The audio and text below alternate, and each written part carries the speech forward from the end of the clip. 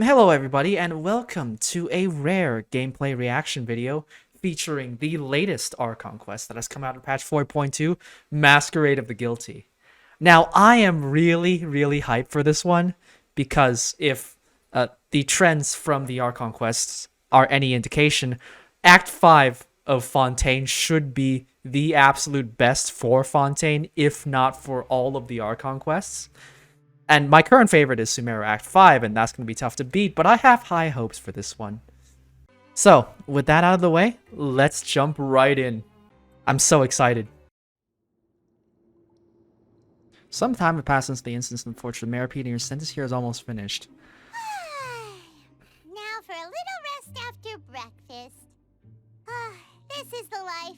So since the end of Act 4, we are still carrying out our sentences in prison, huh? Well, I mean, I guess we're gonna be eating the good food from now on, so that's probably one way to look at it. Also, the Fortress of Meripede isn't really that bad anymore, you know? Wait a sec. Isn't something important supposed to happen today? Oh, today's our big day! We're supposed to leave the Fortress of Meripede! Come on, we've got to go complete the release procedures now! Ah, there we go. What kind of horrors will await us on the surface?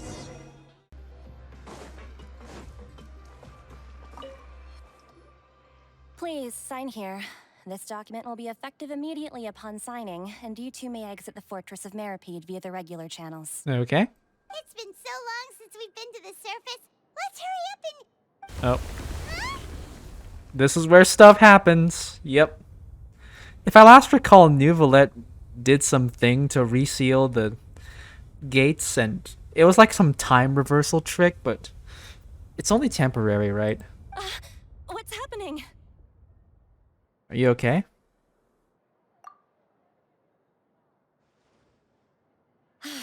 I'm fine, thanks. But I wonder what that tremor was just now. Let's go ask the Duke. Your Grace? Ah, good to see you two. Is there something you wish to see me about?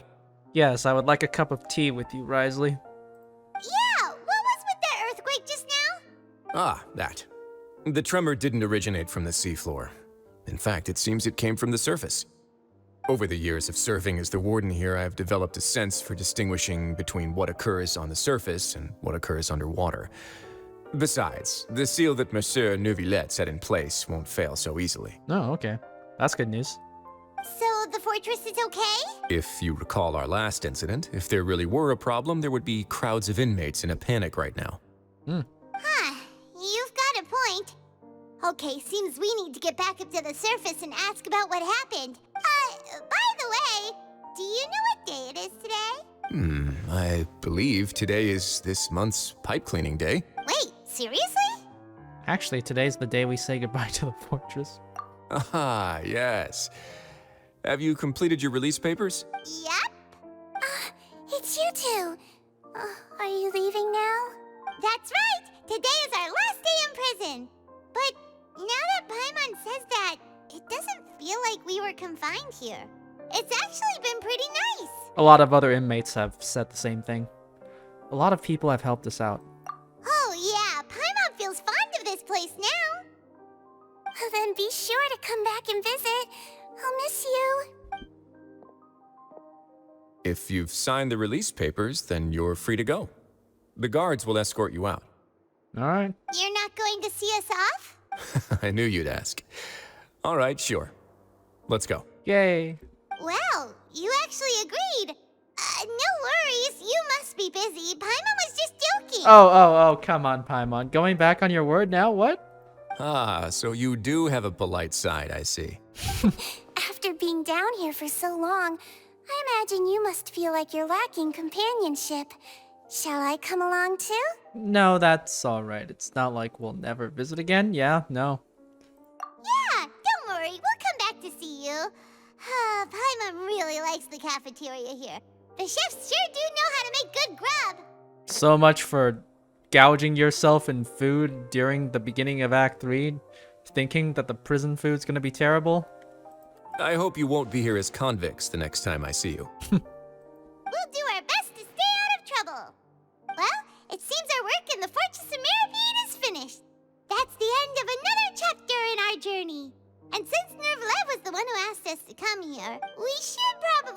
report to him now. Next up, the Palais Mermonia! You're going to see Monsieur Neuvillette? Please pass on our kind regards. I'm sure just your regards will do, no? I believe it would be the polite thing to do. You're right. I've heard the Palais has been terribly busy these days. Tell him that I hope he hasn't been overwhelmed by the recent string of troubles. All right. We'll pass on that message, but oh. The Palais Mermonia sure is buzzing with activity today. Halt! Huh? Oh, it's you two. Apologies. Monsieur Neuvillette did say you'd be welcome at any time. Excuse me, would you mind helping me take a look at this report? I'll be right there. Sorry, I've got my hands full here. You can see yourselves in. Okay. Everyone's so busy. Seems a lot has been happening.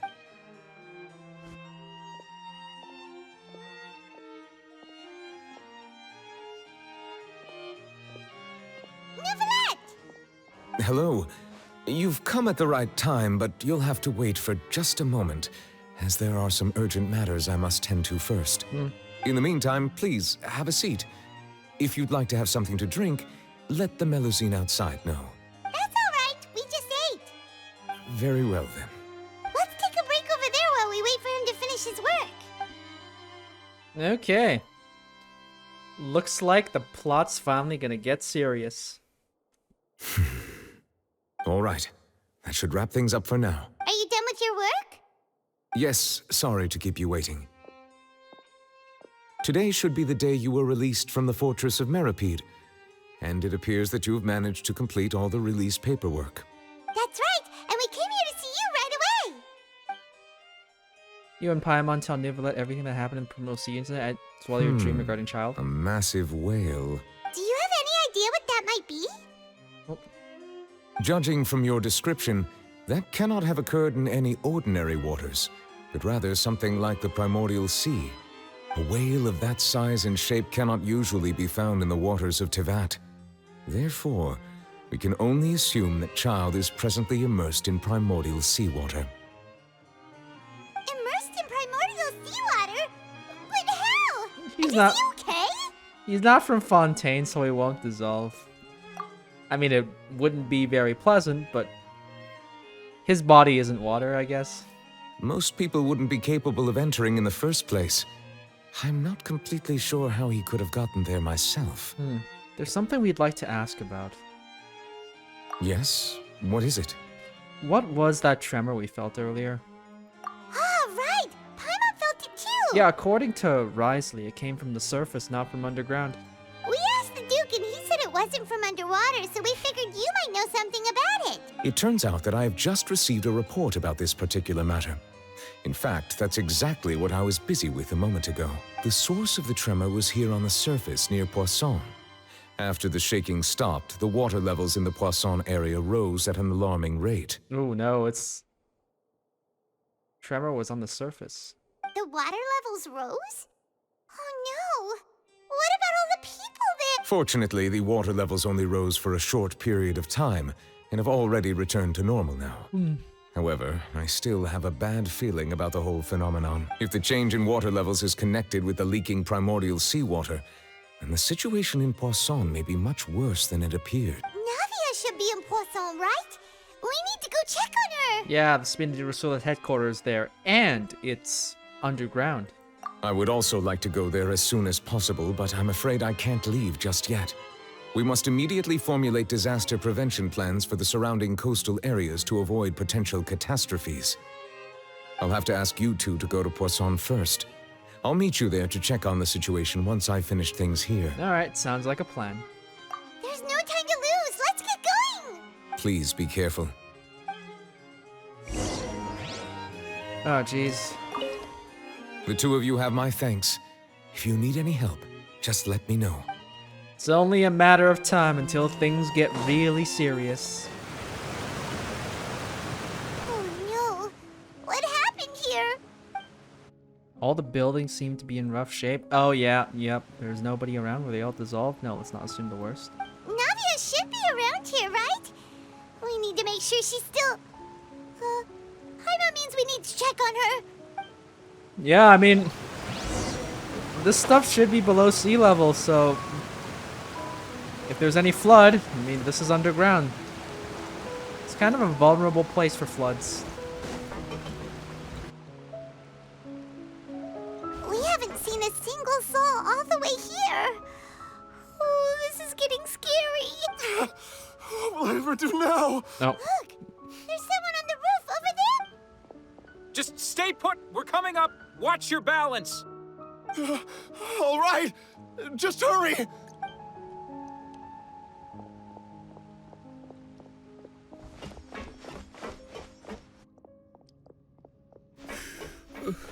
I'm not young anymore. How will I survive on my own?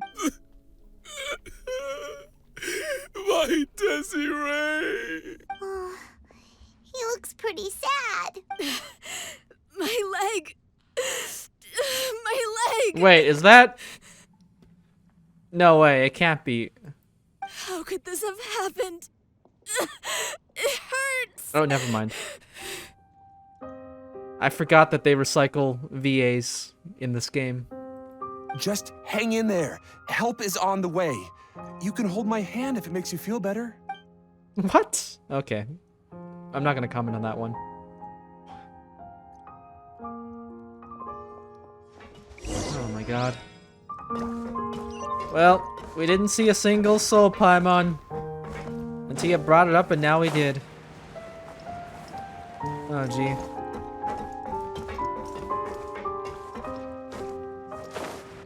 You definitely hope it's not primordial seawater, though. Oh, it's Navia. She's over there. Hey, Navia, are you okay? Oh, hey, Navia. You're here. We heard there was a situation in Poisson, so we came as quickly as we could. Yes. As you can see, the water level suddenly rose. It caused quite the disturbance, in fact. Oh, no. Please don't tell me Mademoiselle, Malus is... There was a wounded resident next to a building southeast of here.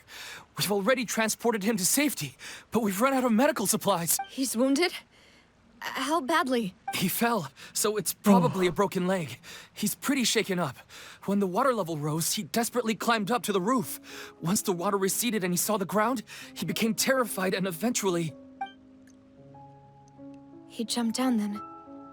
Find the leader of Squad 1 and tell him to take the wounded resident to see a doctor. He should know where to go. Understood. I'll take over his search and rescue mission in the meantime. All right. You'll be in charge. I'm sorry. Where were we? The situation in Poisson? Ah, right. Allow me to explain. Oh my god, Navia looks so sad. A little earlier, we suddenly heard a loud noise. At first, everyone thought that something might have exploded in the waterways. But before we knew it, water started pouring out from everywhere. The rushing water seemed a little odd, almost like the unique color of primordial seawater. Some people didn't realize the danger and thought it was just ordinary water leaking from somewhere. Oh no, no, no, no, no, no, no. Don't tell me people dissolved? Yo. Everyone on the street who happened to be close to the water didn't have a chance to escape. No! As the water levels rose, they suddenly disappeared. Ah! They were all dissolved. Oh my god. Oh my god. Navia. Ah! Those who realized what was happening started to flee in a panic, desperately trying to get to higher ground. Many were injured in the stampede, and some people fell from significant heights. Oh no. This has to be one of the darkest moments in Genshin by far. The Spina di Rosula initiated rescue operations as quickly as possible, but there have been a lot of casualties. Fortunately, the water began to recede after some time, and the chaos came to an end. No, I'm curious if any named NPCs died during this incident. Like, I'm pretty sure I won't be able to check anymore, but oh my god. The water that flooded the area contained primordial seawater, so the lower levels of Poisson are still hazardous. To ensure everyone's safety, I've asked the people there to leave as soon as possible. No one knows if this could happen again. All we can do for now is try our best to help evacuate the residents. We still haven't completed the head count, but we'll have some numbers soon. How awful. And all of this just came out of nowhere. Yep, I knew it. I knew the story would start escalating at some point. It was quite frightening indeed. I only wish that everything that just happened was a bad dream. Is there any way we can help, Navia? We're here to help. You can put us to work. Thank you for being so willing to help in a moment of crisis like this. You don't know how much it means to me. I really can't express how grateful I am. Wait, we're missing some people, aren't we? Don't say that, Navia. That's what friends are for. Where are Malusans? Oh no, no, no, please don't tell me they're dead. They're my favorite NPCs. They're my favorite NPCs, yo. Yo. They better not be dead. They better not be dead.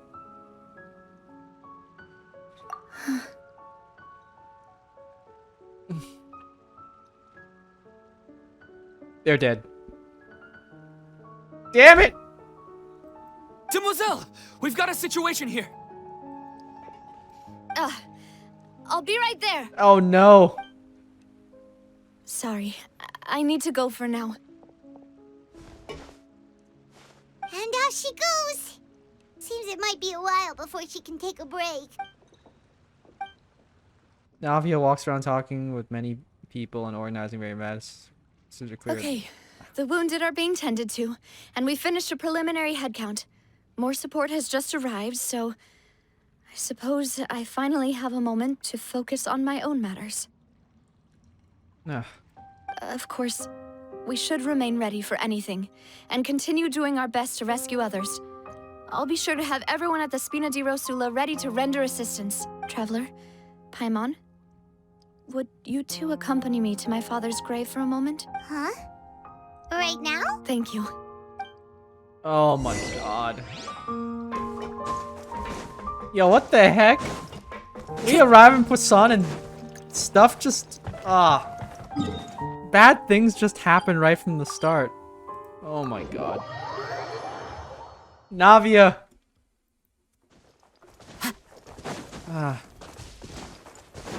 Like, there's just... I'm speechless. There's really nothing I could say. It just... It's just so sad.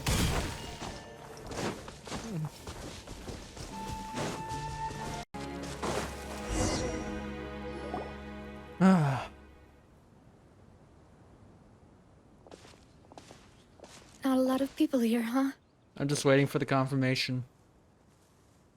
Waiting for the confirmation that Malus and Silver are dead. Well, given the time of day and the whole situation in Poisson, Paimon doesn't think there'd be a ton of people here visiting graves. Right. That's how things are now. The living are so exhausted that they've no strength to spare any words for the dead. Navia? There's no need to push yourself so hard.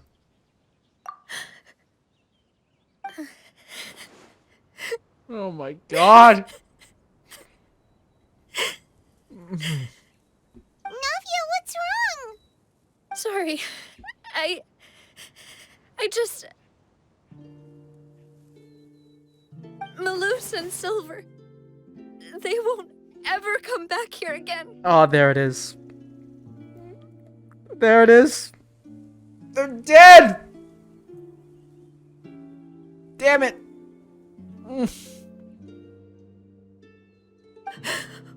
What should I do, Papa? Oh my god. Navia's character arc wasn't over in Act 2. The tragedy just keeps going. Oh. Huh? What happened to them? What do you mean what happened? You know what happened, Paimon. They've been dissolved by the seawater. Everyone agreed on the rescue plan, but Still, I was the one who initiated it. They were helping evacuate the residents, but they couldn't leave in time. Ugh. And they were caught in the seawater.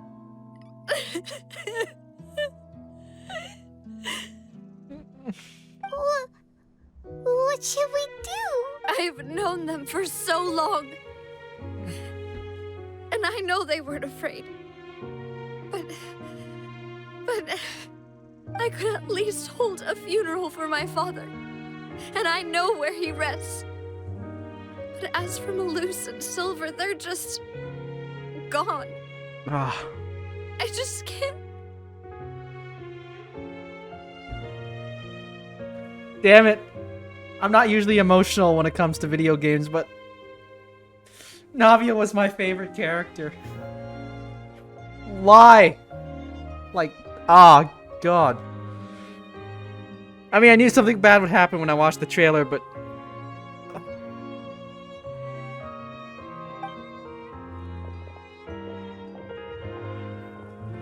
Everything looks so clean after it rains. Even the gravestones. I didn't expect that you'd enjoy a glass of red wine in front of Master Callus's grave. I can understand. Besides, the scenery here isn't half bad. See, it's not just me. I always want to bring something when I visit Papa. Perhaps we might even have a picnic. He wouldn't be angry, would he? Ah, how could Master ever be upset with you, Demoiselle? Yet the cemetery is the home of those who have passed, is it not? Everyone ends up here sooner or later, no matter who you are. Buying yourself a plot in advance, are you? No need yet.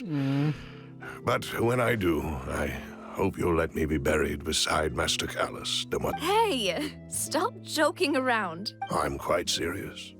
That way, it'll save us both the trip to see each other whenever you visit your father's grave. That makes sense. In that case, could I be buried on his other side? After all, besides you, Demoiselle, the two of us could certainly be considered Master's closest companions, no? Personally, I believe we fill those shoes just fine. Why are you bringing this up all of a sudden? Seriously. All right. I'll remember your requests. But I'd really prefer not to talk about this stuff. And what do you mean by saving me a trip? I'd make the journey even if I had to visit you two somewhere else. I'd promised to let them rest in peace here.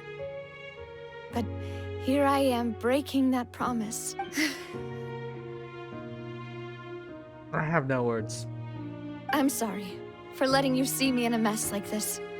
I don't usually cry, really. Yeah, no. Paimon doesn't know how to help you feel better. But, well, she understands how you feel. I had always thought I could make my wishes come true. But now that I think about it, that never solely relied on me. Many things can only be accomplished with someone else's help. Oh. Malus and Silver have helped me so much. But by contrast, I could do nothing for them. I'm so sorry. You can spend as much time as you need here, Navia. We'll stay with you. Ah. Thank you. Right now, you don't know how much that means. By the way, you can have a look at this. It's a list of victims from the incident that took place here.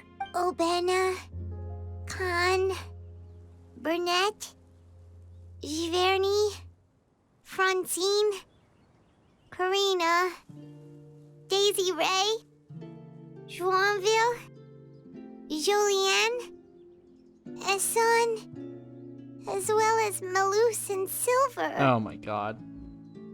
I didn't think they would have it in them, okay? I didn't think that Hoyo would have it in them to kill these characters after what they did with Dunyazad. I guess they learned their lesson. They learned their lesson. Dunyazad was a fake out death, but this... No. There's no way they're bringing them back, right? There's no way. So, everyone else is safe. But still... It's okay. I know what you're thinking. And you're right. We lost Malus and Silver. But we were able to save more than we anticipated. The overall outcome indicates that the cost was worth it. No one's sacrifice is truly necessary. Right. Don't think that way, Navia. One person might be saved at the expense of another, sure, but that isn't something we should ever consider a trade. Malus and Silver were not the price for saving anyone. They're heroes. You're right. Thank you, Paimon. What you said just now was pretty amazing, actually. I'll remember your words. Oh, really? Seems you've become more eloquent in the time since we last met. Oh my god. Oh my god. What are you doing here? The knave? What are you doing here? I mean, maybe there's people in Poisson that Arlecchino knows who died. Is everything going well on your side? Yes, my people are carrying out the mission according to your request. All the residents of Poisson have been evacuated, and we're preparing to relocate them to higher ground. As for these supplies, we have everything taken care of. There is no need to worry. Oh my god. Arlecchino! Thank you very much. Wait, do you two know each other? Arlecchino's not the final boss. She's not the final boss. She's not the final boss of Fontaine. Calling it right now. She's not. We just met recently. Right, Miss Navia? Arlecchino's gonna be playable. Confirmed. Confirmed. 100%. Usually, I would call this a coincidental encounter, but that doesn't quite fit this time. Besides, it never even crossed my mind that a Fatui Harbinger would come looking for me. Thanks to the Knave, Spina di Rosula received generous support from the Fatui, which allowed us to complete the rescue and evacuation work so quickly. Mutual aid is essential to fostering positive developments. We were already in the area, in any case, so it was nothing. That said, I must say that you're a lot sharper than you let on. I'm sure you understand what I mean. I apologize for all the ways in which I tested you previously. We've never worked with a Fatui before, and it's extremely important for us to know who we're working with. My subordinates have reported that Fatui soldiers have been observing water levels and taking head counts in various locations. I hear that they've also prepared a large amount of emergency supplies. I'm quite surprised. This is nothing to brag about, nor do I intend to. It is simply the way of powerful organizations to act forcefully, whether they are doing good or ill. You've witnessed that firsthand, in any case. As I've told this traveler before, I know of the prophecy, and I intend to prevent the impending disaster. Lending your organization a hand was a natural first step in accomplishing that. As such, do not be troubled by this token of our sincerity. Perhaps one day, you'll also be able to help me in the same way. Oh. Arlecchino. Trying to be cool about this. Without your help, there would have been many more casualties. I won't forget your kindness. Furthermore, I sincerely regret what happened to Malus and Silver. I only wish that my people could have arrived a little earlier to prevent this from happening. Don't say that. You and your subordinates did everything you could. As Paimon said, Malus and Silver didn't choose to sacrifice themselves for any specific person. And they weren't the price paid for other salvation. They chose to become heroes themselves. I've never liked hearing people put it that way.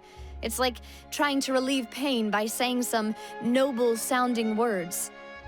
But right now, there's nothing more suitable. They really... You're right. I'm sorry for your loss, Miss Navia.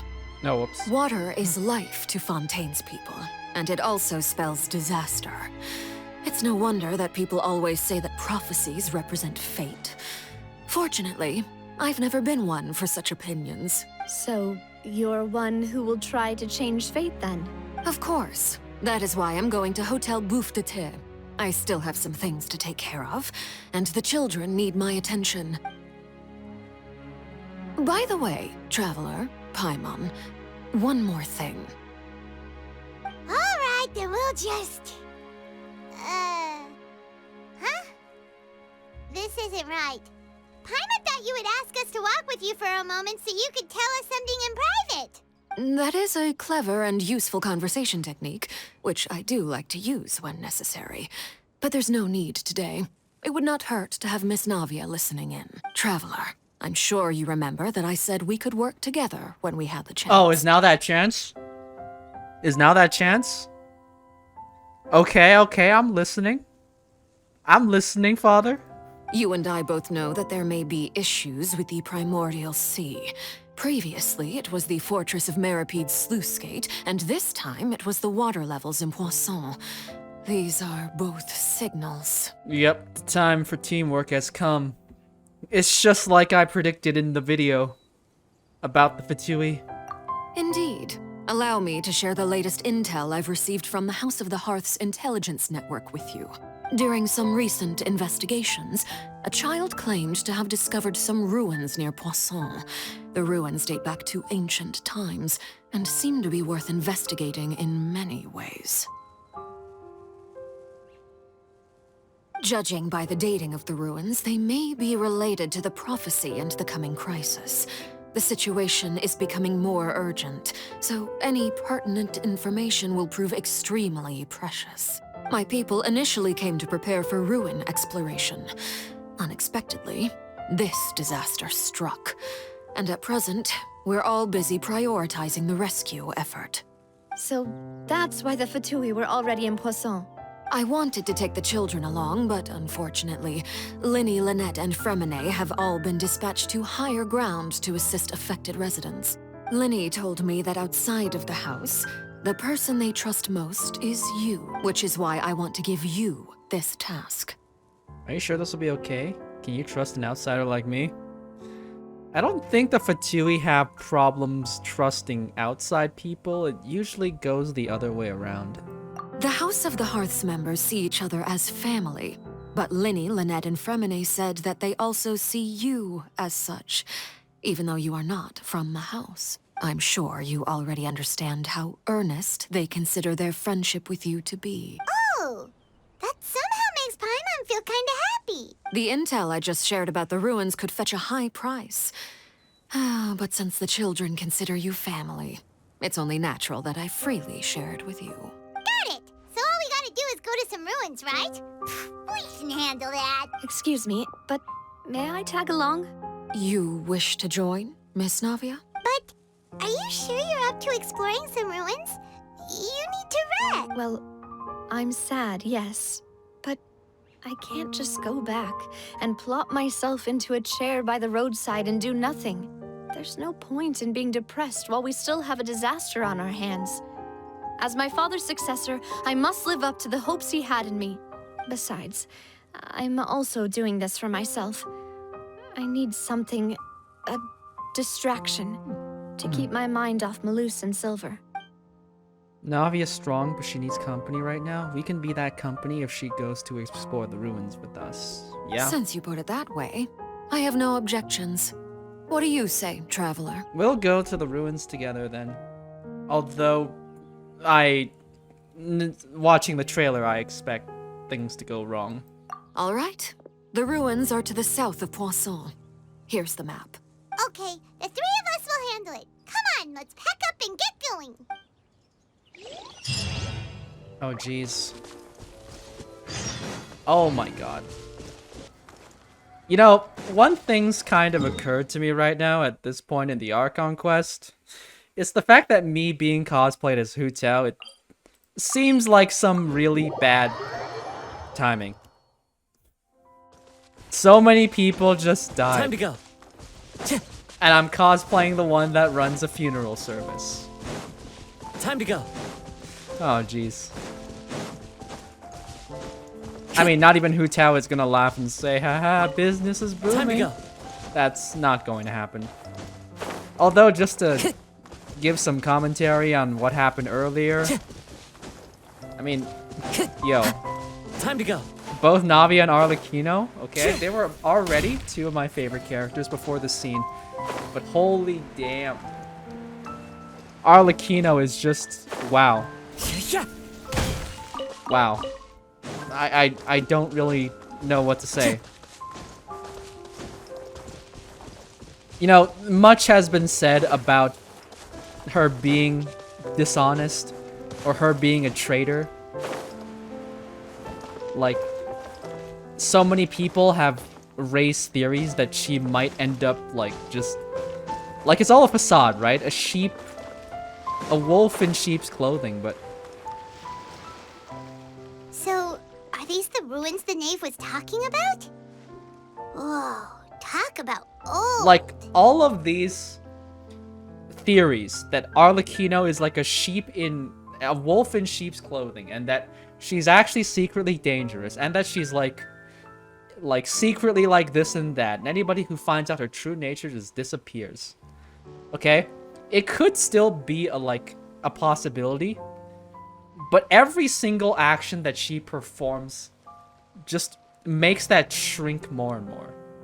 Now just watch as like maybe at the end she probably reveals some twist and it's like, well, all those things were just conveniently beneficial to me this whole time, which means I was still evil all along. But at this point, it doesn't seem like the story is not moving in that direction at all for Arlecchino.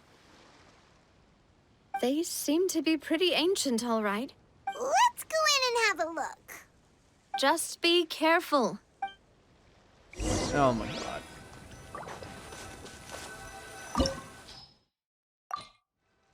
I am skipping the Hydro Archon for you, Navia. Absolutely. Are there any recommended elements? Nah. Or Ben. I won't hold you back. Follow the wind. So much death.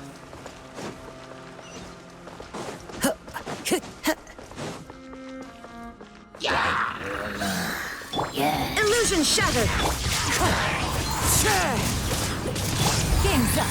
Fun's over. Teamwork is dream.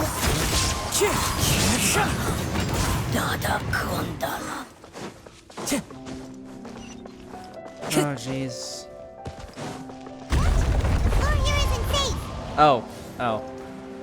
Well, I had some nice reflexes, I guess. There is no escape.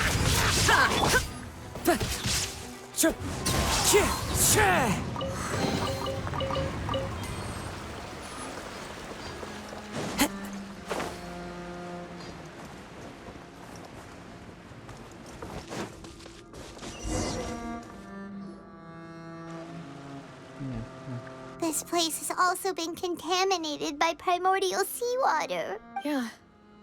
And a lot of it, too. A Fontainian would most likely dissolve the moment they fell in. Oh yeah, no.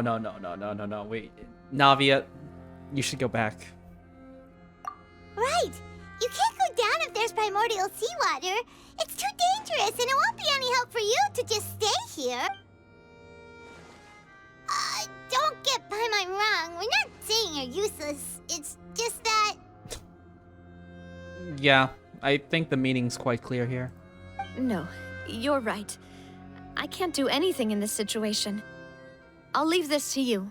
From the look of things here, maybe there's no way back.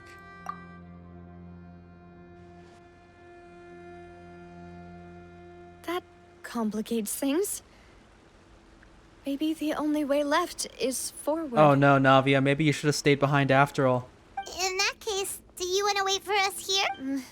The water levels here are unstable, and there's a chance the water will rise. So staying here wouldn't be safe either. I'll go together with you. Perhaps we'll find the exit just up ahead. Seems like there isn't any other option. All right. Come with us for now then, but please be careful. Yeah, I can tell that something's gonna happen here. No, it's a dead end. Let's try climbing over from the side. A dead end.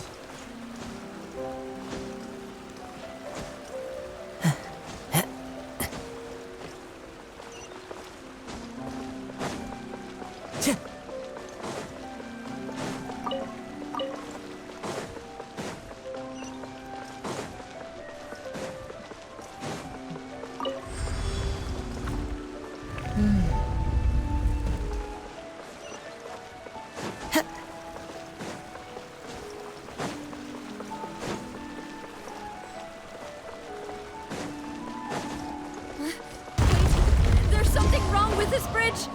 Run for it! Ah, Kazuha's here. Kazuha the MVP.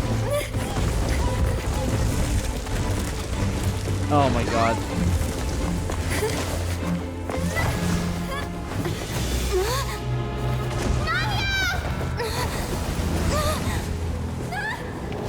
Oh no. This is the scene from the trailer.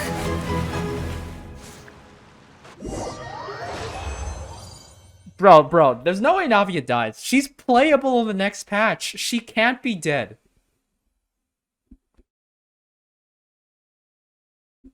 She just can't.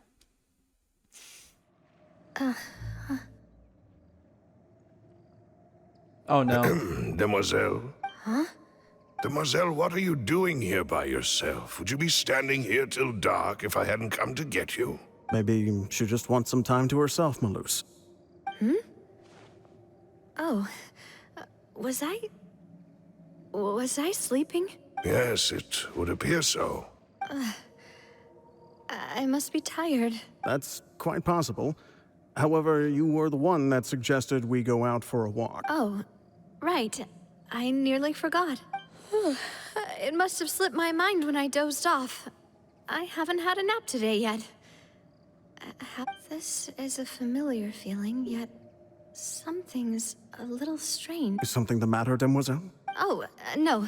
No, I'm fine. I was just trying to recall why we came out for a walk. Do you remember Mr. Giverny? He'd requested our help before with foreign merchants who had a debt dispute with him, and we'd resolved the matter not long ago. We were headed to see how things were going with him at the moment. Ah, right. Yes. I remember now. Oh, Miss Navia. Ah, Mr. Malus. And Mr. Silver, too. It's good to see all of you. How have you been? I've been great. Thanks to your help, those bothersome merchants finally realized that I wasn't the one they were looking for. Why, I wasn't even the guarantor for that person. They were knocking at my door day and night. Even my neighbor, Obina, was getting fed up with them. Sometimes force is required to calm someone down and get them to listen to what you have to say. That's right. Oh, by the way, Burnett, what was it that you wanted to give to Miss Navia again? Oh, yes. One moment, I have it right here. Miss Navia, these are some flower seeds that I prepared. Please take them. They're a very good variety, and they'll become very big and beautiful once they bloom. I don't know what we would have done without your help, so this is a little token of our appreciation. I hope you won't refuse. Ah, did you cultivate them yourself? Thank you so much. I'll certainly take them. Malus, we do still have some empty flower pots at home, right? Why, we can have as many pots as you'd like, Demoiselle. Perfect. In that case, we'll swap out some of the decorative plants for some of Mrs. Burnett's. Very well. Wait. Something seems to be off here. Excuse me, madam. If I'm not mistaken, your name is Burnett, correct? That's right. Is something wrong? No, it's nothing. This is the first time we've ever met, but your name seemed familiar to me. I must have heard it when I was discussing things with your husband previously. I've heard this name before. Sometime recently, I'm sure of it. And why are there so few people around here? Where did everyone go? We must mind the time, Demoiselle. We still have important things to attend to today. Huh? We do? Like what? Well, now, did you forget? Miss Navia, here you are. I've been looking for you. Please, come to the Opera House. Your trial is about to begin. My trial? Wait, why would I need to go to the Opera House? Yes, she's right, Demoiselle. It's just about time now, so we should get going. Oh? All right then. I have no idea what's going on, so I chose not to say anything that whole time.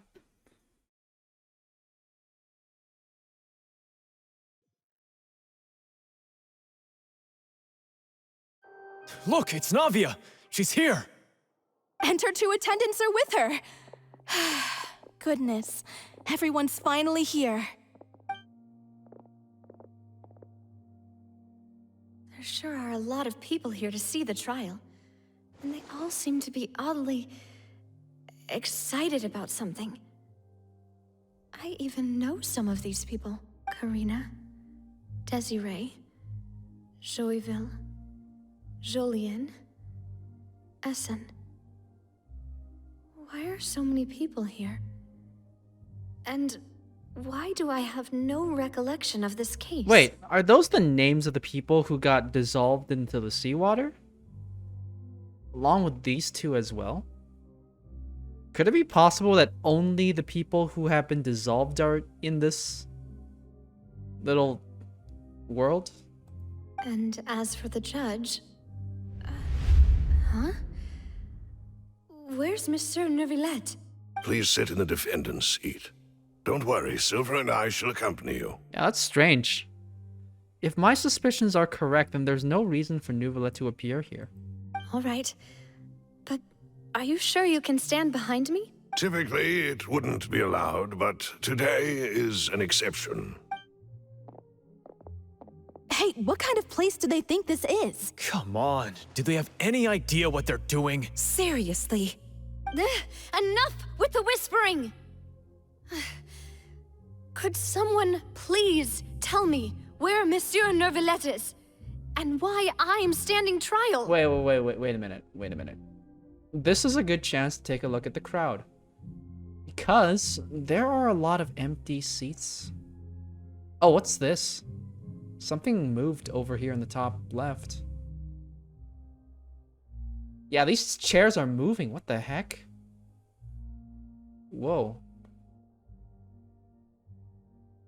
Now, Navia listed those, like, I think around 5 or 6 people, and there's not a whole lot of people in the crowd besides just these. Maybe some people down here, so...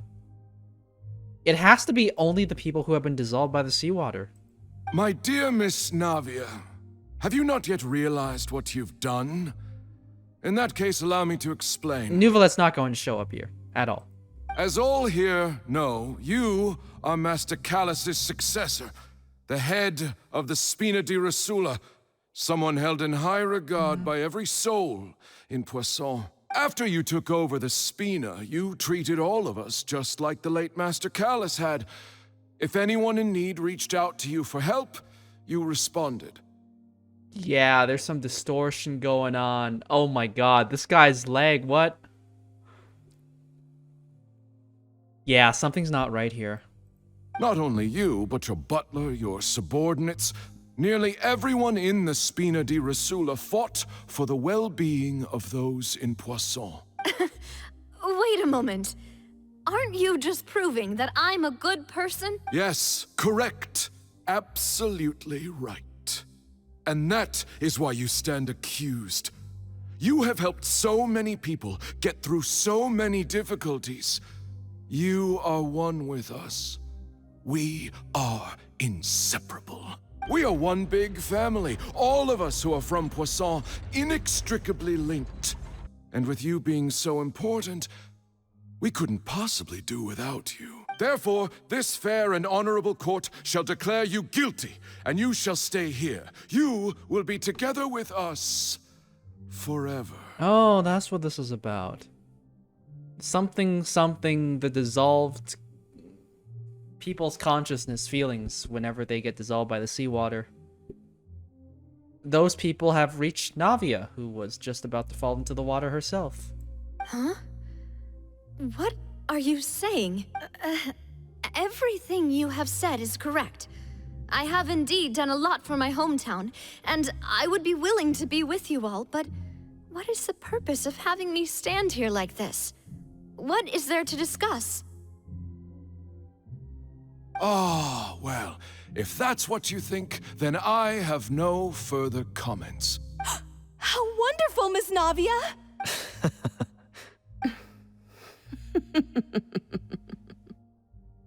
Oh, wait, that distortion? I know all these people. Why are they laughing? I seem to remember now. Yes, I get it. This trial is... Wait just a moment. This isn't right! What? Malus? What was that, Mr. Malus? Our conclusion is very clear and unanimous. Let the court judge her now. She's guilty! Stay here, Navia! You're one of us! Demoiselle, don't admit guilt. This trial means to keep you here forever. Oh. I wish to exercise my right to defend Our Lady. Mr. Joinville, you only know of Navia's goodness, but nothing of her utterly independent mind. She was born a free and independent spirit. She has never been tied down by anything. Indeed, even the death of Master Callus couldn't stop her. Her actions cannot serve as proof that she identifies herself as part of any group. She merely acted as an individual, extending her hand to help others. Please do not mistake her actions as being otherwise. Really? As an individual, you say? Don't forget, we are all Fontainians here. This is the nation of justice, the nation of Hydro! Oratrice? There's no reaction from the Oratrice either. Even if Miss Navia only voluntarily rendered her assistance, that doesn't change the fact that her beautiful soul must return to everyone. Water accepts all, blends with all. It will surely accept her kindness. Everything is measured here in the nation of Hydro, and in the end, everyone shall meld together. Thus, when a unanimous opinion emerges, that opinion represents justice. Wait. Okay. Oh. Something about the Oratrice power being it draws its power from public opinion? This is something related to that. Now I speak for everyone. Our opinion is consistent. Navia should stay. We and Navia are one. And you would call this justice? Preposterous. You are merely jealous that Demoiselle still has a chance to exist as an individual. Oh yeah, you tell him, Malus. I always knew. You're one of my favorite NPCs for a reason. Have you forgotten how much you all once longed to become individuals, to become independent? Do you mean to defy our justice? If your justice is flawed, then why should we acknowledge it? As you said, we can also have our own justice. Silver and I shall defend Demoiselle, and that is how we will enforce justice. My head... It hurts. Demoiselle. Silver, it hurts. My head is spinning. All I can see is stars swirling in front of me. I remember now. Everything that seemed odd from the very beginning. Karina, Desiree, Joyville, Jolien, Essen, and Mr. Giverny and Mrs. Burnett, who we met earlier. They were all casualties of the Poisson flood. Even Malus and Silver. I don't want to admit it, but they're all dead. Don't be afraid, and don't admit guilt. We will protect you to the very end. Absurd! Who are you to say that she cannot be judged? We are the majority, and in the nation of trials, the majority is absolute justice. We are the will of all. Don't let them escape! We shall keep Navia here with us! Mr. Malus and Mr. Silver, must you be so stubborn? How could the two of you possibly hope to stand against the collective? Do not resist. This judgment is fair and just. Navia belongs to us. The collective? Wait, this is giving me Alhaitham story quest vibes. What? Collective unconsciousness? The collective will? After all that happened, she should not be left alone in Poisson. Oh, there it is. What are you saying? No more excuses! He says we're jealous. Jealous? How could she possibly be an independent individual?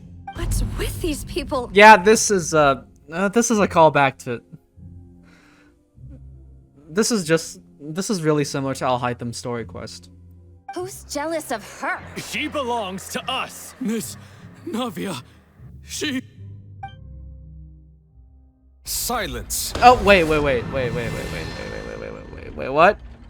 Wait, you're here? What? Neuvillette, are you here to save us? Did you come to the ruins after all? That's...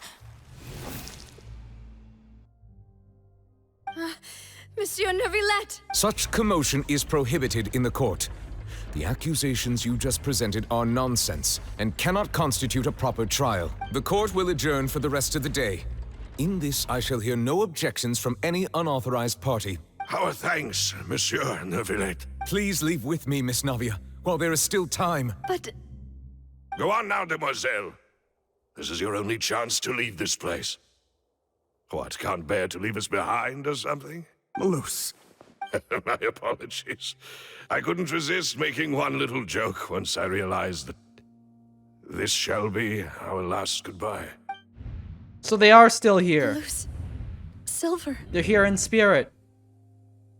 But they've dissolved, so this is like their souls or something of that sort. Quickly, you must come now. Goodbye, demoiselle. Farewell. I knew she isn't dead. I knew it. Navia, you're coming home next patch. No, wait! Just a second! Navia? You're awake. Good. Yes! Let's go! Neuvillette, the true main character of Fontaine. Saving the best girl. I must have been dreaming. Malus and Silver were still alive, and they were defending me at some insane trial. It looks like you're all right. Did all the sad feelings cause you to have a nightmare? Paimon could give you a hug. The ruins you were exploring suffered a cave-in. When I arrived, I found you falling toward the water. You were just about to be dissolved within, but You did something. What is it? I think I saw 2 Oceanids protecting you. It was only for a moment, perhaps even a fraction of a second, but they gave me the chance to retrieve you. Were it not for their intervention, I would not have been able to rescue you before your consciousness dissipated. Wait, did you say Oceanids? You mean like what happened with Vache? People that are dissolved become Oceanids? Perhaps those 2 Oceanids were the people you saw in your dream. I always told them that they didn't have to protect me. To think that they'd keep doing so even after death. This wouldn't be the first time, honestly. Please come with me. Oh, Navia. We're so glad. Neuvillette, are you okay? Oh, I am quite all right. Perhaps there's something we could chat about? Why do you look so stiff all of a sudden? Oh, Paimon knows. You're the type who feels awkward when there's nothing to talk about, right? I merely thought that we should give Navia some time to herself. Huh? Why didn't you just say so then? Don't you think it's even more awkward to call us over like this and then have nothing to talk about? I suppose so. By the way, Sigewin sends her regard. Ah, Sigewin. I hope all is well with her these days. Her work in the Fortress of Meropide has not been too much for her, has it? No way, don't worry. She's doing fine down there. She's an amazing head nurse. I see. Well, that is good. I have always worried that Sigewin would need a lot of time to understand the world of humanity, just as I have. Oh, and the Duke also says hi. Even though Sigewin made him do that. He hopes that you haven't been overwhelmed by all that's happened lately. Well, I'm pretty sure that's not going to be the case. Thank you. I have indeed been busy lately, and I also hope that everything is going well in the Fortress of Meropide. He still doesn't know what to talk about. Let's chat about something else then. You're the expert here, Paimon. What should we talk about? Yeah, Paimon. So, Neuvillette, you're probably quite the swimmer, huh? Why does this scene exist, though? Why are we, like, at an awkward silence where there's nothing to say. Like, why? Can't we ask about the ruins? Mm-hmm. Yes, of course. This isn't going anywhere. Let's try something else. Finally! Finally. How did you find these ruins? Did the knave tell you? Yes, in fact. I had arranged to meet you in Poisson, but when I arrived, I discovered that the Fatui were helping the residents evacuate. They had even transported a large quantity of supplies to the area. Amid my astonishment, I ran into the knave, and we had a chat. She informed me that she had asked you to investigate the ancient ruins here. Yeah, we originally planned to meet up with you, but we thought you might still be busy with all those official documents. We didn't think exploring the ruins would take very long, and who would have thought you'd wrap things up so quickly? Hope Navia can get back on her feet. Yeah, no, this is just... Navia just can't catch a break, you know? Even after that happy ending, at the end of Act 2, it was just so short-lived. Like, even, what? After patch 4.3, like, we just need something good for Navia. I don't think anybody else in this entire game has suffered this much tragedy in real time, like throughout the events of the main story as much as Navia has. Oh, jeez. I'm sorry to have kept you all waiting like that. I'm feeling much better now. I guess we should get going again. Will you come with us, Monsieur Neuvillette? Yes, if you wouldn't mind my company. All right! Another one joins the party! Let's get going then!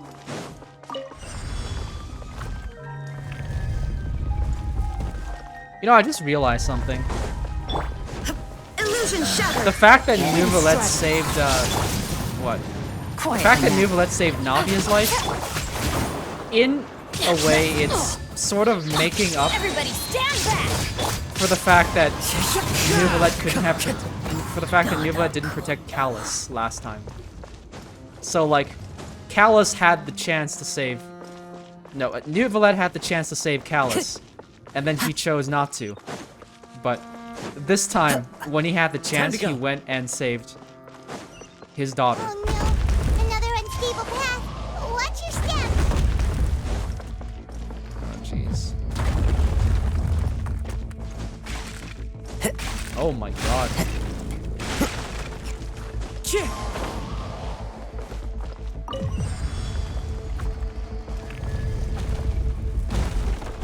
Watch out! There are rocks falling over here!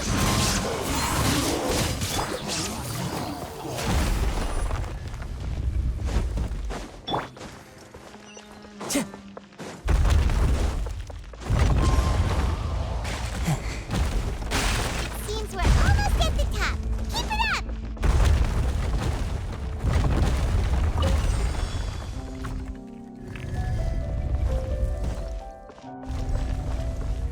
Yeah. Shine down! Wind strider! Things are about to get dicey. Going in! Clouds high. The birds call! Wind strider!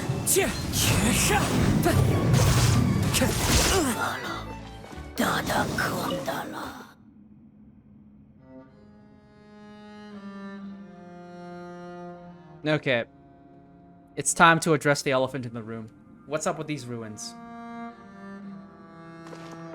What's the secret behind these ruins?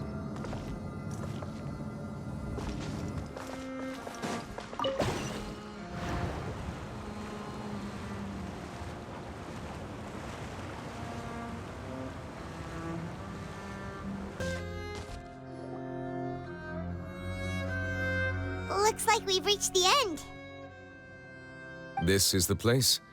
There should not be any other hidden spaces in the vicinity.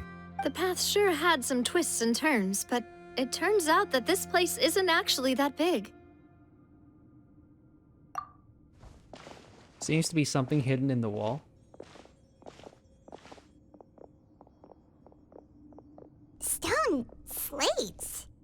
It seems like they were put here as an offering. Could we take them down and have a look? Perhaps we should just leave them be for now. There are 4 locations in total, but only 3 stone slates. The slate that should be in the first empty spot is missing. The surrounding walls also show signs of damage. There's something written below. Let Paimon see. Reason dictates that this nation be destroyed. I shall record the history of its future here in its past. Say what? It feels like someone left these slates and these words here for a purpose. But does he mean that Fontaine should be destroyed? That would fit the circumstances dictated by the prophecy, yes. Indeed, the slate's contents correspond to it. Take the second slate, for example. There's a person kneeling here. She seems so dedicated. And there's a whole bunch of other people behind her doing the same. She's facing this... what is this? Some kind of island in the sky? And is that Lady Furina in the third image? Did the Hydro Archon fall into the water? And is that a ring of people around her? Paimon doesn't quite get it. Are they all in the water? The fourth image. I know this one. This exactly matches the content of the prophecy. The people will all be dissolved into the waters, and only the Hydro Archon will remain, weeping on her throne. They do match. This is the prophecy. This is the ancient prophecy.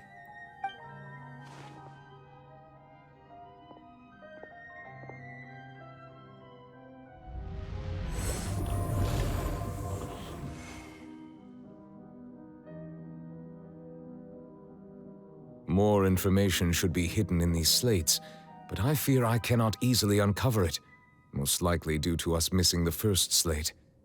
I am very sorry. Don't blame yourself, Monsieur Neuvillette. Deciphering ancient stone slates isn't one of your duties. Ooh, Paimon's getting the chills just looking at these slates. This says that it's the history of the future, right? That means the prophecy's sure to come true. I really hope it doesn't mean that. Still, Paimon feels like these images are kind of weird when you look at them together.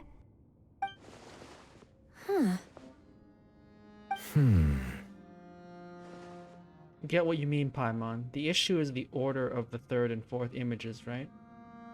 That's right! If the images are in chronological order, shouldn't the fourth, the waters drowning Fontaine, come before the third? Where the Hydro Archon herself falls into the water? And yet the order is reversed here. Second image is also quite concerning. What sin are the people in these images confessing to? If we go by timing, Lady Furina only emerges in the third image. That means that the person in the second image might be the previous Hydro Archon. Egeria, then. I had never met her, but her appearance here does match the records. The previous Archon kneeling before the floating island in the skies, as if confessing a sin. Did she herself commit that sin? And if not, why would she be in such a posture? Also, I'm still wondering why these ancient stone slates are here at all. Judging from their contents, could this place be the origin of the prophecy? Does that mean that someone, or some people, once saw these slates? But who would have created these slates and left these words here? It seems that any further clues will have to come from Furina. In that case, there's no time to lose. There's nothing else to be gained here, so let's head back first. Yeah, we better get somewhere safe for now. Well, there's one problem with that. There's one problem with that plan, because Furina doesn't know anything either. At least the Furina that we talked to. Who created these slates doesn't matter now. The real question is whether things will truly play out the prophecy foretells or not.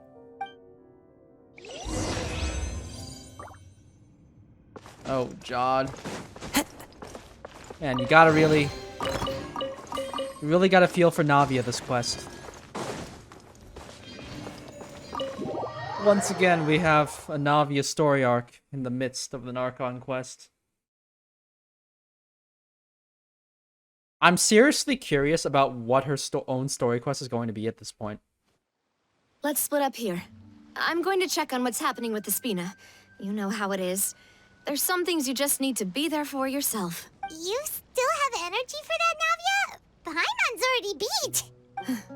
Just head back to the Fleuve Cendre and have a rest then. Thanks for keeping me company all this time. I'll depart as well. Thanks for your hard work today. Rest well, everyone. Traveler, I will go talk to Furina tomorrow morning to ask about the stone slates. I'm sure that you're concerned about this matter as well. If you have time, drop by my office. I will share the results of our discussion with you. Alright, see you tomorrow. Are you really gonna talk to her about this directly? Will that be a problem? Paimon's getting a little scared now that it's come to this. She has long been harboring secrets and will not give them up easily, which makes it all the more my duty to ensure that she understands the present situation. Alright, we'll leave it in your hands then. You're probably the best person to talk to her anyway. I will be carefully considering my words tonight. Traveler, Paimon, our safe house at the Fleuve Cendre is always open to you as ever. So please don't think you're an imposition. All right. I'll be on my way then. I mean, if we're being honest, I'm pretty sure Navia would very much benefit from our company. Because Silver and Malus are dead. They're dead! Ah.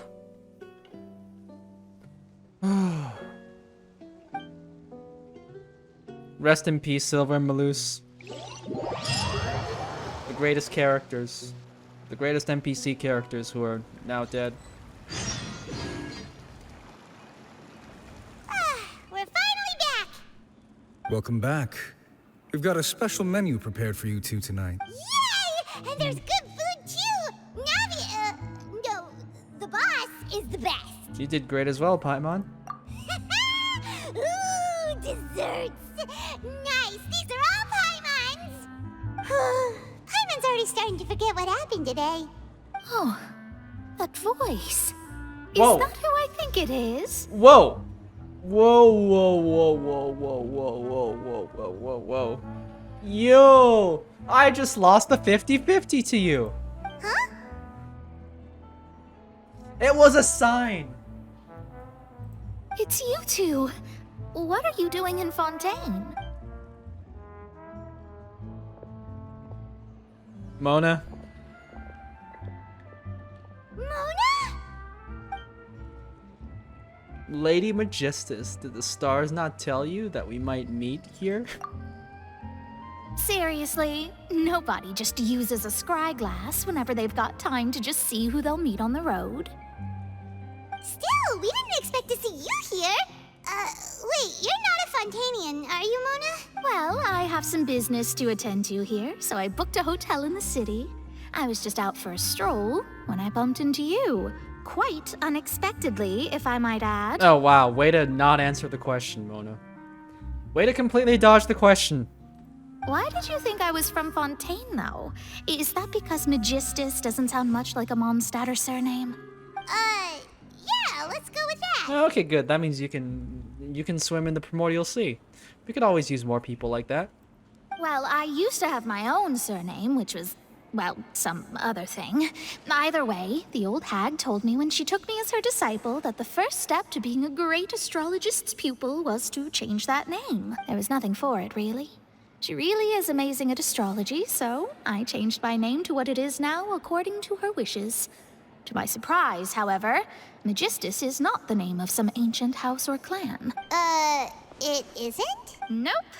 Although it is used by us in place of surnames, it generally just means great. Wow! Imagine including a boast in your name. Wait, are you gonna have to put that into your genealogy as well? I reckon so. In any case, I'd give my disciple a name like this as well, if I were to take one. May I ask what your master's name is? Astromancer Barbeloth Trismegistus. Whoa, that's a long one. Does it also mean greater? My name means Mona the Great Astrologist. As for the old hag, hers is, in plain speech, the thrice as great scholar of the stars. Just take it as a title specific to astrologists. Thrice as great? That's so petty. I was gonna guess triple as great, but that's close enough. I think triple is great sounds way better. I know, right? That's just how she is. She used to call herself Magistus, actually, but when she took me in, she changed her name to Trismegistus. Talk about excessive. Magistus is thus the calling card of our school, so to speak, which makes it about the same as a surname. It's all right if you don't get it. You can look into it further should you need to study astrology more deeply. How about triple strength?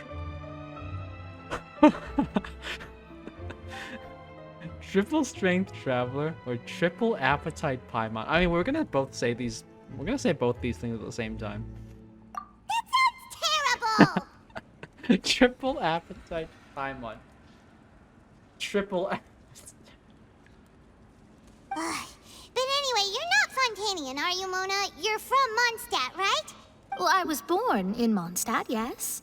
My parents migrated to Dornman Port, and I traveled with the old hag for a while, after which I settled down in Mondstadt City. Wait. Parents migrated? Oh, that's a good thing then. At least we know you won't be dissolved by Fontaine's waters. Speaking of that, I'm sure you're aware that a bunch of things have happened here in Fontaine, right? I know you're not a local, but I'd avoid getting too close to any water that looks strange all the same. There's something ominous about it. Well, the water, I mean. Did you come to Fontaine because of the prophecy? That was the main reason, yes. Just a while back, the Steambird invited me to take part in a panel and speak about the circulation of the prophecy as an astrologist. The invitation was sent quite early on. I don't think anyone expected Fontaine to be in this much trouble. What do you make of that prophecy, Mona? Just tell us what you think as an astrologist. Your word would go a long way to make things more certain and less scary. What I can tell you is that I'm an astrologist, and that this prophecy concerns the fate of Fontaine, even that of all Tevat. Ascertaining this is akin to reading the fortune of the whole world. I'm afraid that this is not something that just anyone can do. If I could do it, you would no longer call me an astrologist, but a visionary. But on the flip side, the prophecy is so huge and powerful that it must surely come from a powerful visionary.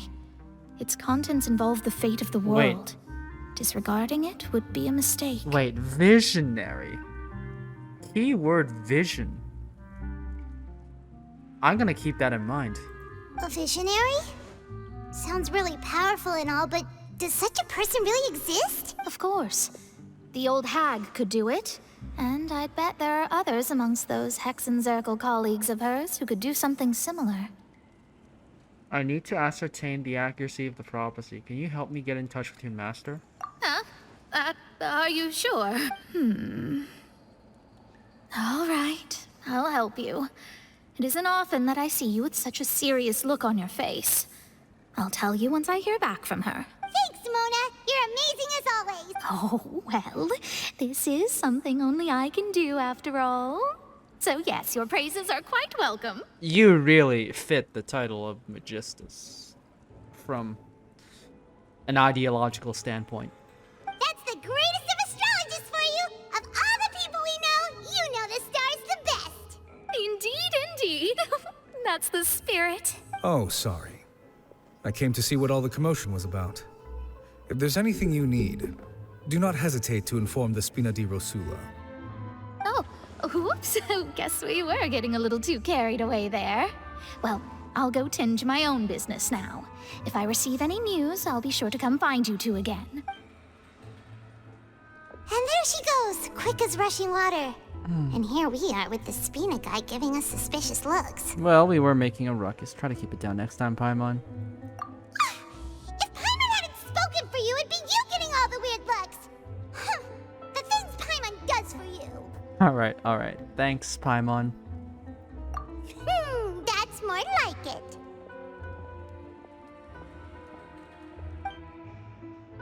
After the conversation, you just like a good night's sleep to replenish your energy. Good morning. To be honest, Paimon's still feeling kind of sleepy. But it's time to get up, traveler. We agreed to go see Neuvillette, so let's pack it up and get going. You know, up until the end where Neuvillette decided to talk to Furina. Time to go. When they exited those ruins. You know, I really wouldn't mind like a 6-act structure where the final act of Fontaine gets split in half.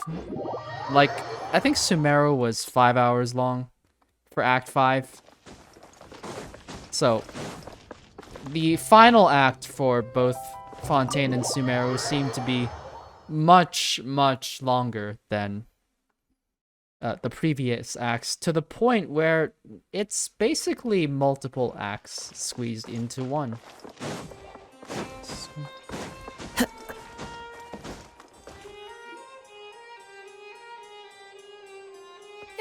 You're here! Finally! Is something wrong? Monsieur Neuvillette and Lady Furina, they seem to have gotten into a dispute. Please go see for yourself. Oh no. Could this be evil Furina? Like I said, I've already explained everything. And yet the problem has not been properly solved. There is little space for excuses between us. Oh no. Yeah, it's like Arlecchino's conversation with Furina earlier. Arlecchino said a whole bunch of stuff and questioned her and got absolutely nothing of value. But now that Neuvillette's the one doing it, it's going to be much worse. It is not my intention to offend you, but please, tell me where you stand. You are the Hydro Archon Focalor, are you not? Look at this. This is a list of the victims from the recent Poisson incident.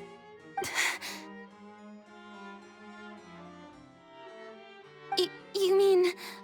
they're all... We did not arrive in time to avert this disaster, and I will not have it happen again. I will say this once more. You must tell me everything you know. Yesterday, I found 3 stone slates in some ancient ruins near Poisson. Do you know anything about those? Seriously? You're questioning me like this is a court case now. I don't know anything about that. But you found them in some ancient ruins, you say? That's correct, which is why I came to ask you some questions. There should have been 4 slates, but one of them was missing. The other 3 feature different images that seem to correlate to the prophecy. The prophecy? The second of these slates depicts the previous Hydro Archon Egeria kneeling before a floating island in the sky, as if confessing something. Do you know nothing of this either? I don't. I've never seen such slates. I'll ask you again. Do you really have no information regarding the previous Archon? My deciphering of the slates indicates that the Hydro Archon Egeria once had to confess to, or apologize for, a certain sin. If anyone would know about it, it should be you. You know, this actually does raise a question for me.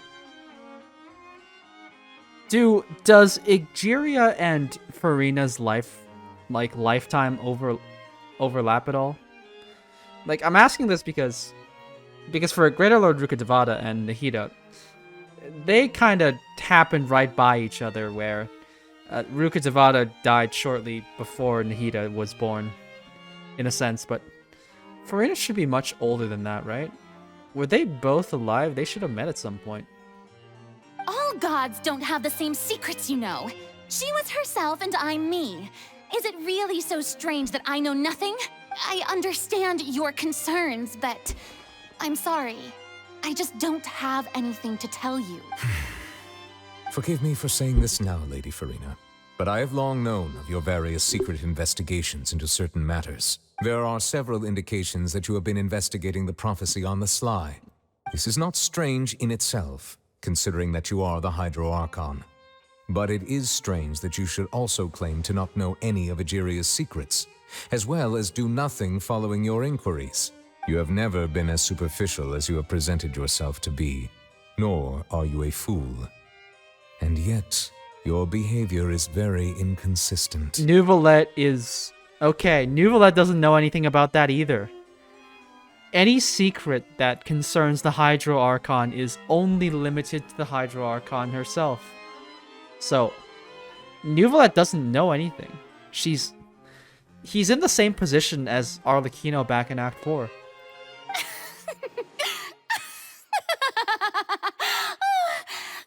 been watching me all this time, have you? I didn't think you were that type.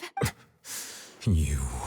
Well, since you know about my secret investigations, then you should know I'm actually working to take care of it. There's no point questioning or suspecting me.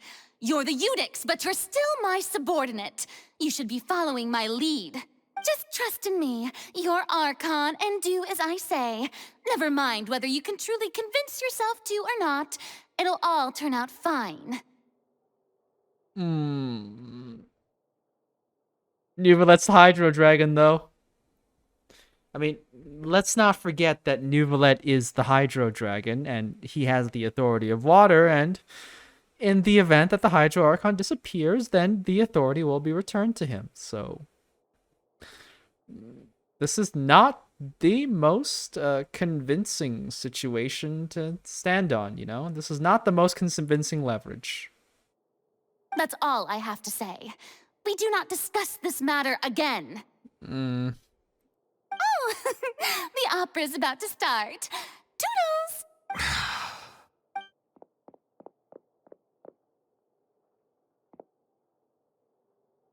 What's this? Okay. Did Furina not notice us standing by the door? Wonder what's up with her. She was smiling. She didn't seem in the mood to care if we were listening in or not. She seems deeply troubled. She seems to be deliberately hiding something. I assume you've been outside for a while now? Oh, you noticed. Seems Furina didn't even realize we were here. She was in a great panic, though I cannot discern the reason. Our discussion reached impasses time and again, a state of affairs that we cannot allow to continue.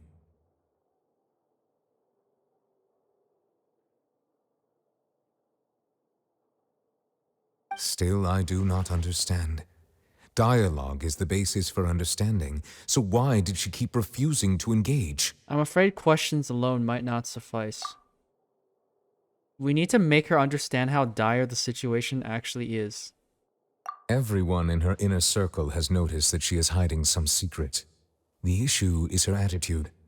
I fear that she will not reveal anything unless absolutely forced to. We may have to create a situation in which she will have no choice but to speak. Oh. Oh? Like what? Normally, people will only reveal the truth when standing trial. Perhaps we must have the Hydro Archon experience just such a scenario. But Furina's seen so many trials, and she's really good at dodging questions. How do we make sure that she won't just slip away at the first chance she gets? Well, we did beat her in a court case, yes? We will need to consider this thoroughly, join forces with various parties, and then do what we can. If at all possible, I would prefer to recuse myself from this affair, but we must prevent the prophecy from coming to pass. This may be cruel to her, but all Fontaine is in crisis. The information a god possesses is too precious, and so we must take a chance on this. In that case, we will need help. But who will lend us their aid to do such a thing? Oh, yes, let's go. Arlecchino coming. Arlecchino incoming. A few days later, on a boat somewhere in quiet Poisson. Wait, or is it Navia? It's Arlecchino, right? Tell me it's Arlecchino. Come on. Well, that's everyone, huh?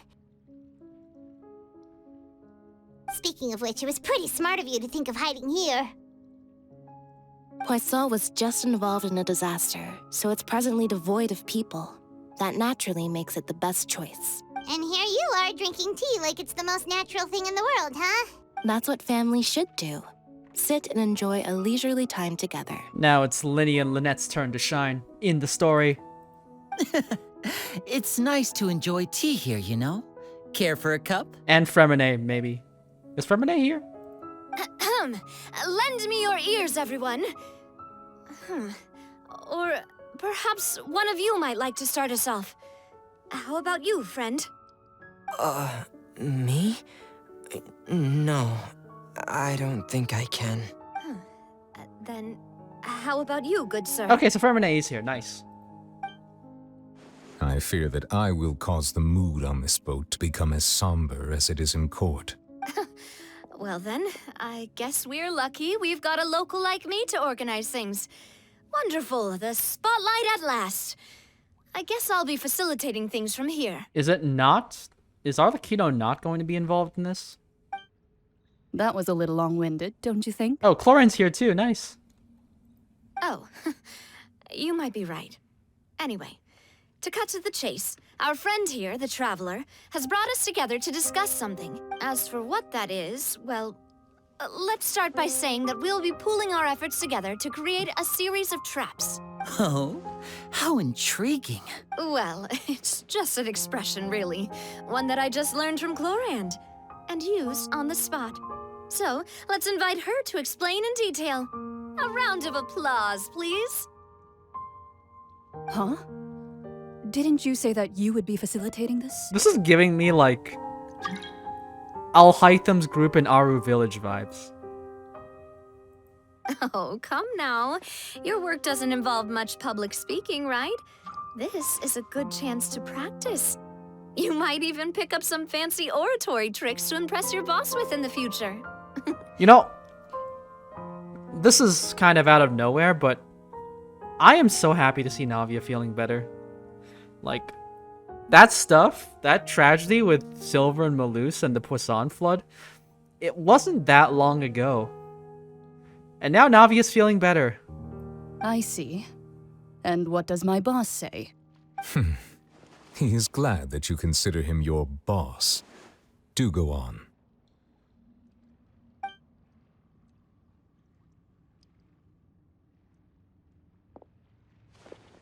In that case, do any of you have experience hunting? Not that I recall. Fremine and I once used a wooden stick in a basket to catch wild rabbits when we were younger. As for Lynette, oh, right. You were sick that day, weren't you? I've also gone diving to catch some fish before. Does that count? I'm afraid not.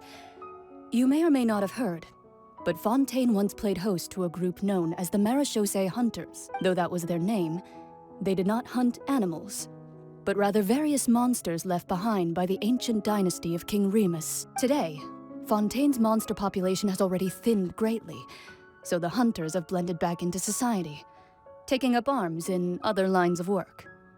They even left a unique methodology of hunting in their wake. A trap comprises of the following components: bait, a trigger, and a containment device. Sometimes a lethal implement will also be necessary to deal with the prey. So, if we were to build a trap together, right now, what would you choose to build it with? For me, I would prefer something basket-shaped. Pigeons and rabbits will see the bait and naturally enter the snare. Our line of work requires a deft hand, and we're some of the best in the industry, so you can count on our techniques. You used some of those techniques while moving the people of Poisson, didn't you? My subordinates mentioned that you even performed some magic for the bawling children. Yes, and I even managed to gather some intelligence in the meantime. I'm quite the multitasker if I do say so myself. I'm afraid I can't claim that as my strong suit. I prefer more stable methods, like placing bait in the water and waiting for the fish to come within reach. That's the kind of method I would count on. Calm and steady. Exactly the kind of person who would catch loads of fish. And I can be their assistant. With discretion, I'm sure. I'd probably use some sort of mechanical animal. Papa once bought me some small clockwork squirrels, mice, and such. When placed in the forest, they can attract others of their kind. I remember that you liked those too, didn't you? I did. And that would be a good way to go about it. If they're realistic enough, animals of the same kind will follow them all the way to the trap. What about you, Monsieur Neuvillette? I fear I do not have any related experience. That makes sense. You usually solve problems directly, without the use of any such tricks. But I do have one more question for you, Monsieur. If we were to create a trap now, how would you design it? I would like for it to be effective, but bring no harm to the prey. A more gentle trap would be ideal. Kind, as always. However, our intention doesn't necessarily change the containment device and the type of implement we need. If we wanted to kill the prey in one strike, we would need a powerful implement. However, that also goes for prey that must be captured and safely contained. Wait, why's that? Only a hunter who's a true expert at subduing their prey can snare it without harming it. The line that divides life and death is often exceedingly thin. So are we going hunting together? Huh. We hadn't thought of seeing ourselves as hunters. It kinda works, but maybe it's still not the best metaphor. I'm really not sure where this is going. Are we like setting traps for Furina or something? That's what I thought initially, but this doesn't make much sense. If our means of capturing and dealing with our prey is to put them on trial... Oh, okay. And the hunting metaphor is actually quite accurate. But we shall require much more courage than any hunter to judge a god, being whose seat is an exalted throne. Okay, I was just about to say. I was just about to ask what this was about, because it didn't seem like they were talking about Furina, but... Oh, so that's what's going on. Sounds very interesting. Florin's hunting metaphor was just not a metaphor. You will not call this a hunt, because that's not what you should do at present, nor has the relationship between you and Furina reached such a dire stage. What you need is simply the secrets she is keeping. Attempting to take her secrets is an act of sacrilegious disrespect, but must be done to prevent Fontaine from sinking into the waters, as foretold in the prophecy. There is neither hunter nor prey. There must be a trap. That is what you will need.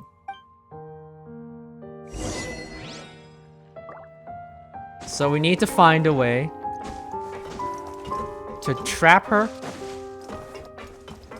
and basically force her to stand trial. That's what the situation boils down to.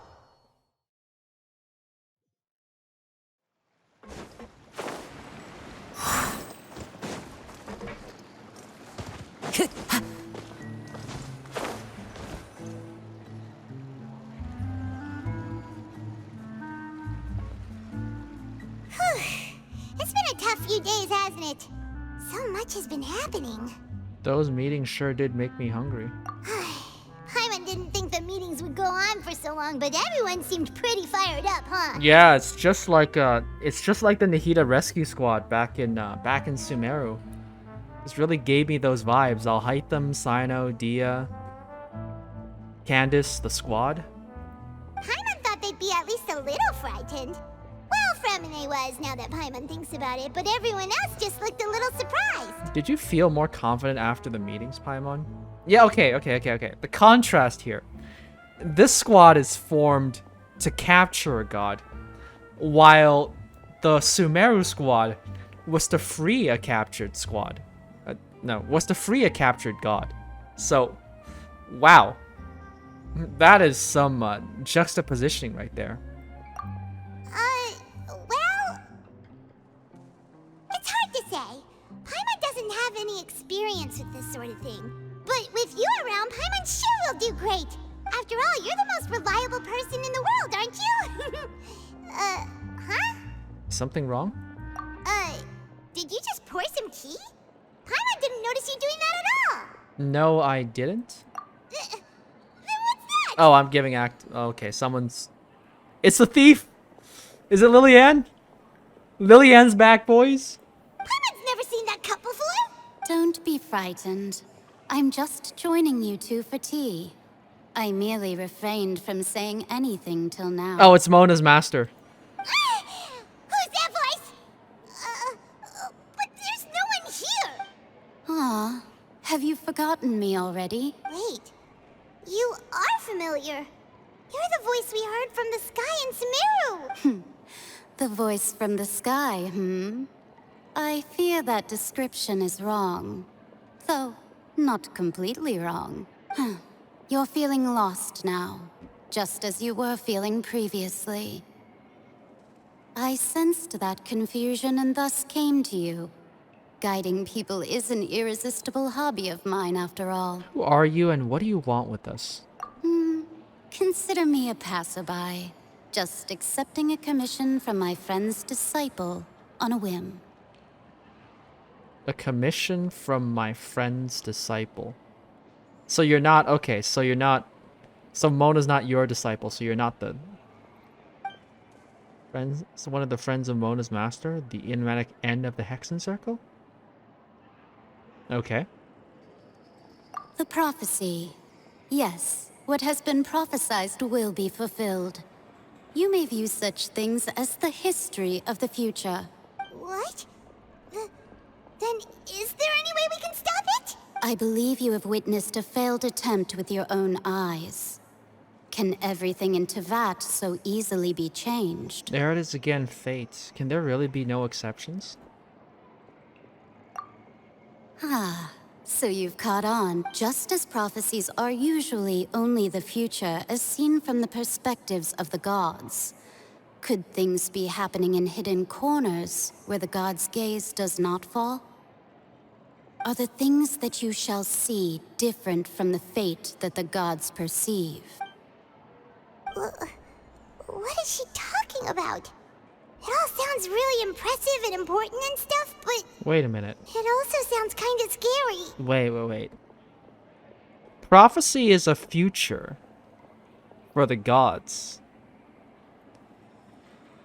A place where the gods cannot see.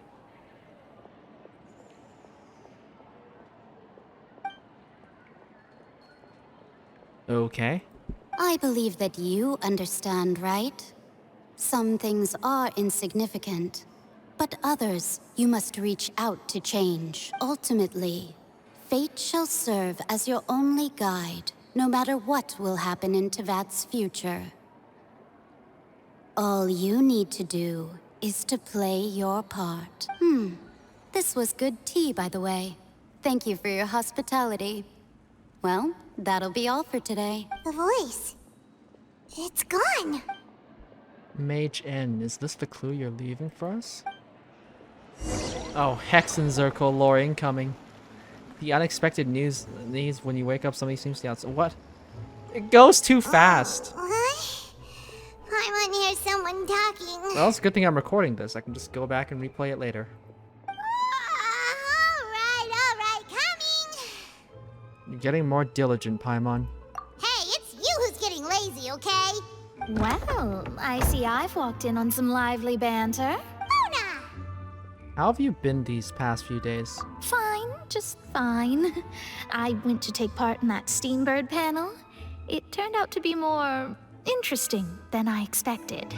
Not all Fontainians are pessimistic about this. One journalist mentioned that sitting around and waiting for the end to come would be wrong, and that they should make their own rescue preparations. I agreed, so we had a brief chat with her. Did she have pink hair by any chance? Why, yes! It was Charlotte. You remember her, right? That daredevil journalist. I'm in full support of her view. Prophecies are very important, but how can people allow their lives to be commandeered by just a few words? That's right! Paimon's glad to hear something sensible for once. Wait. A place where the gods' gaze do not fall. I remember what Dainsley said in the Travail trailer. We will defy this world with a power from beyond. So, it's all about defying fate in the end. There's a strange mechanism of fate, and you have to rely on forces outside of the gods' control. Ah, yes. About what we had discussed before. I did try, but I'm afraid I couldn't reach the old hag. I'll try again tonight, but I wouldn't get your hopes up. Oh, also, one other thing. That's probably one of the major reasons. That probably has to do with a huge reason as to why our sibling joined the Abyss Order. A place where the gods' gazes do not fall. Huh? You tell Mona about your mysterious guest? Goodness gracious. Are you serious? I believe she came to pass a message to us. She said that even the god's gaze has blind spots. Pretty bold if you ask Paimon. Most people would believe the gods to be all-knowing, right? The Hexen Circle members are certainly anything but ordinary. As for the mage named N, the old hag has mentioned her a few times. She said that N's sense of direction is incredible, and that she loves guiding those who are lost. But I've never met her, and if she were still alive, she'd be... Well, suffice it to say that the hag's at least a few hundred now, and N's been around for longer than that. Whoa. The Hexen Circle sounds like a scary group. But they must really stay in shape to live so long. Their abilities alone are pretty terrifying. If she came to see you personally, then the problem you're facing must truly be of great importance. Now, if I remember some lore about the Hexen Circle, they still ultimately lost the Animo Archon. Is this like, what? Is this like the witches' version of the Fatui Harbingers, bruh? Well, it's not like Paimon could understand anything she said. Yes, she was quite cryptic, but I suspect she means that there is still a way to turn things around. She didn't say when or what that would be, though, so... Perhaps it is something that you cannot know right now. True, her words were meant as a helpful hint, but when will we realize their value and meaning? Was that the best answer that my question could have gotten? Traveler, Paimon? The best Are you answer. two all right? Oh, we're fine. We're just a little down right now. It kind of feels like the end is coming, you know? I see. I feel that same sense of desperation, too. I guess you could consider me someone who has often witnessed fate. So far as I have seen, it cannot be swayed. But even so, I still hope for, and believe in, miracles. Astrology is eternal and rational, but fate may not be. It is cruel, but it can also be beautiful. Perhaps that's what En was trying to tell you. Not to lose heart, and to believe that what you are seeing playing out before you is not yet set in stone. I did originally think of steering clear of all this, but I couldn't. Even if this is all futile, I still wish to help everyone. If we don't struggle to the last, then how can we face the end when it comes? Huh. You do have a point. There I go, talking about astrological principles again. Sorry about that. The moment I start talking about work-related stuff. I need to get going. It was worth trying to comfort you, even if only a little. I believe that you'll help those who are struggling in the same way I did. I suppose that might be why we always seem to meet by coincidence. Paimon feels kind of moved by what Mona said, but also kind of sad too. Hey, Traveler, Paimon suddenly feels like going outside for a walk. Let's go. Let's walk around the city, shall we? There's a few spots we always like to walk by. Thinking about what might happen at the very end of this Archon quest. If the Fatui are still going to swoop in and collect the Gnosis, then doesn't that mean that they still have some degree of control over the situation more than they are letting in on? Well, it's kind of depressing just being underground this whole time. Kind of feels like we're living in a nuclear apocalypse, which is clearly not the case. Time to go. In reality, the flood only happened in Poisson, and while that is a cause for concern, most of the surface Fontaine, time to go, is still all right. Huh? Our names are written in this newspaper. What's going on? Maybe we're famous. Let Paimon see. The underwater stronghold, the Fortress of Meripede, has continued in its noble autonomy, but that does not mean that others cannot interact with it. My recent attempts to enter the fortress bore little fruit. Huh. Guess Charlotte still hasn't given up on that. Oh, come on, Charlotte. It's very simple to get into the Fortress of Meripede. All you have to do is commit a crime and get convicted. It's that simple. Thus, did an Outlander friend become the focus of this report? A blonde adventurer with their white fairy, legends trailing in their wake. It is said that this mysterious traveler once visited the underwater fortress. So while the fortress's interior remains a mystery behind closed doors, do not fear, for the Tales of the Traveler contains surprises in spades. Journalist Charlotte's biggest scoop yet, The Traveler's Trail, World Walker. Okay. They sure have a way of sensationalizing our exploits. Huh. Charlotte took so many awesome photos of us and we never even noticed her. She hasn't been able to get a hold of anything at the fortress, so since we're easier to find, she's using us as the subject matter instead?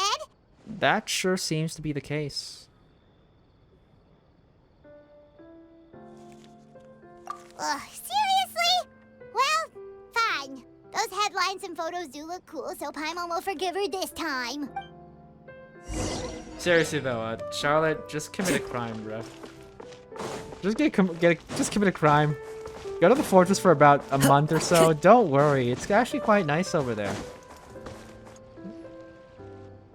Any of the ex-convicts would be able to tell you that. Don't you want an interview from them? Paimon's hungry. Should we go in and get something to eat?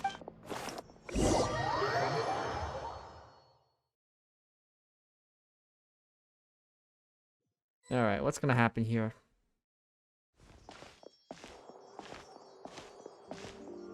Is it time to lay the trap? Hey, quick! Look! That's the limited edition, only 16 slices a day cake! It hasn't already sold out for the day? It was so delicious the last time we tried it! Despite the tense situation we were in, let's give it another go. Paimon's sure it'll be great! We can't let anyone get ahead of us? One slice of cake, please. Someone showed up after all! Oh, yeah, we can't let anyone get ahead of us, says Lumine. As somebody immediately gets ahead of her. Oh, wait, you're the one from the Palais Mermonia. Oh, are you here to buy cake too? It seems Monsieur Neuvillette was right. You really can eat. Wait, did he really say something like that? Triple appetite, Paimon. That's right. Even he has his own preferences when it comes to food. As for me, I love the cake and coffee here. Do you come here often? Usually every day. Every day? It's part of my daily schedule, apart from work. I shall have my cake and coffee. Then what if someone told you one day that this place would be closing soon, and you wouldn't get to eat cake here anymore? What would you think? But why would it close? Well, Paimon doesn't know either, but maybe the waters will rise tomorrow. You know, like in the prophecy. Oh, the prophecy. To be honest, I haven't paid much attention to that. No, still, even if there'd be no more cake tomorrow, that wouldn't keep me from having some today. No, it's the same for eating in general. You might not be able to eat tomorrow, but if you can do so today, then you should carry on. That's what people call living, you know. I mean, yeah, that does make sense. Don't be sad. Excuse me, could I have 2 more slices of cake to go? These 2 slices are for you. Sijuin said that this kind of expression you're making is what humans call being sad. Oh, you know Sijuin? I sure do. She was born before me, and she sometimes comes to the surface to teach us things about humans. She said that humans are creatures that are saddened easily, yes, and you can only lift their spirits by feeding them delicious food. So please try the cakes here. I've got something else to do, so I'll be going now. You two try to stay in a good mood after eating, all right? Bye. Wait a minute. I'm a bit slow here. When people are sad, you give them delicious food. When people are sad, you give them delicious food. Therefore, obesity is now a thing. Alright, let's dig in. Paimon's sure this cake will be delicious. Share a glance with Paimon and snarf down the cake. It's more delicious than last time! And the flavor gets even better with a sip of tea. It sure would be nice if we could come again tomorrow. Sure would be nice if we could always eat delicious food here. Oh, jeez. Is that all? Is that all there is to the scene? Can't help but think that there's more to it than just that. Just to be taught a little life lesson? We're near the steamboat office. Let's go look for Charlotte and have a chat. Yeah, it really doesn't fit the theme of the world ending just a little earlier, now does it? Wow! If it isn't the Traveler and Paimon! Oh, have you seen the article I wrote about you? Ha! You've got some nerve! You just used us to make some quick mora! Can we negotiate profits, Liv? Oh, you needn't worry about that. I heard that you were in Poisson some time back, so I sent you a letter to discuss just that. It appears you didn't receive it, though. It's all right, though. I've set aside the amount intended for you. I've even set the table with some food. Really? Oh, you're the best! You're almost a little too easy to win over, Paimon. If I were a journalist with ulterior motives, you'd be in trouble now, you know. Oh, Paimon knows you're not like that. Still, what brings you here all of a sudden? Were you looking for me? When Mona mentioned you, we thought of coming to see you at work. I see. It seems you've already bumped into Mona here in Fontaine. So she mentioned me? What did she say? She said that you're a real daredevil of a journalist. Nice. In which case, can this daredevil journalist dare to request an exclusive interview with the legendary Traveler and Paimon? Huh? So your article in the paper today doesn't count? Oh, of course it doesn't. That was more like live photography.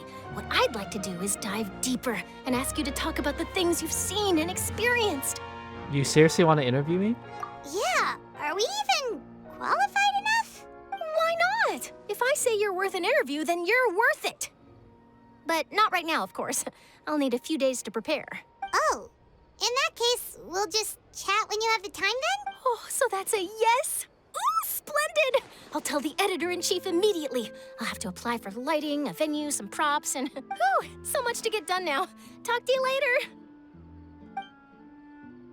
Oh. Wait, Charlotte, Paimon's still got a question for you. And what's that? If, just for example, Fontaine were to be flooded tomorrow, what would you do today? Huh, that's the prophecy you're talking about, isn't it? I mean, I do hear about it often, but I've never once thought that the day could be tomorrow. If you're seriously asking, then I might try and think of a way to leave Fontaine. Oh, but I'm still a journalist first and foremost. That means I have a duty to be reporting from the scene. And secondly, I wouldn't forsake my homeland that easily. From what I've seen, most people don't know what they'd do should the worst come to pass. In truth, it might be better just to behave like normal rather than worry over such an end.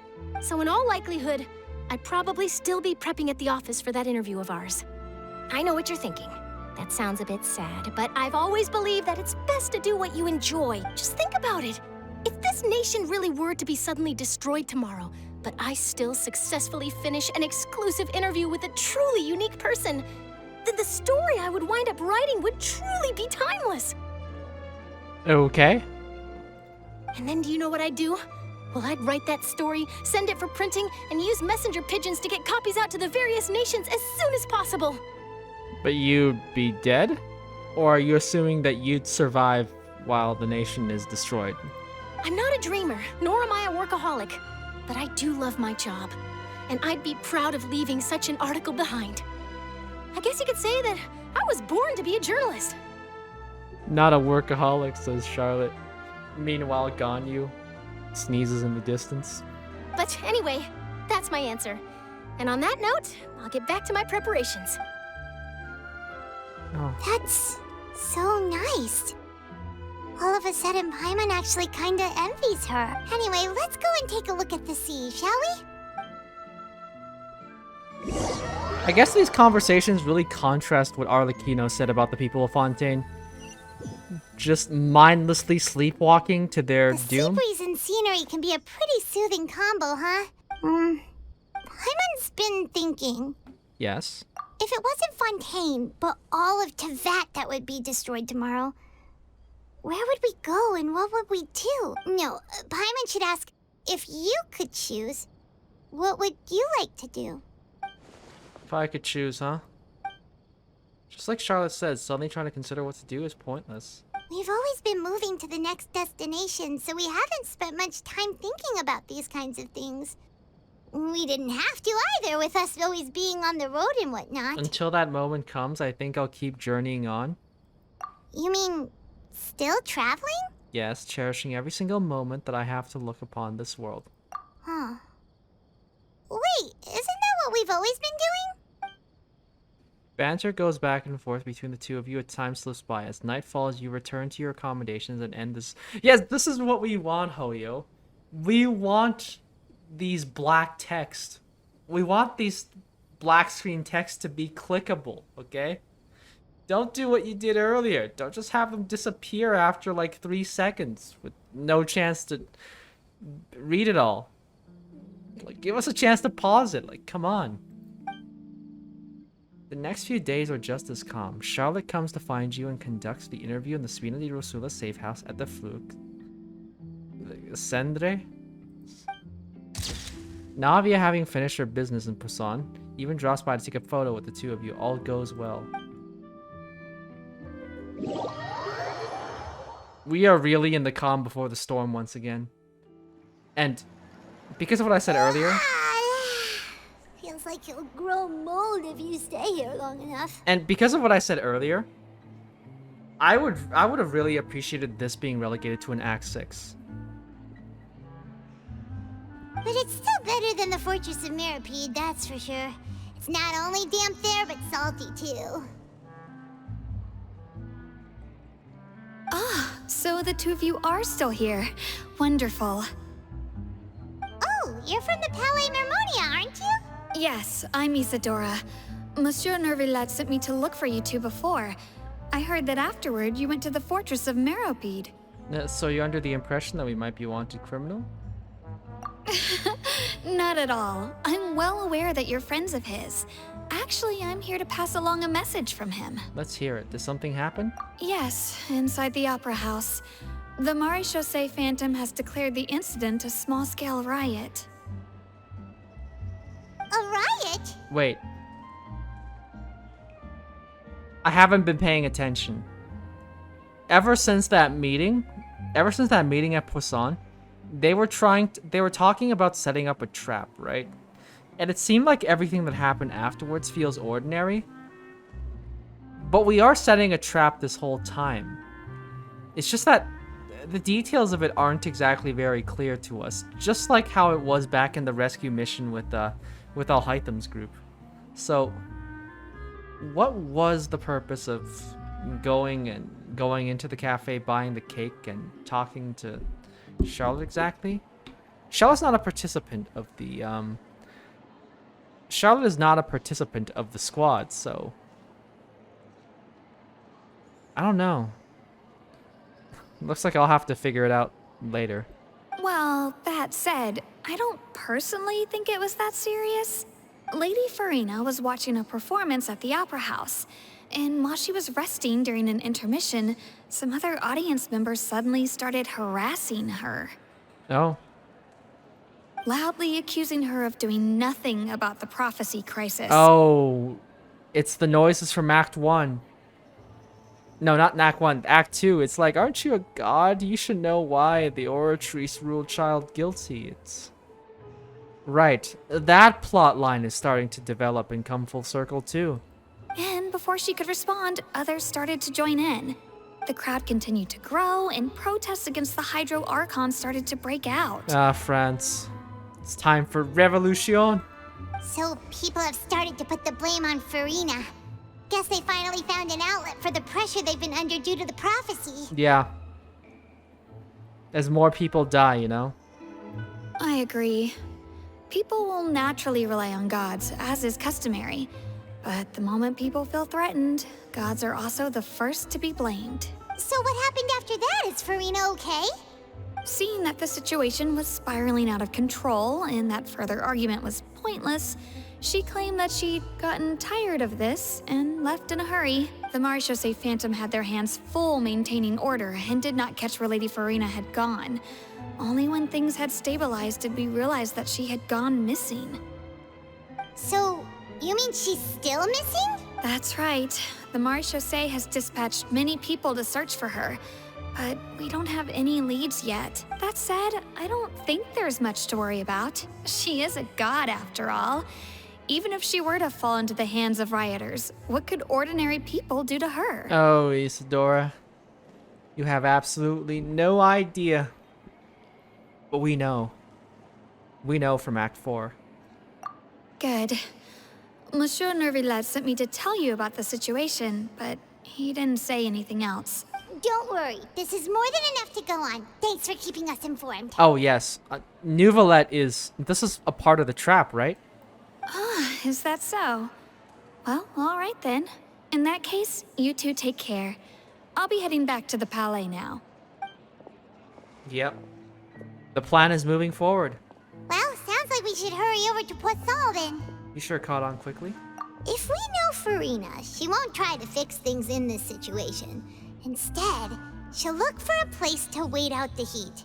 And as we also know, she may be loud and dramatic, but she doesn't have a heart of stone. When Neuvillette was talking to her in the Palais Mermonia, and she heard about Poisson, she couldn't hide her sadness and remorse. It would be hard for her to ignore being accused by the public today. Paimon thinks Furina's probably taken the opportunity to slip away to Poisson and try to relieve the sense of guilt that she's feeling. Huh.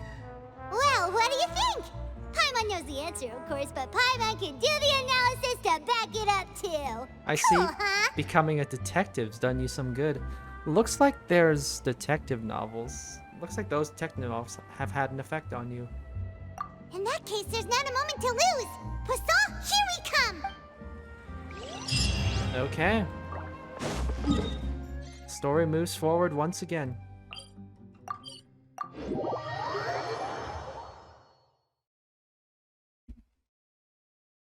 Wait.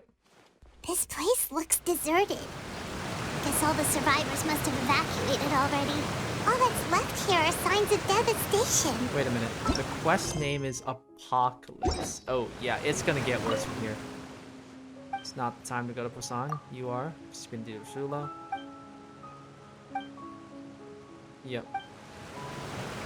Time to go. Could Furina really be here? Let's try to find her as soon as possible. Wow. Guessed right on the money. Neuvillette knows her well, doesn't he?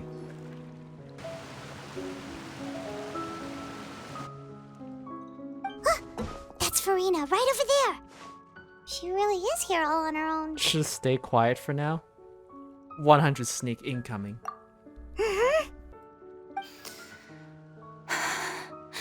Should I just give up? This is all meaningless. What was meant to happen did happen after all. Everyone's dead. I'm sorry. I am so sorry. Give up, Furina. There's no point in holding out. I'm sorry, but what can I even do other than to repeat meaningless apologies over and over? Wait, so much for hiding? Who's that? Don't worry, Furina, it's just us. So it is you, blonde traveler from another land. Why, I almost thought you were someone from that mob of my ignorant subjects. Come to kneel and beg for my forgiveness. Oh my god. Out of all the times to flip personality, this was one of the worst. Furina, you were crying just now, weren't you? The tear stains on your face are obvious. What do you mean, tear stains? Oh, I remember. The show at the Opera House earlier this morning was so moving. I'm still trying to process it. Who did that uncivilized rabble think they were? Disturbing my enjoyment of the arts. They even dared to tout their Archon. I must teach them a lesson. I can just imagine their twisted and frustrated faces once they realize that I'm nowhere to be found. Oh, and I'm sure Neuvillette and those people from the Maréchal say Phantom are freaking out right next to them too. Stop trying to act tough, Furina. You're actually beyond devastated right now, aren't you? Of course not. Hey, there she is! The Hydro Archon's over there! Quick, after her! Oh, yeah. Wow, so much for... But wait, this is for why would you what? Are y'all stupid? This place is dangerous. Didn't Paimon just say it was deserted? Y'all came all the way down here to Poisson. The flood site. The freaking place that's not safe. You're literally going to, like, risk getting dissolved? I mean, I guess you're an angry mob with nothing to lose, I guess? But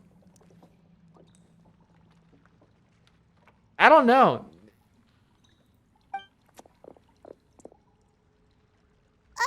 Furina, those people seem to be after you. They are? They're just some rabid fans who want to cut the line because they haven't been able to meet me in person, aren't they? That's against the rules. I can't let them get their way. Furina just ran off. Quick, we have to catch up with her. Oh my god. You can run, but you can't hide, huh?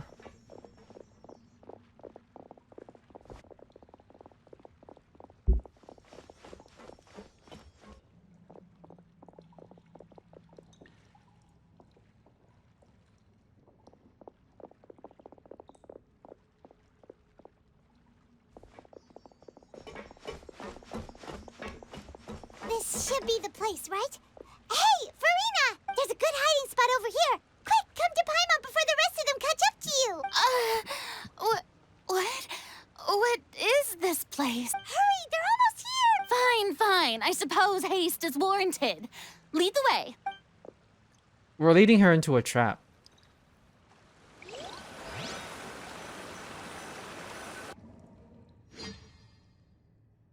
I think we're still leading her into a trap, guys.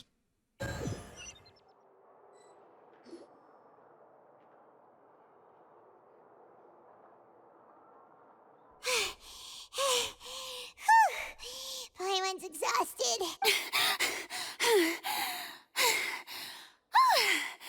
I'm so tired. I totally thought they had caught me. No, I mean, I merely gave in to the sheer enthusiasm they displayed. This place is not what I call soundproof. You might want to keep your voice, lower your voice, stay hidden.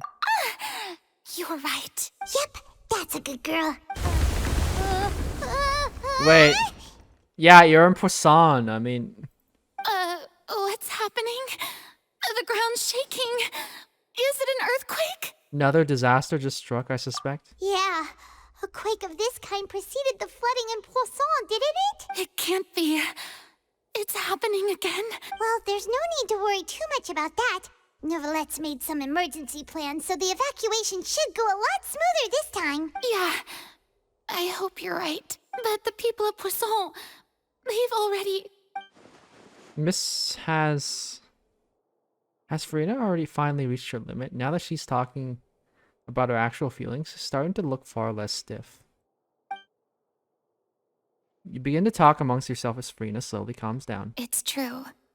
I've been investigating the prophecy for hundreds of years. I once had informants all over Tevat, searching for clues and feeding information back to me. I've tried all kinds of ways, too, to hold back the sea. Anything to keep the coastline from advancing. But all my efforts proved to be futile in the end. Really, the truth has been clear to me for a very long time. We cannot make an enemy of the divine. No matter what we do, the will of the heavenly principles will have its way, and the prophecy shall be fulfilled. The will of the heavenly principles? Wait. They're responsible for this? Even then, you still haven't given up. Yo, okay, that makes perfect sense. That's why the Fatui now suddenly have extra motivation for this. Give up. I do love the sound of that phrase. It would mean finally coming to terms with fate, but also for me to finally be free. But that would also mean that all hope would disappear. Indeed. I've thought about giving up so many times. Especially after we almost lost Poisson. Fate is really unreasonable, isn't it? It has no heart and obeys no rules. The prophecy has only just started to come true, and so many people have already lost their lives. But just now, it all became clear to me. I still don't have the right to come to terms with fate on behalf of everyone else. As long as the final moment hasn't come, it's still not too late. Furina character arc? Don't worry. I will keep hope alive for everyone until the very end. Well, that's enough for now. I got the impulse to play the stricken maiden, but honestly, considering my rank and station, that wasn't a good fit at all. Don't take any of what I just said seriously. How could I possibly let Fontaine fall to the whims of trivial prophecy? Come on! Paimon could have sworn you were actually being honest just now. We're running out of time. We can't just go back to square one like this. I have to get more information out of her. Furina, you might not have to shoulder this burden alone. Although I don't know what you might be keeping from everyone, your people are more than willing to share your burden with you. Share my burden? That's impossible. It was fated right from the start that this would be my duty alone. Well, even if your burden doesn't need to be shared, you can still choose to confide in someone. Just share it with me. I'm what you call a witness. A witness? Yes. I've heard that you came to Teyvat from beyond the stars, yes. In other words, you never belonged here. And if Teyvat is, in its entirety, a show on a stage, then you're just a spectator, aren't you? If that's the case... There's no time left. Just, please, Furina, just spit it out. Cutscene.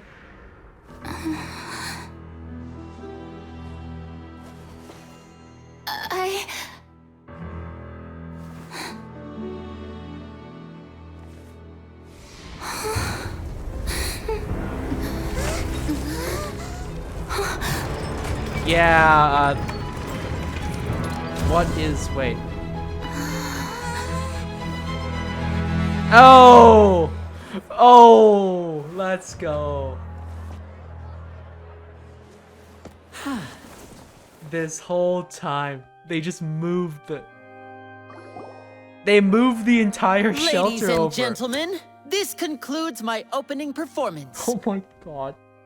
Lenny, bro. Yo, what a brilliant plan. Absolutely. Top notch.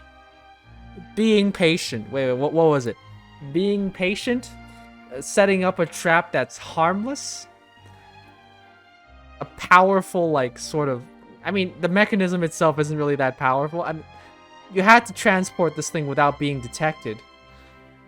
Then there's what? Then there's luring with baskets or something? What was it back then from the meeting? And Lynette's the assistant, obviously, so... What was that Navia said? I have to go back and, like, read up on the details of that, but that was... Wow. Wow. That actually... That made that, like, little hunting conversation scene... That just elevated that scene into potential GOAT status. I'm not even kidding. It was that good. Now, without further ado, we may proceed to the trial of our god. So this is what it is. Yes, you deserve praise for the effort you took to raise the dramatic stakes. Do not forget, however, that I am Focalor, the god of justice, the embodiment of justice itself. Does it not strike you as even the least bit absurd to bring the very concept of justice to trial? May I interpret these words as your refusal to stand trial? In that case, you will have the opportunity to defend your honor through a duel. Oh. They all know. Okay, they know. You would draw your blade against a god? Arlecchino knows. Arlecchino knows, and so by extension, Linny and Lynette knows too, and by extension, the rest of the group now knows.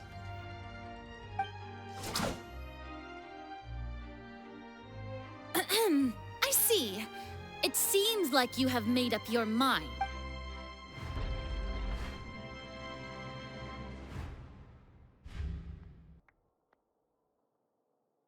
Paimon can't believe it. She just surrendered. What the heck is going on? Did I just see an Archon surrender to a human? This is where it gets really good now. I mean, it was a little dry and a little empty before, but here we are, back where the action is. And like I said, I would have really appreciated if this was an Act 6. Wow, how utterly humiliating. Lady Furina, what is the meaning of this? It would seem that there has been a misunderstanding. To be clear, the raising of both hands is not always an indication of surrender. Oh, what is it then? An indication of tactical retreat? Is that what you're gonna say? Looking for excuses again, huh? I raised my hands just now to indicate my acceptance of the trial. No duel shall be necessary. I will admit that I've been running away for a long time. I'm sorry, everyone. I was unable to protect the people of Poisson. It is my duty to stand trial for my crime. You are not the only ones to be disappointed in me. I, too, am exceedingly disappointed in myself. Oh. But now, it is time for the Hydro Archon to show you her courage and resolve. I, Furina, will use this trial to show the world the true meaning of justice. This time, I will protect you. Applaud and rejoice. One of the most outrageous and fantastical arcs known to the opera epiclese is now unfolding before your eyes. Mark my words. This shall be one of the most exhilarating and brilliant shows ever to grace the stage of Fontaine. The trial of the Hydro Archon, Focalor, will now begin! I'm interested in seeing what the Oratrice is going to react here. It's every single trial, the Oratrice is at the center of it all. But now, the Oratrice becomes more important than ever because it ruled Child guilty for a reason. Will it use the exact same reasons to rule guilty or not guilty for Furina? Woohoo! Oh, now we're making history! Why does it feel like Furina just took over the whole thing? Like, come on! Didn't she just get forced to stand trial for her crimes? Also, even though she's still acting super dramatic, she is taking this seriously this time, right? All right, then. Who will be my opponent in this trial? The court asks the prosecutor to please take the stand. Oh, okay. Role reversal this time. Is that so? Very well. Then please speak, witness of Tivat, my accuser and fated opponent. We were so close to getting her to tell us the truth, and it still turned out like this in the end. It's okay, though. As long as we can defeat Furina in court, we still have a chance to figure everything out. Yeah? Okay. So this was Plan B, huh?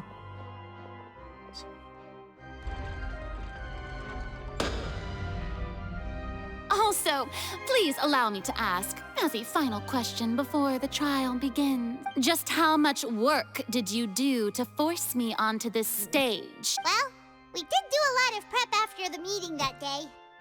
I can go over the tasks assigned to the Spina di Rosula, since they were rather straightforward and easy. Navia, the president of the Spina di Rosula. Most of the people who participated in the disturbance this morning were my subordinates. Alright. They changed into plain clothes and came to the Opera House as regular audience members, waiting for the perfect opportunity to incite insurrection against you. Oh my god. Changed into plain clothes, says Navia.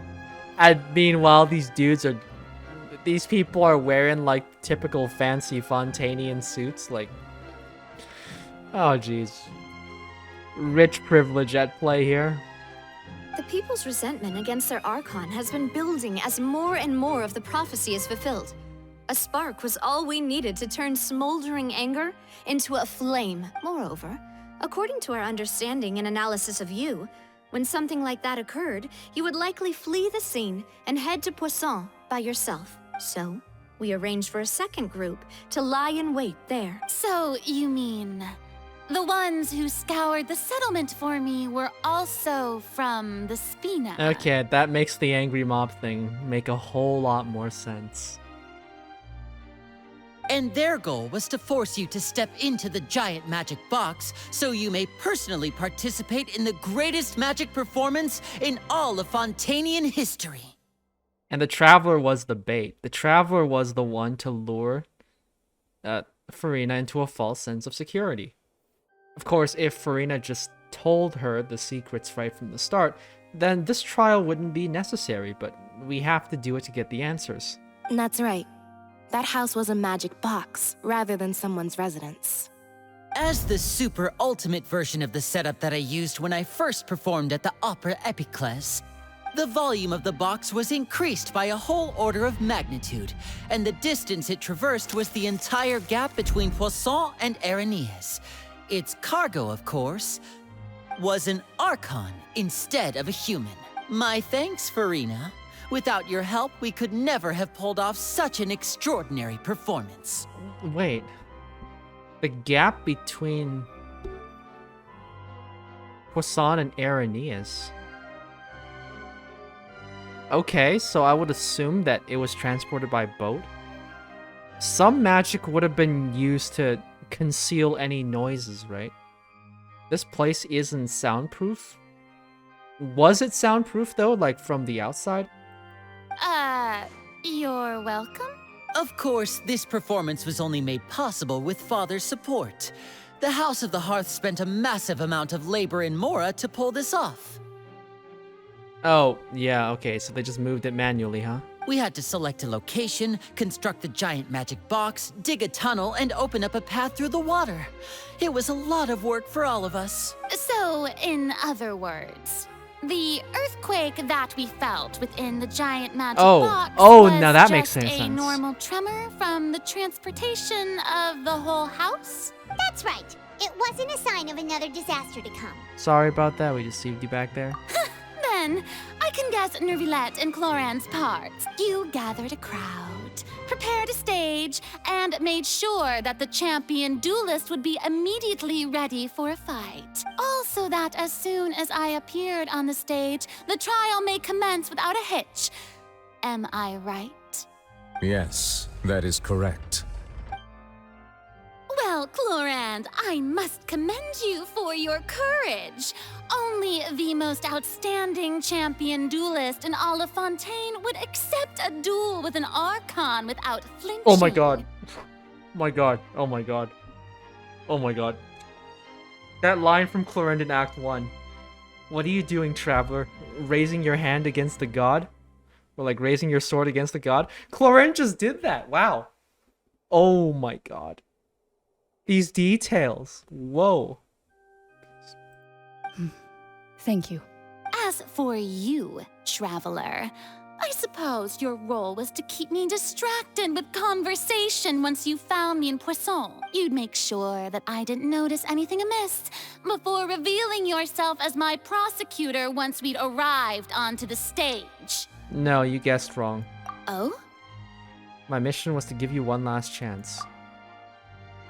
We had hoped that you'd share your secret with us before the magic box arrived onto the stage. Is that so? Then I suppose I must have missed my final chance. It's fine. It matters not. What's done is done. The stage is already set, so there's no reason to disappoint the audience. Let's see this trial through to the very end. Yeah, the only we can do now is judge the Hydro Archon. Still, I can't help but be a little bothered by that conversation earlier. What did Furina want to say to me right before we arrived on the stage? Madam Prosecutor, please allow me to pass this along. This is a document that Miss Charlotte applied for and received permission to share with you during the trial. According to her, it should speed up the proceedings. Huh? Charlotte wanted to give us something? Oh, so she's here too! Hey, Charlotte! Oh, let Paimon see. Isn't this the exclusive interview that she did with us before? So she's already finished it, huh? Wait, then that means this document is a perfect timeline of everything that's happened ever since we stepped foot in Fontaine! Oh. So in other words, we can refer to this anthology of evidence every time we want to use something from our journey as evidence for an argument! It's a super practical gift. I never would have thought of using it this way. Let's quickly confirm the information in it. Just think of it as a refresher, alright? You defeated the Hydro Archon in the very first duels you took part in at the Opera House. That's one for the history books, all right. I didn't think that you'd wind up getting to the bottom of the case I'd been following all this time. I guess you could also see this as a happy coincidence. This is the first time Monsieur Neuvillette had a difference of opinion with the Oratrice. Even the Hydro Archon can't figure it out. Whoa. This is amazing. This is like the perfect setup for the perfect case. Everything that we've been through now is evidence. Oh my god. Much has been said about how Act 1 and Act 2 have been quite disappointing in terms of how this case was handled from like a logical standpoint, but not this time. I actually feel like this has all the makings of a potential masterclass case, but I just hope Hoyo can deliver on that. A Fatui Harbinger. She's an extraordinary person. Her instinct must mean something. The fortress of Meripede was almost destroyed in a single day. That I didn't witness that scene personally will always be a source of professional regret, I think. Oh my god. According to Monsieur Neuvillette, both Child and that whale should have been in the primordial sea at that time.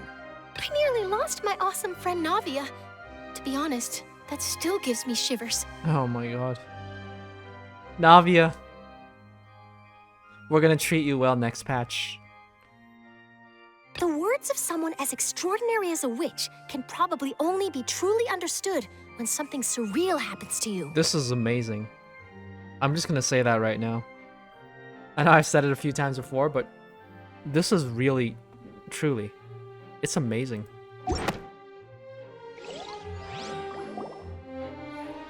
The prosecution and the defense are both in position. The trial shall now begin. Oh, come on, Neuvillette.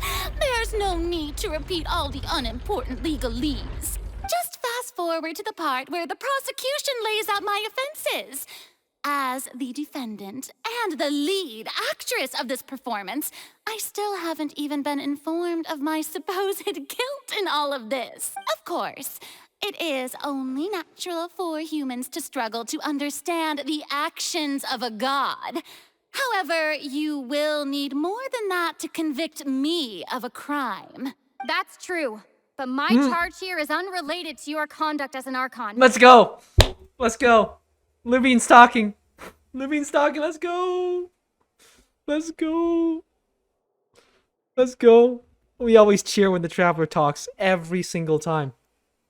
Please, make the Traveler talk more often. In future story quests. They had the Traveler talk in the Act 2, I believe, with Vache. We gotta see more of it. Instead, I would like to charge you as a fraud who's never been the Archon in the first place. Wait, what was that? Lady Furina's a fraud? Hey, I came here thinking that we were going to try the Hydro Archon for forsaking her duty, but did I hear that right? She's not our Archon at all? Charge accepted. We're playing Among Us. We are playing both Ace Attorney and Among Us at the same time. Oh, this is amazing. Ace Attorney Among Us. Lady Furina, do you plead guilty to the charge? Lady Furina. I plead not guilty. can I be guilty? There is no way that I, Focalor, otherwise known as Furina de Fontaine, a member of the Seven and the Regina of all waters, kindreds, peoples, that and video laws of Fontaine, that could split be screen was anything smooth. other than your true Archon.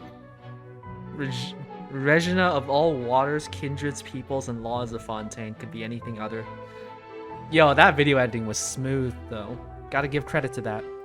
Yeah, even though Lady Furina can be rather eccentric, isn't it going too far to doubt her very identity? Yeah, I've never questioned her identity either.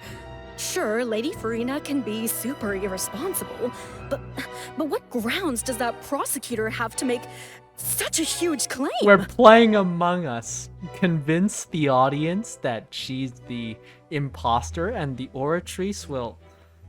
We still don't know the Oratrice, but it is very Among Us-y. She's an imposter. She's not the Hydro Archon. She's not. I have cause to believe that common sense will prevail in this case. Many of the members of the audience have known me as the Hydro Archon ever since they were born. There would be no fooling their memory. See? Even the Oratrice has decided to show me its favor. Are you sure you want to commit to a charge that will never be upheld? If you wish to drop the case, I can promise you as the god of justice that you will not have to face trial for making a false accusation. We will treat everything that's happened as a dramatic spectacle and move on with our lives. What do you say to that? I only have one question about that part, though. Okay? Just out of principle, we should still hold you trial. We should still have to make you face trial for false accusation against Linny. Like that's still a thing. Huh. An argument with near impossible odds, huh?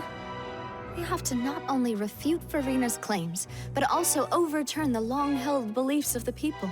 The people only see you as the Archon because that's their long-held belief. Oh. We're going to defeat religion with the power of atheism. Oh my god, what kind of a joke am I making here? Well, I tried to give you the chance to surrender. If you must persist, then let me ask. If you believe I'm not the Archon, then what manner of being do you think I am? And if I was not the Archon, then how did I manage to live for over 500 years? I don't know. Isn't like one of the Melazines 400 years old? Isn't Ganyu like 3,000 years old? Isn't Yai Miko like 500 years old? Like what? That's not the gacha you think it is, Furina. What do we know to be special about Furina exactly? Alright. Okay. Irrelevant. Child's conviction. During the diplomatic, she revealed that she had already and believes it is possible that it's not only Furina, not really the Archon, but she is actually afflicted with some sort of curse. I think it's this one, yeah. First of all, you may be a member of another long-lived race, which would allow you to naturally possess an extended lifespan. And second of all, even if that wasn't the case, there could be other ways to extend your life. Okay, Paimon. I don't even hate the fact that you're speaking right now because Ace Detective Paimon is actually okay, but come on. I want to hear the Traveler talk. I want to hear Lumine debate. I want to hear Lumine talk to her directly. Come on.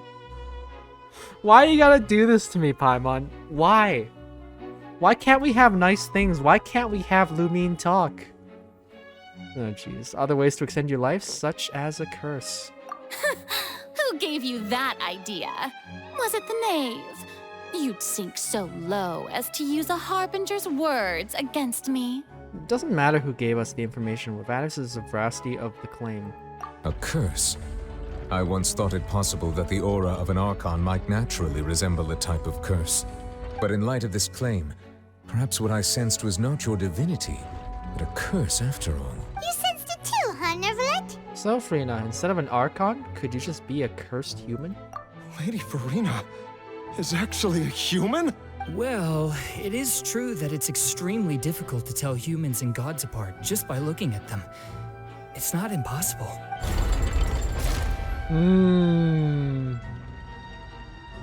Well, don't start celebrating too early now.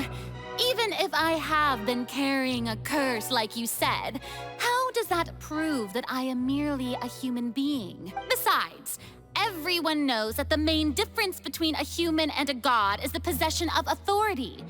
Gods can do what humans cannot. That's why they're worshipped as gods. For centuries, manifestations of my authority have served the nation of Fontaine. One need only to turn their eyes towards the Oratrice Mécanique d'Analyse Cardinal in this very opera house, or consider the indemnitium that is used in every aspect of life. I hope we get, like, an explanation for what indemnitium is, though. And what it's going to be used for. Wait, that one trial proved the opposite. Furina actually has no control over the— Oh, come on! Let us pick the option for ourselves. Let us pick the option for ourselves. Stop just giving us the answer right before we pick it. Like, come on. We only have to pick between 3 options anyways. This is Ace Attorney on easy mode, so why?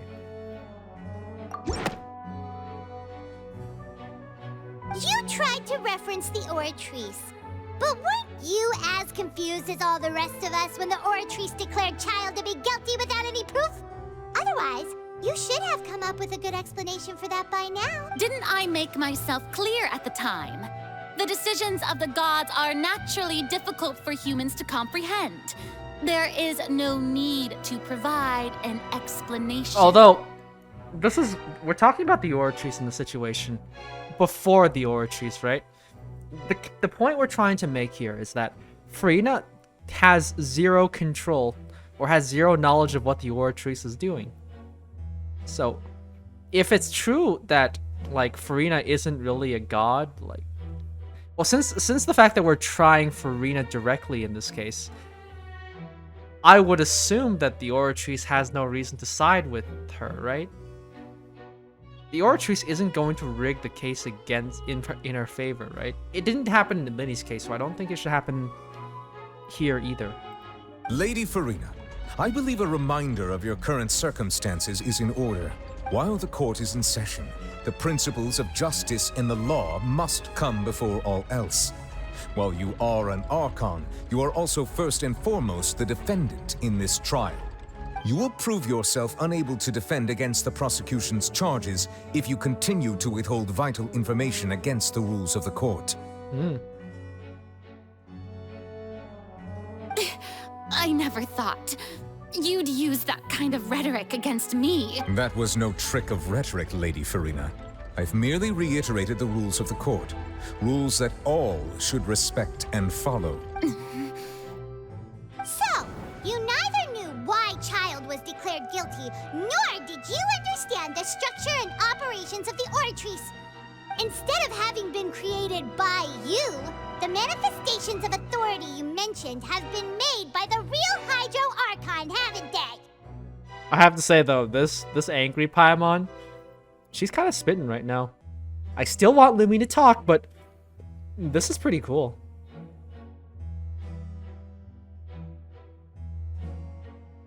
The real Hydro Archon. Well, now you're really losing me. It is true that I did not know why the Oratrice gave out a guilty verdict that day. But the Oratrice handed out that verdict unilaterally. And it has been operating independently ever since it was first created. You can't argue that just because a divine creation is flawed, that the god behind it must also be no god at all. She's still throwing out all kinds of excuses. Seems like she's confident that we won't be able to produce proof that she has no power over the Oratrice. Sure, we can put the Oratrice aside for now, but then, Miss Furina, could you give us a brief demonstration of your power as an Archon? My power power as an Archon. There are many ordinary citizens in the audience. How can I just carelessly demonstrate the formidable power of an Archon? If that poses a concern, I'm prepared to extend my protection to the audience.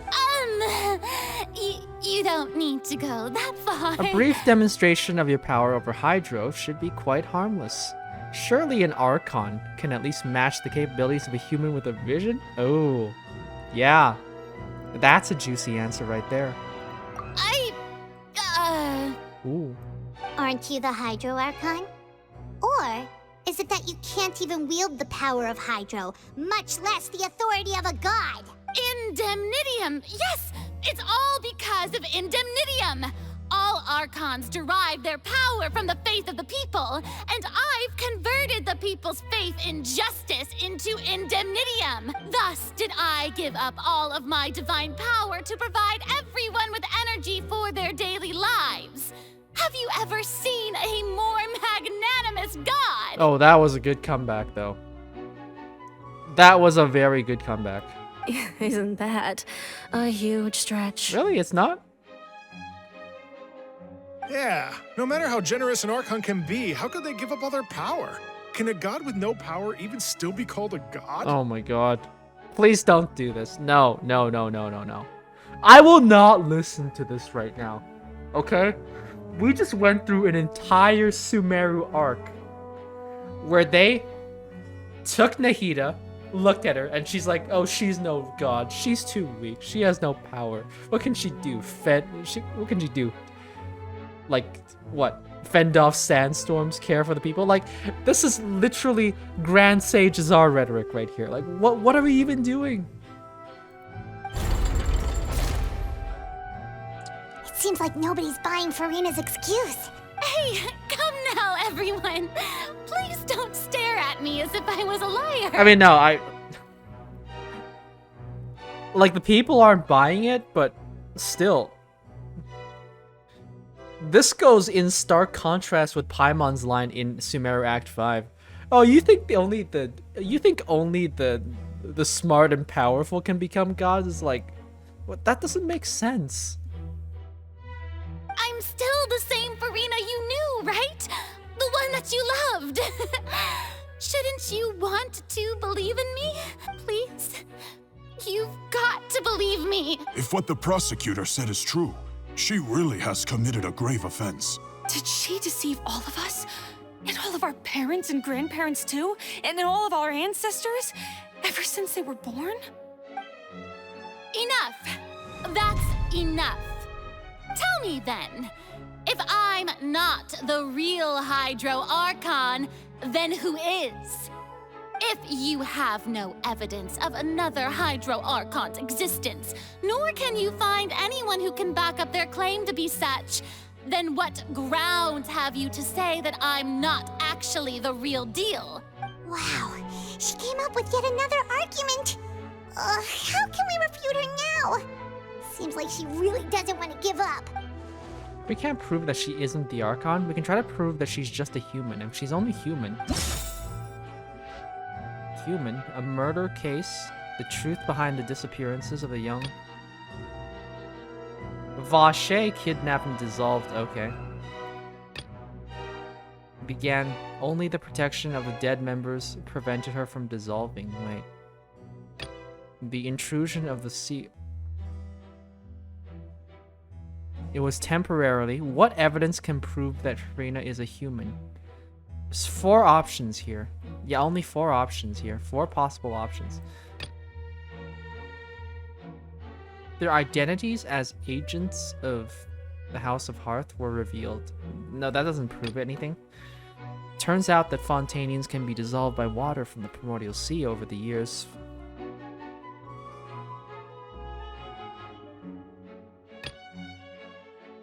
I think...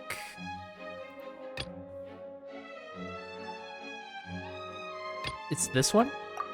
Yeah, it's this one. Okay. We're 3 for 3 so far. That doesn't sound right. Paimon doesn't think Never this mind. clue can be used as compelling evidence to build our... Okay, it's not that one. Can prove that...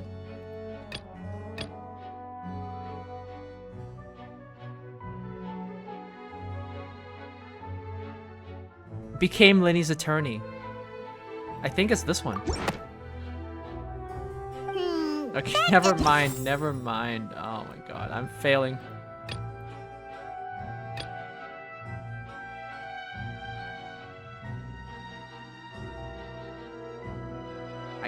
What does Vache have to do with it, though? Fontainians can be dissolved by water from the primordial sea. Are we gonna, like... That doesn't prove that she's a human. Does it?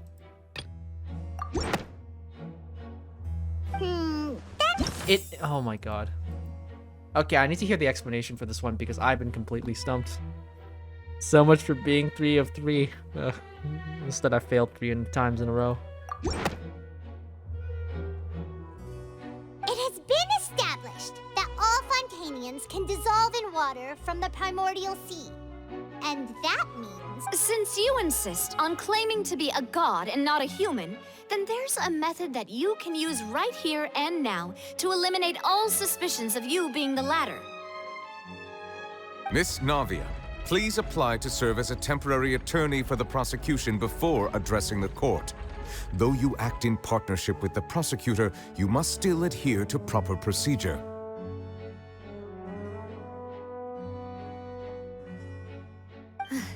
Super sorry, Monsieur Chief Justice. Now, I've brought some seawater from Poisson. As everyone knows, a massive flood struck the area not long ago, taking many lives, including those of some of my closest friends. So, Miss Furina, would you dare to touch some of this seawater? Okay. That's... Okay, I see. I understand where the logic goes here. Does that necessarily mean that gods are immune to primordial seawater, though?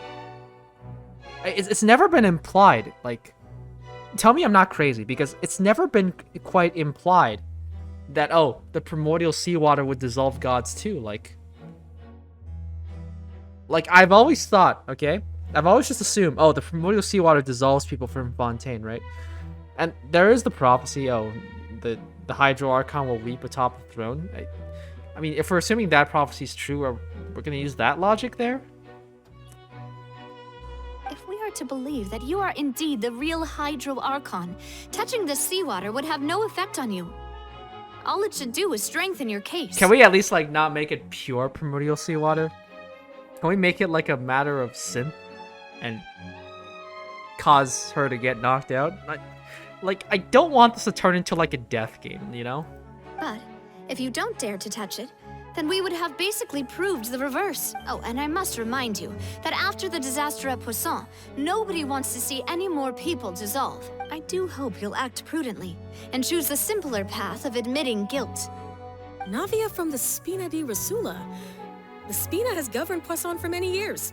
I guess her suggestion is valid. So I guess, okay. They're operating under the assumption that the Archon wouldn't be affected by primordial seawater. But it's just never been hinted at anywhere. Besides maybe the prophecy, but it's just If Lady Furina is indeed just a human, she's probably Fontainian like all the rest of us. Would she really dare to try? Oh my god, plot twist. She's from Snezhnaya. Plot twist. She's actually not from Fontaine.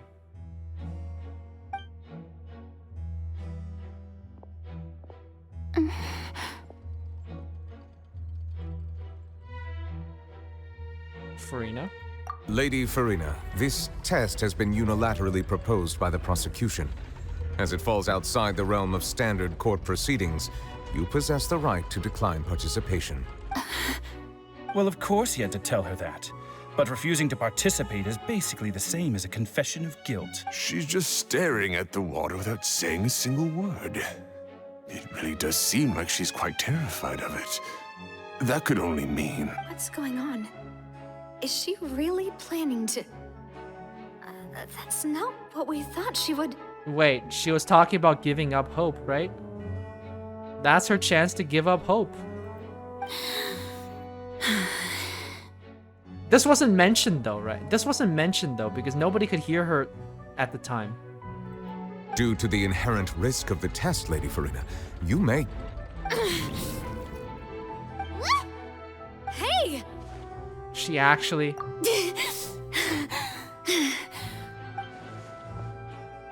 I'm fine!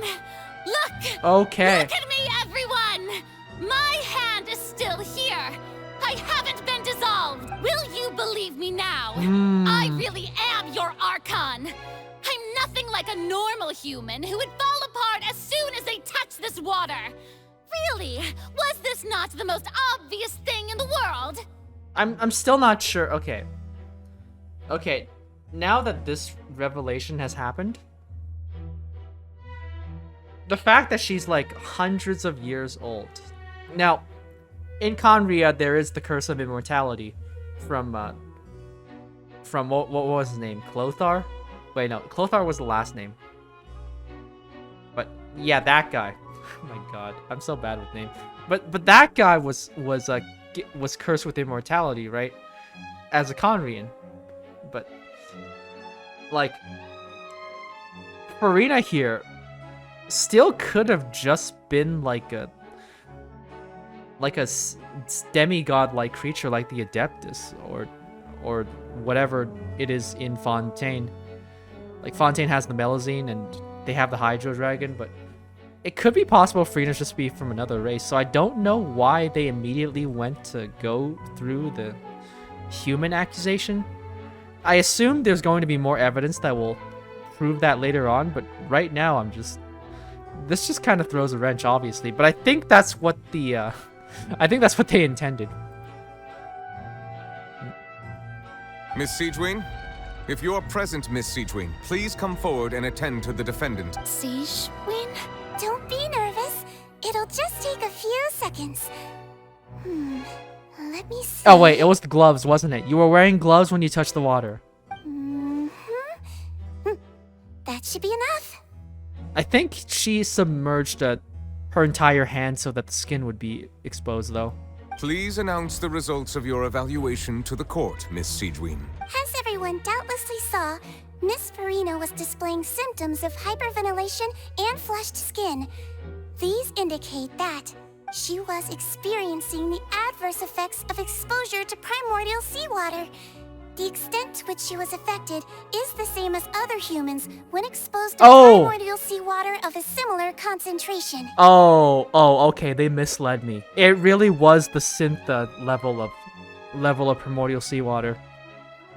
It wasn't meant to dissolve and kill her right away. Was it? But Navia was acting like it. That doesn't make sense. Was there miscommunication somewhere?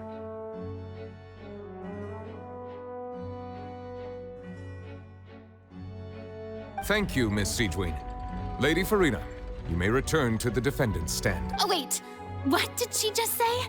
I didn't get dissolved! Shouldn't that be enough to prove my innocence? Well, considering your tendency to run from your problems, we did originally prepare a direct sample of the seawater around Poisson.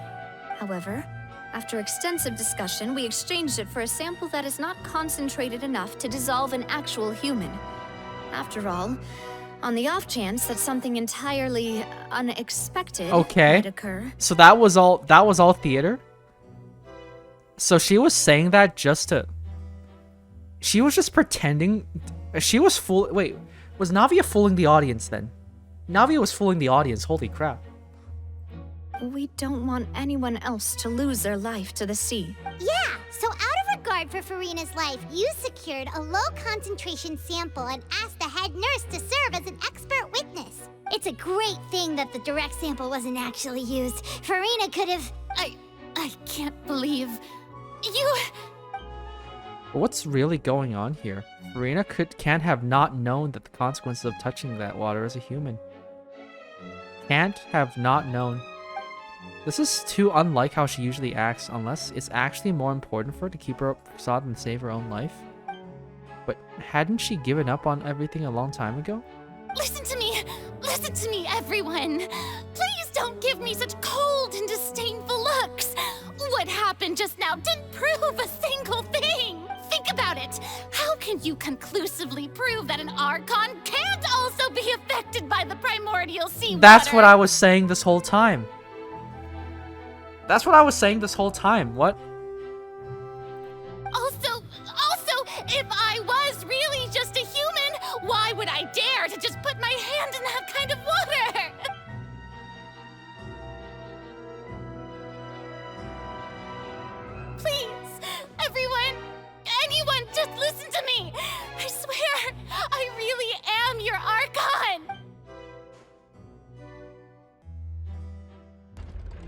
Oh my god, everybody's reacting like... Is that it though? We still have more evidence points like the whale. I don't think anything she says at this point will sway anyone. The odds are just too stacked against her now. With all the things that have been said, Paimon doesn't think there's any way left for Furina to win. I believe the time for arguments and presentation of evidence has come to an end. If there are no objections, we will move on to the final judgment. Is the Oratrice gonna rig it? Is the Oratrice gonna rig the case? I don't think anything she says at this point will sway anyone. She's too stacked against her now.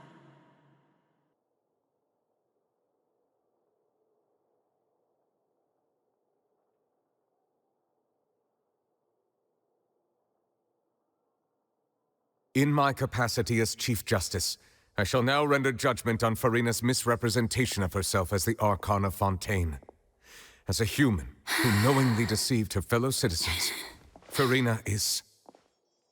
Damn it. guilty. Oh, that choreography though.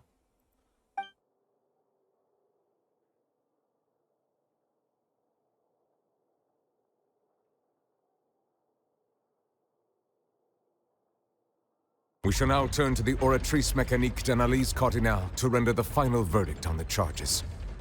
Are you gonna rig it? Come on, Oratrice. You're gonna rig it, aren't you? You're gonna rig it. Fontaine is a nation of twists and turns. I do not expect the Oratrice to just...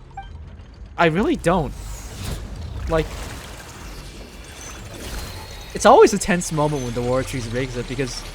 when declares, because you never know what it's going to do.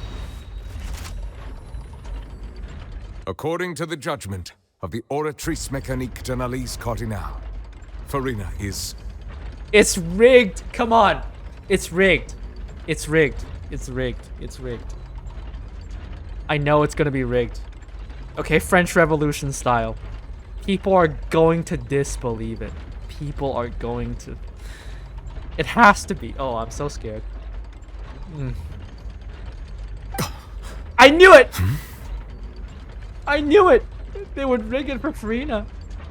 It's rigged. They rigged it for her. Well, what's wrong? What's the Oratrice's verdict? Of course! If she's a regular human, then like... I mean...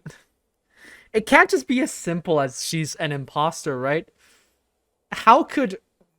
Like, if the Oratrice was the original, like, creator of... It wouldn't just... Yeah, the Oratrice still has to serve somebody. Like... I mean, I'm doubting myself now, as like the Traveler's asking this question, so I don't actually know. But Neuvillette's surprised. There's no way the answer is just exactly what as we expect. No, the Oratrice also displays a guilty verdict. Oh, okay. Never mind, I was wrong. All right, never mind. I was bullshitting. Isn't that correct then? However, the exact wording of the verdict is thus: the Hydro Archon, guilty. Oh. To be punished via the death sentence. The death sentence? But we just proved that she wasn't. That's actually one of the available sentences? I've always thought that it was just a myth. The one and only time the death sentence has been handed out at the court. And it's been given to the very person we've worshipped as the god of justice? What an unexpected twist. Furina's been sentenced to death by the Oratrice? We just wanted to use the trial to show her the seriousness of things so she'd tell us the truth. How did things escalate this quickly? Okay. It wasn't that predictable. I underestimated this Archon quest. This outcome is indeed quite strange. According to Fontaine's current definitions of justice, as well as its recommendations for criminal sentences, is this sentence really appropriate for the crimes that have been committed? Yeah! Even Fauché wasn't sentenced to death by the Oratrice. You know, the real evil mastermind behind the serial disappearances case. What's more strange is, instead of Furina, he rendered judgment on the Hydro Archon. Indeed. Not only is Furina's sentence overly excessive, the very point of our trial today was also to prove that Furina has never been the Hydro Archon in the first place. Wait. Wait. Remembering what's on the murals for the prophecy. Egeria was, what, praying on behalf of a sin that she committed? And then the Hydro Archon is supposedly to die? So, the Oratrice must be a vehicle of the prophecy then. But now, the Oratrice seems to have deliberately invoked the title of the Hydro Archon. What does this mean? Oh no. Cutscene time. Excuse me, if I may interrupt. Oh, Fremine! Is the trial still going? Fremine! Huh, you finally made it. I assume this means you've completed your mission? Mm-hmm. Any mission Father assigns to me will always be top priority. With some help from the other Fatui, Fremine brings a slow stay on. Is that the first prophecy slate? Huh. So the knave privately arranged for Fremine to try and find the missing slate. I looked everywhere and finally found it at the bottom of the sea. It took me a long time to get around some dangerous stretches of water. But has the trial already concluded? Then doesn't that mean I've come too late? Oh no. Father will be disappointed in me. Don't worry, the mystery hasn't been resolved yet. It's still not too late for you to shine. Thank you for your hard work, Mr. Fremine. Please allow me to review the record left on the slate. Traveler, I believe that you have already seen the other existing slates, and would like you to come here and confirm their contents. Okay. We are heading to the next stage. So what do you see? What is it? This looks like previous Hydro Archon releasing her divine, turning the Oceanids into human being. I believe I have now made sense of the Hydro Archon's crime. It has to do with Fontaine's lost history. Huh? Isn't the Hydro Archon just guilty of deceiving her people? Oh, wait, no, that's Furina, and we've already proven that she's not the Hydro Archon. It's proving Egeria. It's sentencing Egeria to death? So when you say Hydro Archon, do you mean the real Hydro Archon we've been kind of talking about? Oh, wait. When we were looking at the murals back then with Neuvillette, we mentioned that we mentioned that slates 3 and 4 seem to be out of order, right? How could we have the supposed Hydro Archon Furina being sent to death and then have her weeping on the throne? But now it makes sense. This could be the original Hydro Archon. Wherever the Hydro Archon is, wherever the Hydro Archon exists, Egeria must still exist in some capacity right now.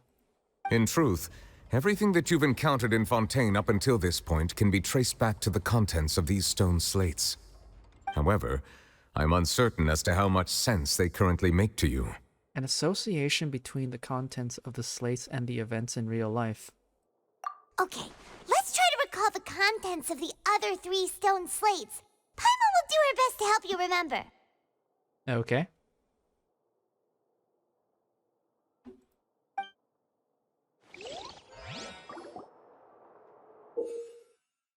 Select the text descriptions on the stone slates to extract key information from them. You can find scenarios related to the stone slate's contents in the incidents recorded in the interview notebook. There you can verify said content. As the verification process continues, the fountain water level in the menu interface will rise. When you have finished verifying all the stone slates, the truth behind the prophecy will be revealed. The first stone slate describes what you just said.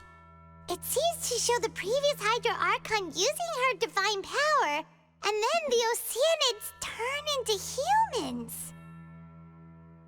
Does that mean that Fontainians are transformed Oceanids? Oh, Paimon wasn't expecting that. But if Oceanids can turn into humans, then perhaps this process can be reversed as well. Oh, so like everyone is hypothetically just Idea. Everybody is just Idea. The second stone slate shows Celestia floating in the sky, and the Hydro Archon and her people worshipping it together. But the heavens still brought judgment down upon them. This must be the point when the Hydro Archon and the Fontainians were branded with their original sin. Does this mean that the original sin and the Hydro Archon sin are the same thing? The third slate shows the Hydro Archon sinking into the sea surrounded by many people. That reminds Paimon, didn't we also watch that happen to someone else? Navia. Well, the fourth slate is the prophecy the Fontainians have been talking about. People dissolving into the sea, the Hydro Archon crying on her throne, and so on. We didn't believe that such a crazy disaster could happen at first, did we? But after that incident, it was just a question of when and not if. Okay. Okay. Stone slates in the ruins showing the prophecy, a history of the future. The first piece that was originally missing has been found by Femine. Seems to show the former Hydro Archon using the divine power to turn oceanids into people. Fontainians can be dissolved by water. Over the years, Vash find a way who had been... Wait, does that mean there was a way to turn her back after all? Wait a minute. Wait a minute. That would mean that in theory... Would it be possible? No, I don't know if those I don't know if the dissolved people are oceanids though. They appeared as oceanids during Navia's flashback, but no, they also briefly appeared as oceanids, like as accounted by Neuvillette when Navia was saved from falling, and they briefly appeared and stopped her from falling into the water.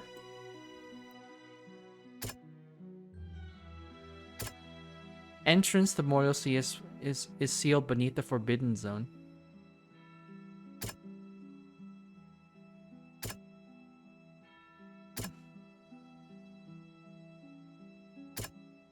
Is it? We know from the case of the serial disappearances of young women that Fontainians can be dissolved in primordial seawater. And the first stone slate tells us that long ago, the Hydro Archon used her power to turn oceanids into humans. This might be the reason that Fontainians can dissolve. Okay. Becoming oceanids is proof of their origin.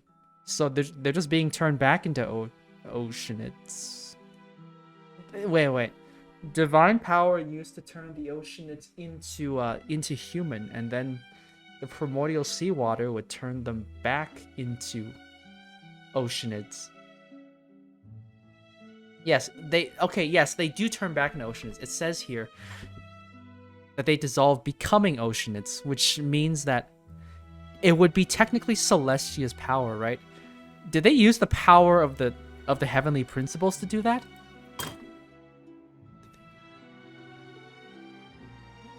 Okay.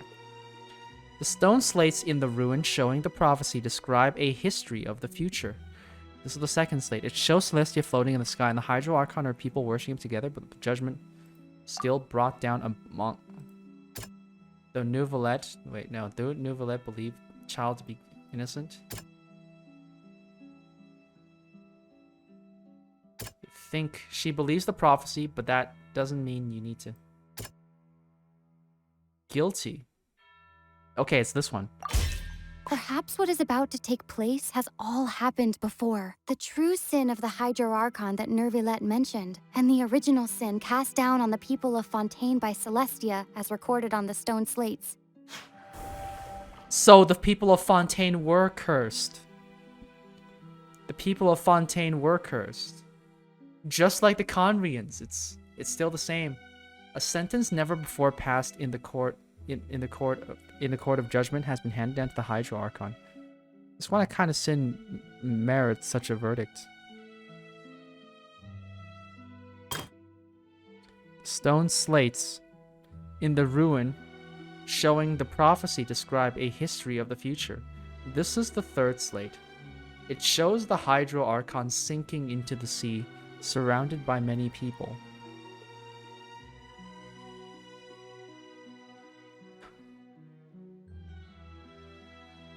This one has to do with Navia, right? The stone slates in the ruin showing the prophecy describe a history of the future. Sinking into the sea. Over the years... Okay. Wait, let's look at this again. The Hydro Archon sinking, surrounded by many people. It's similar to Navia's. It's not as simple as falling into the sea. When Navia fell into the sea, her consciousness was subjected to judgment. The stone slates show the people gathered around the Hydro Archon in the sea. Could that be alluding to the same thing? Okay.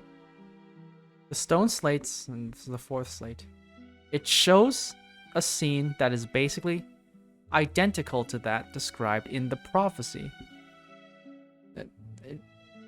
Circulating throughout Fontaine. Fontainians will eventually be dissolved in the sea, and Hydro Archon will sit alone on her throne and weep. Child's conviction, the entrance.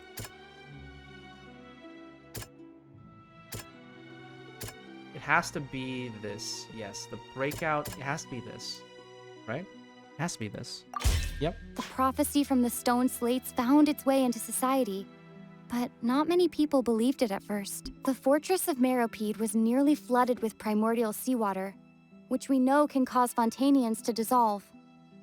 It seems increasingly likely that the prophecy may come true. Right, if we hadn't dealt with it in time, things could have gone very badly. They'll dissolve into the primordial sea but won't cease to exist. Their essence will flow in the seawater, converge, and take the form of an Oceanid. The Hydro Archon was sentenced to death in court, shocking everyone present. Perhaps this means that her sin was actually Fontaine's original sin. Navia fell into the water inside those ruins, and she nearly dissolved. She was surrounded by the people of Poisson in a court within her consciousness, and was forced to take part in a trial meant to make her stay. The eruption of the primordial sea at the fortress of Meropide was the surest sign that the prophecy was about to come to pass no matter what. The prophecy's contents can all be verified by recent events. If we combine what we know together, loads of truths should come to light. Okay.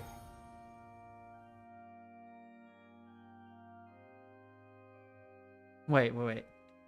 That also brings up another point that I just thought of. Remember the Oceanids didn't recognize the new authority of the current Hydro Archon? And they fled across many different places. Like, for example, the Rhodia of Locke in Qingsa village. She was one of the high Oceanids who completely rejected the authority of the new Hydro Archon. What could that mean? We're gonna get any answers on that?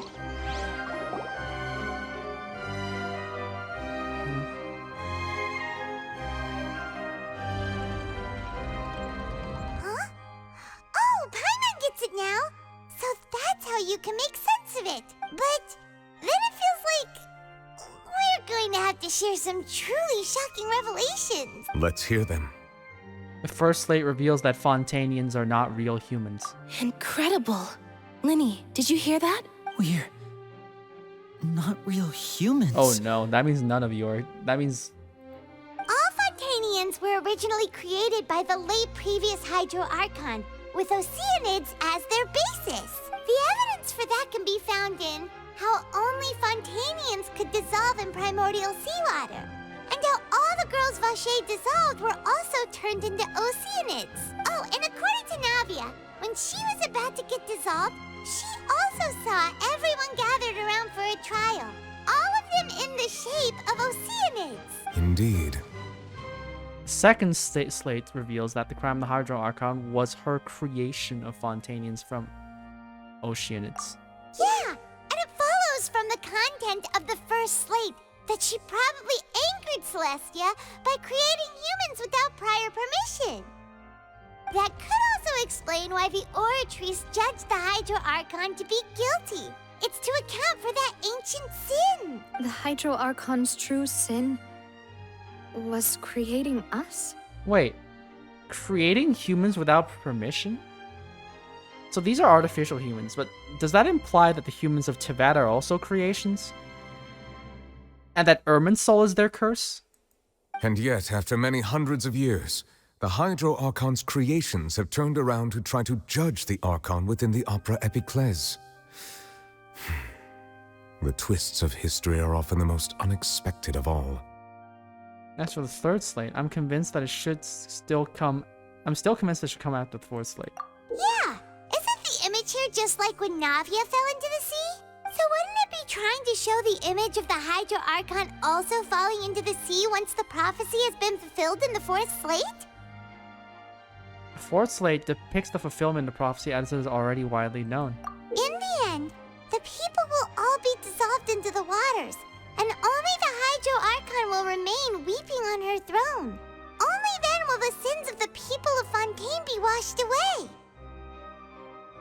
Did Paimon get all that right?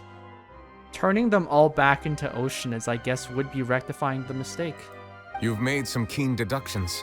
I must say, given how much you still don't know, it is impressive that you've already managed to connect so many pieces of the truth. However, while you were able to decode all the information on the slates, they've also been etched with an additional layer of hidden information using a different power source. When we were at the ruins, I tried to decipher the hidden information recorded in the slates. Oh.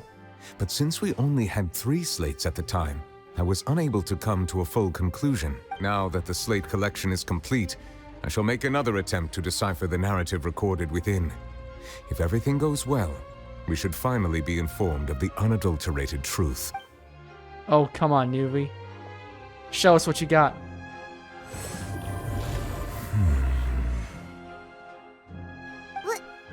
Well?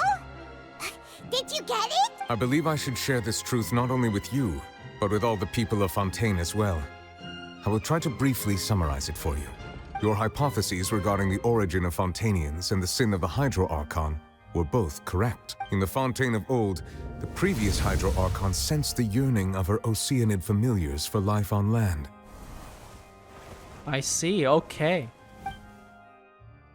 Life the originates Oceanids were from the sea. enamored with the beauty and romanticism of human beings, and wishing to have those experiences for themselves, expressed to the Hydro Archon their desire to become of a similar kind. However, even though water as an element is intricately linked with the power of life, the Hydro Archon, as one of the 7, did not possess the authority to create a new form of human life. Even though water is an element intricately, okay. Not one to give in, she eventually found a way to create permanent humanoid bodies for her familiars by appropriating the power of this planet's primordial sea. She poured primordial seawater into the Oceanid's blood vessels, creating humanoid mimics in the process. But if Fontainians were to ever come into direct contact with water from the primordial sea, the power within their bodies would escape these artificial restraints and return to the sea. As a result, their forms would collapse, and they would be reverted to their original forms as Oceanids. That means they're still alive though, right? That means they're all still alive, but as Oceanids. Or Oceanids. Of course, the Hydro Archon never received permission from the heavenly principles to create a new human race. And the primordial sea, right? The primordial sea is from like the Teyvat that came before the heavenly principles, which further solidifies the assertion that the heavenly principles are descenders, aka the colonists of Teyvat. And thus, the Hydro Archon and all of her creations came to shoulder the original sin of appropriating the power of the primordial sea. That is the true history of how the people of Fontaine first came into being. So we were all Oceanids before we turned into human beings? That's way too much information for me. I think I'm just going to pretend that I never heard a single thing. Wait, but if that's the truth, we can't let the Hydro Archon be sentenced to death. After all, her only sin was creating us. This really might be too much information for your regular Fontainian, but it does answer a lot of our questions. Alas, your hypothesis regarding the third and fourth stone slates was inaccurate. The slates' respective positions are, in fact, correct. So they are in the right order. What is the third slate supposed to represent then? A key point of the visual on the third slate is how all the individuals depicted in the water are humans rather than oceanids. They have not been dissolved, which implies that the water depicted in this slate is not water from the primordial sea. The nation of Fontaine is the nation of Hydro, as well as the nation of Trials and Justice. Instead of being the literal element, the water in the scene symbolizes judgment and justice. You may also recall Navia's experience. When she fell into the sea, her consciousness was surrounded by that of many others who intended to hold a trial to determine her fate. Therefore, the meaning of the third slate is that the people of Fontaine shall try the Hydro Archon at the court of justice. Oh, we just fulfilled the prophecy? We went out of our way to fulfill it. Yes, it refers to our present situation. I think I'm following now. So, what you're saying is, even though we decided to put on this trial to avoid fulfilling the prophecy, in truth, everything we've done has happened exactly as the prophecy foretold. So now, it seems, we're the ones making sure it comes true. No. Oh no. What should we do? I don't know. I feel like there's no way out of this. Huh. No matter what, the prophecy will be fulfilled. Is this what it feels like to be a prisoner of fate? If that's the case, does that mean the scene in the fourth slate will also be fulfilled soon? Traveler, I would like to point out another small fallacy in your deductions. About the fourth slate, you probably thought that the eruption of primordial seawater beneath the fortress of Meripede served as the surest sign that the prophecy was about to come to pass, yes? However, I believe that rather than being a sure sign, that eruption could in fact only be a small warning of something far worse to come. As for the root cause of the catastrophe, I believe you've already encountered it once before. I have? Wait, could it be? Oh no. What is the true source? This eruption was just a small warning of the things to come. We must find the root cause of the disaster. Okay. Alright, we're gonna move ourselves back up. No, we're gonna move ourselves down. No, we're gonna move ourselves up here. Okay, there we go, that's better.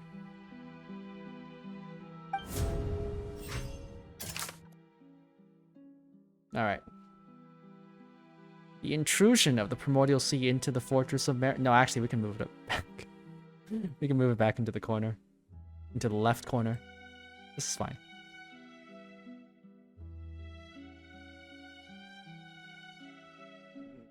It's been protecting its entrance. Alright.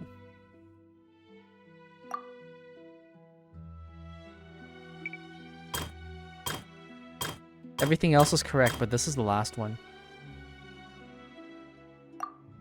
Became Linny's attorney. Wait, it's child, isn't it? The Oratrice? Murder case. She is actually afflicted with some sort of curse. Oh, it could be related to that. Indescribably massive whale. The whale in the dream? It was both dream and reality. If we're talking about a true culprit, that could only be that thing inside the primordial sea, right? The truth, the original sin, the trial, and the root cause of the disaster.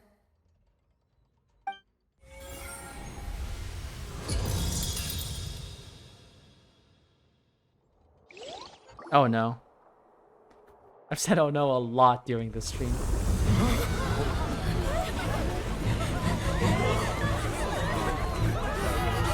There we go. What's going on? It's the whale, what? Come on, child.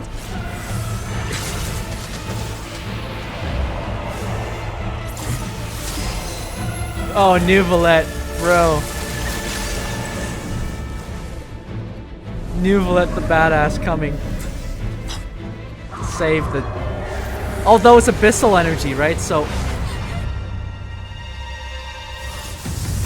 Oh, there it is! The king is back! He's back! Let's go! It's the whale that he fought.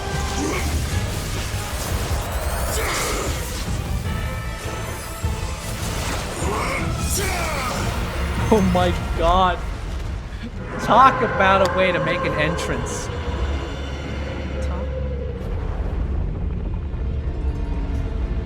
Oh, that's just... Hey, welcome back to Fontaine, child. Welcome back. We missed you, buddy. We missed you.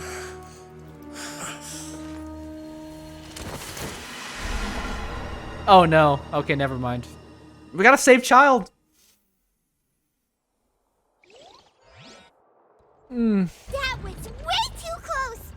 How did that thing just burst into the Opera House? Wait, was that the huge whale you saw in your dream? That's right. I wager that it was also the one the child saw when he was young. So we've met it at last. I understand very well why it has chosen to make an appearance here. That whale does not belong to Teyvat. It is a monster that has traversed the stars, weeping all the while. It has been greedily consuming the energy from the planet's primordial sea, using it to grow. That is the main cause for the rising sea levels. Really? And once it has finished consuming all of the energy contained within the sea, its next step will be... You said that when the Hydro Archon first created Fontainians out of Oceanids, she filled their blood vessels with primordial seawater. Precisely. That whale finds the blood of Fontainians nigh impossible to resist. Therefore, when it left the primordial sea, it decided to make its next stop a packed opera house full of food. Food in the form of Fontainians. We just barely managed to push it back, right? In that case, won't it come back to target the people again once it's managed to recover its strength? That is correct. Indeed, it is more accurate to say that we should thank that Harbinger for buying us some time. Without him, the whale would have likely come onto land far sooner. Oh. Child. Oh, man. Child, the MVP from behind the scenes. From the way he looked, he must have been fighting the creature for quite a long time. That battle maniac. We've always known that he had a special connection with that whale, but we definitely didn't expect it to help us out like this. Anyway, now that we know that this whale is the actual cause of the disaster recorded in the prophecy, all we need to do to stop the prophecy would be to find a way to beat it up, right? It is too late. What do you mean? It had already absorbed too much of the primordial sea's energy before we could notice it. At this point, it has become practically integrated with the sea itself. Even if the entirety of Teyvat were to be destroyed, it could still survive and swim off towards some other world. That's not something I will accept. We've already done everything we can, and we even found the true culprit. We've come so far. You can't just tell me that the last hurdle is some impossible foe. That's just not fair. Indeed. That's not how a grand performance should end. I'll fight it to the end. No matter what. So the prophecy will be fulfilled no matter what, huh?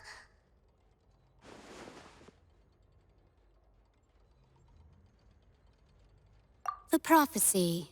Yes, what has been prophesied will be fulfilled. You may view such things as the history of the future. After everything, it still turned out. But where the gods' gaze do not fall. That whale is from another world, right? But wait, if this is all about fate. Just as prophecies are usually only the future as seen from the perspectives of the gods, could things be happening in hidden corners where the gods' gaze does not fall? Yes, very much so. Ultimately, fate shall serve as your only guide, no matter what will happen in Teyvat's future. Okay. All you need to do is to play your part. That's better.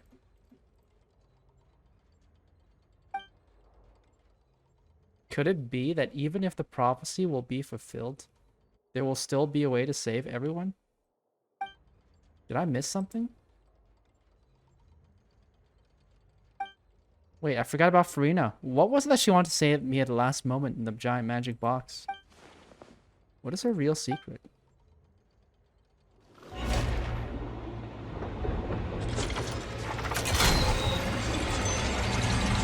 The Oratrice!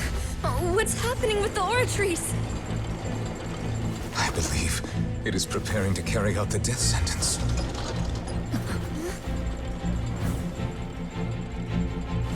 Furina!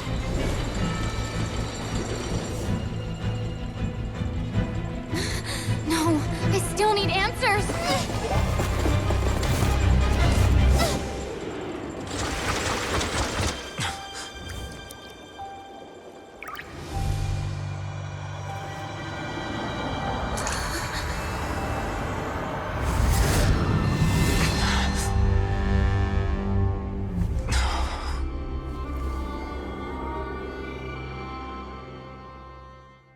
Okay, who is that? Is that evil Furina? Egeria? Somebody?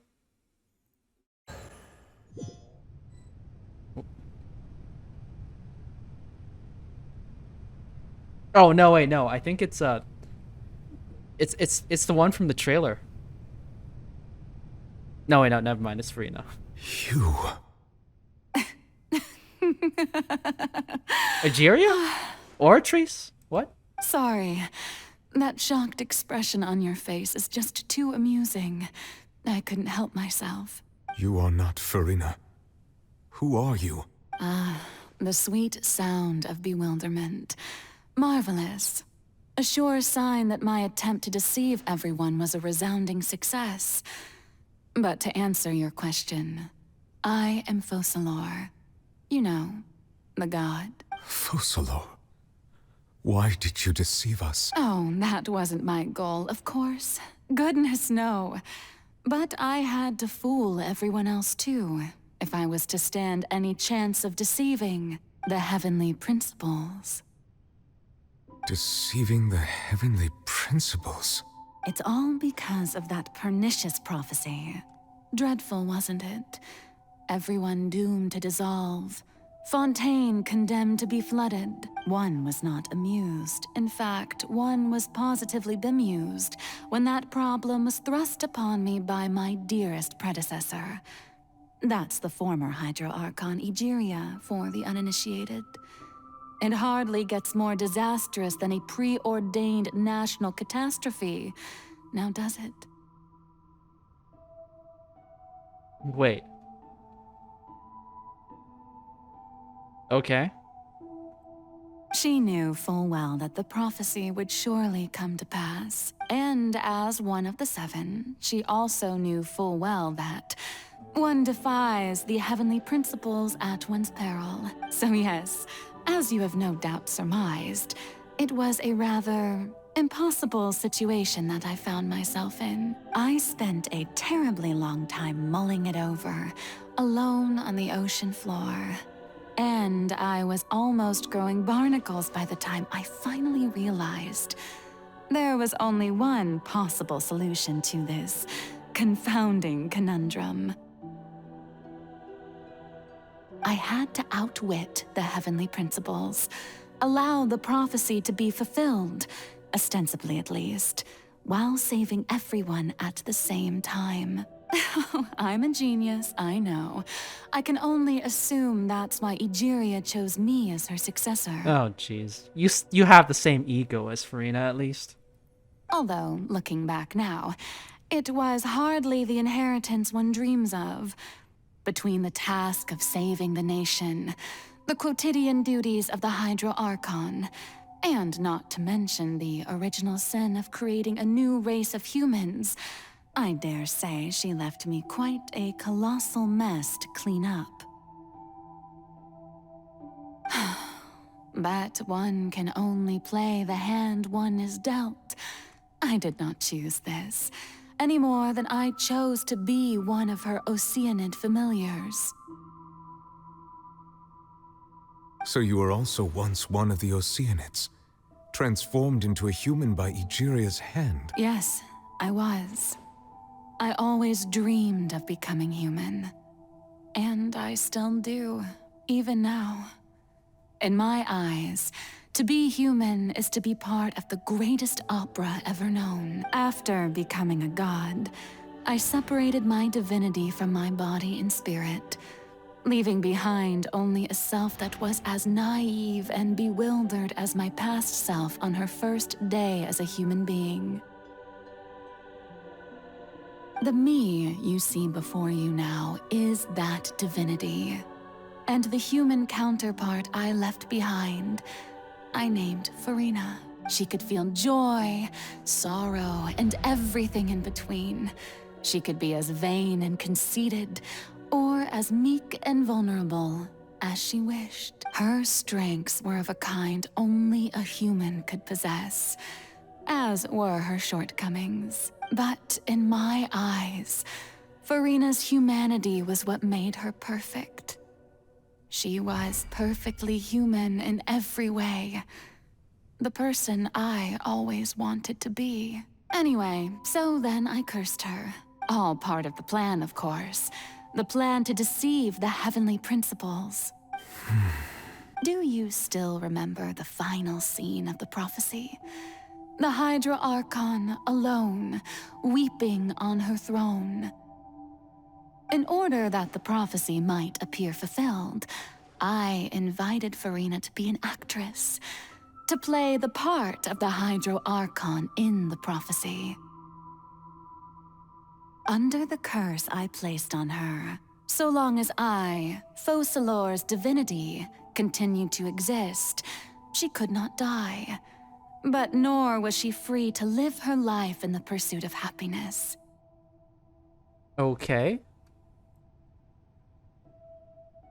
Instead, she was forced to take the stage in the opera house, to embrace the role of leading lady, to forever play the part of the god from the prophecy, all to create a deceitful appearance of that prophecy coming to pass. I suppose now you probably understand why your court is called the Opera Epiclese. But Furina is only human, isn't she? Even though she has had a long life, her mind is no stronger than that of any other ordinary human being. I cannot begin to fathom what she has had to endure. It must have been torture for her. It has indeed.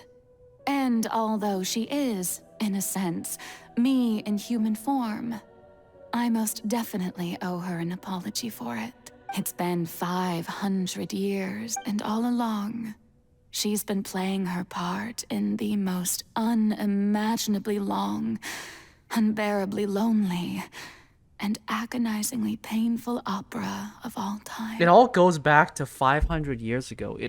Everything connects back to the cataclysm of 500 years ago.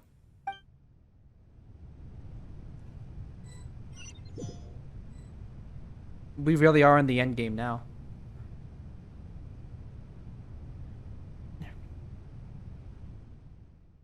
I came into contact with Furina's tears. If I remember correctly, tears often contain a being's strongest emotion. With sufficiently strong hydrosensitivity, I can form an emotional connection, just like I did with that ocean in the Fountain of Lucine. Wait, could that be Furina's inner world? What is she doing on stage? Wait a moment. That probably isn't Furina. It's a reflection of her inner self. If I can directly speak to that self, I may be able to easily get what I wanted to know. Came here for answers. Either way, this opportunity is not to be missed. Let me try talking to her. Come on, more talking traveler. Paimon's not here, right? Paimon's not here. Paimon's not here.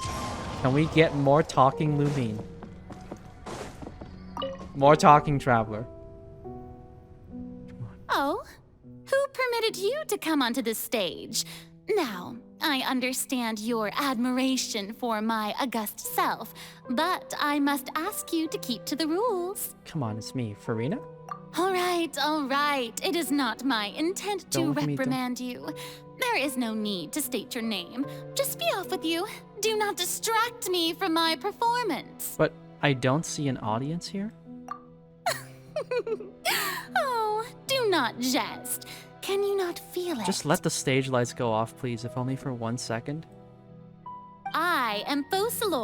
The eyes of countless Fontainians are upon me. I must, at all times, display the utmost elegance and nobility. Turn the lights off. Something, I can finally be myself again. That's what that top text said. Something's off. There's no getting through to her. Even in her heart of hearts, she's still playing the role of the Hydro Archon. What sort of resolve must she have that even her inner self and subconscious would have such an impenetrable defense? I have to find a way.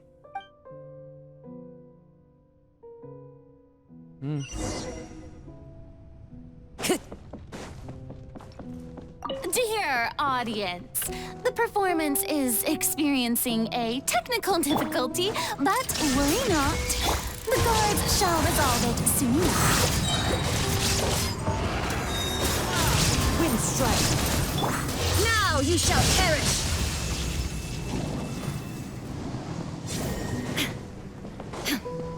Hey, what gives? The audience is still watching me, you know. Guards? Wait, where are the guards? Guards!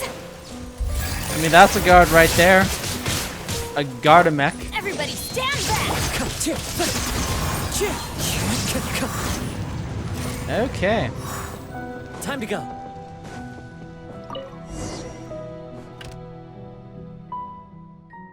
That's all the spotlights turned off. In Furina's heart, they must have symbolized the eyes of the people on her. Speaking of which, I think I just received some sort of signal. Was that her true voice? A ticket. When did I end up here?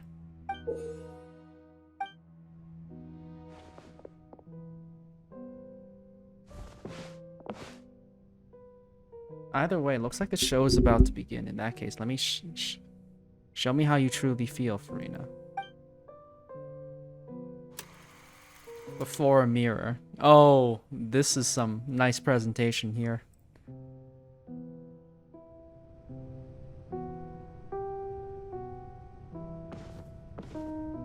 Okay. Well, we're Furina now.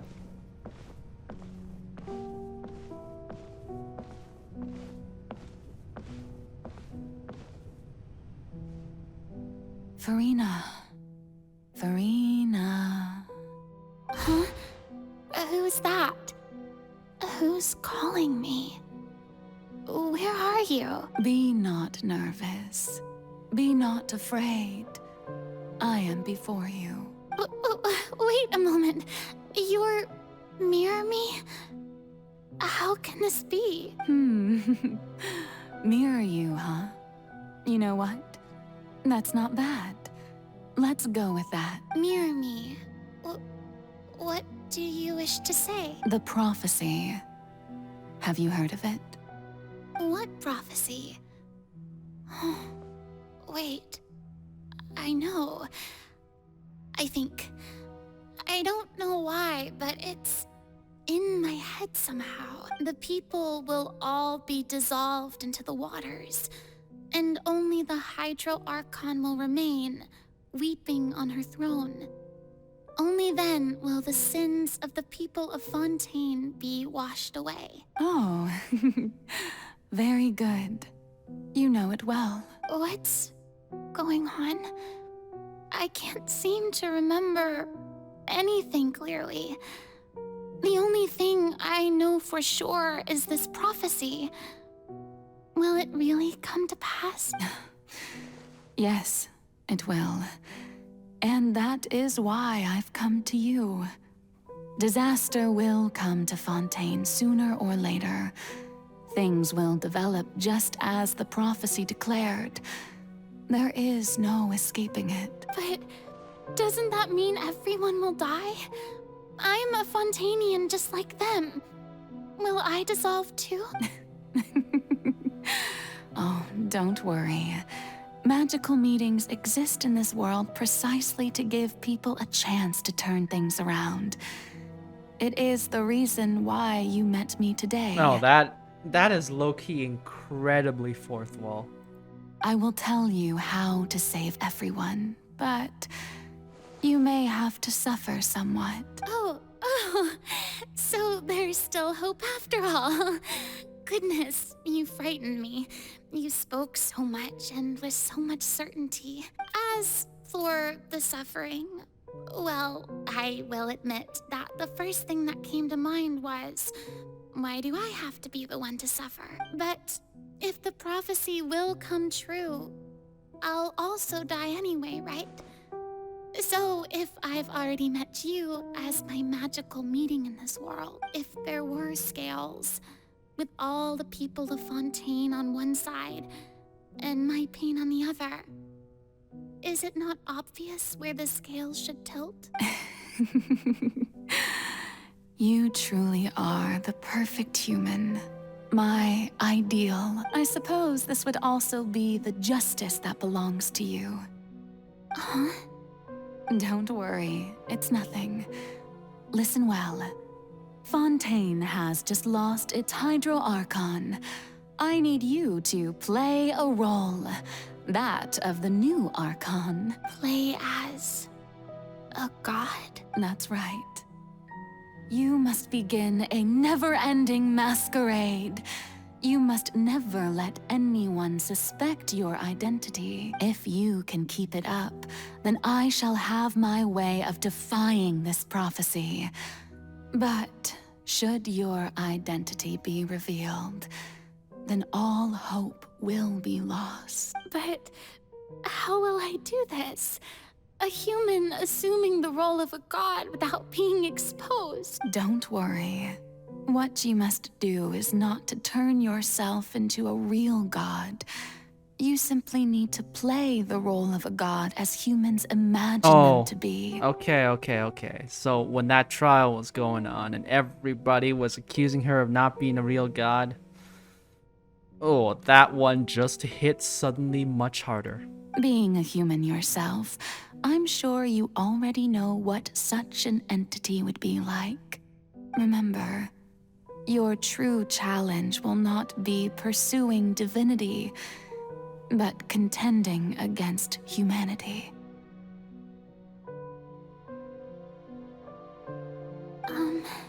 I'm still not sure I understand, but I'll try. I'll try to do this. So, how long am I going to have to play this role? To accomplish this mission, you will have to stay on the stage for many, many years.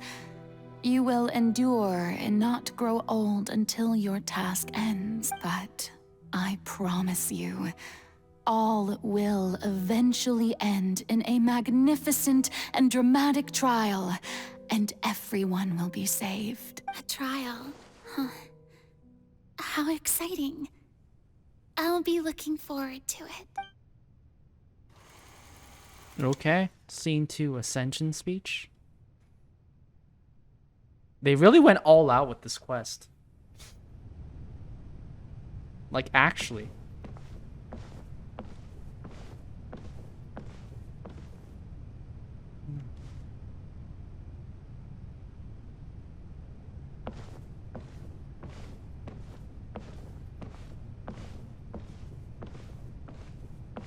Alright, let's ascend. I am now your new god.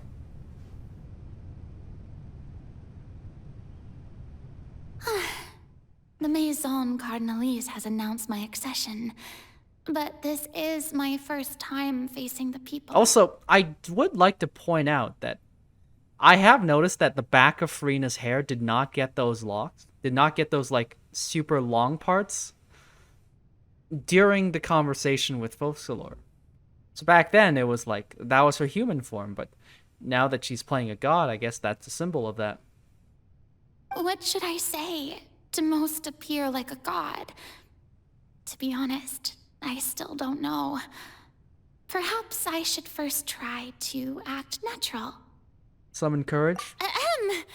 Ladies and gentlemen, good evening, and welcome to the Opera Epiclese. I'm sure you've all heard about how I have taken on the role of Hydro Archon. Indeed, I am Furina de Fontaine, your new Archon. In truth, I know little about becoming a nation's new god, but it will be my honor to guide you all. As the god Focalor, the god of justice, I shall do all within my power to lead you into an age of fairness and justice. Once again, thank you all for coming.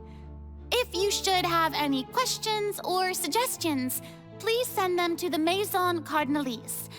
The future of Fontaine will require us to work together, after all. This should do it. I thought I might stammer, but thankfully, I was able to convey my thoughts just fine.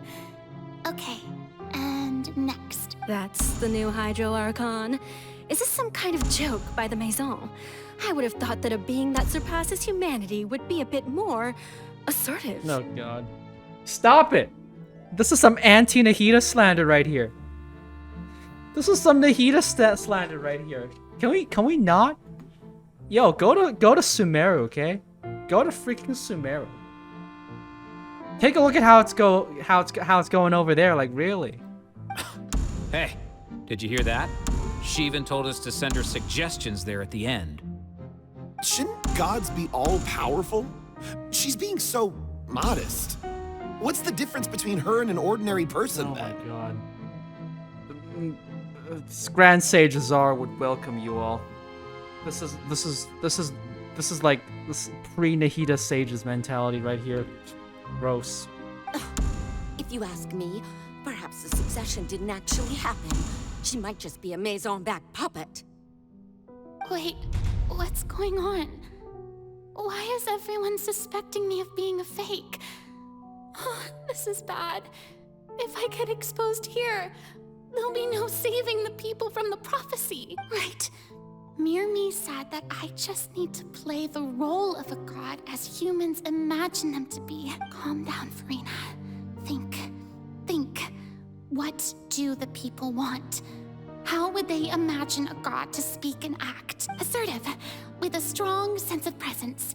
One who can dispel all doubt. That is the character I'm fated to play.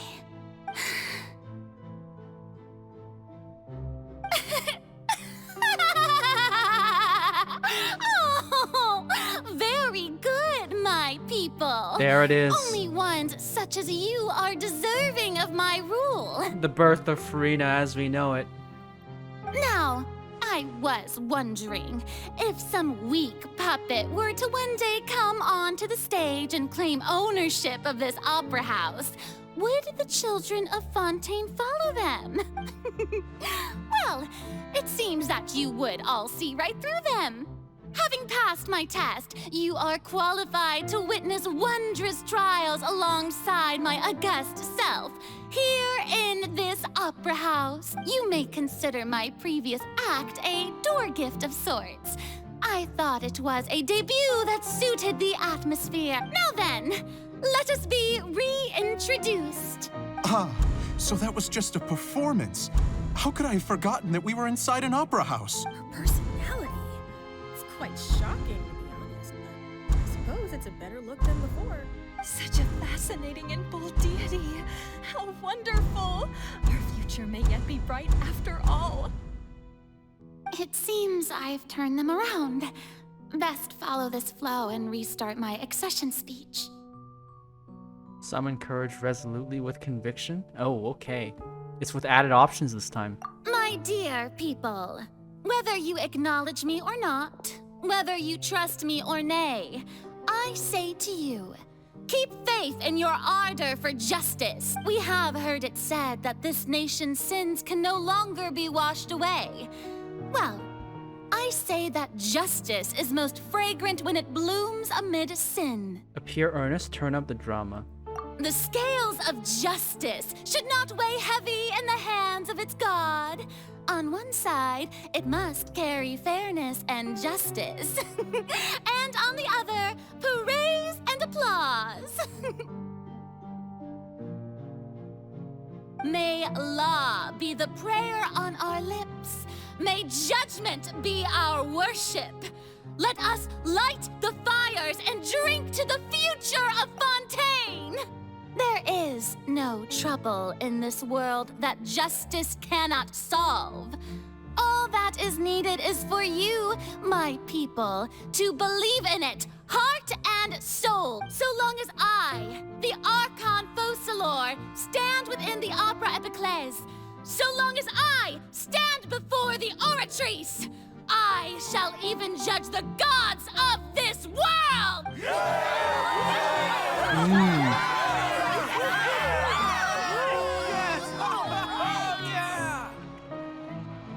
Okay. Scene 3, Opera House, Furina.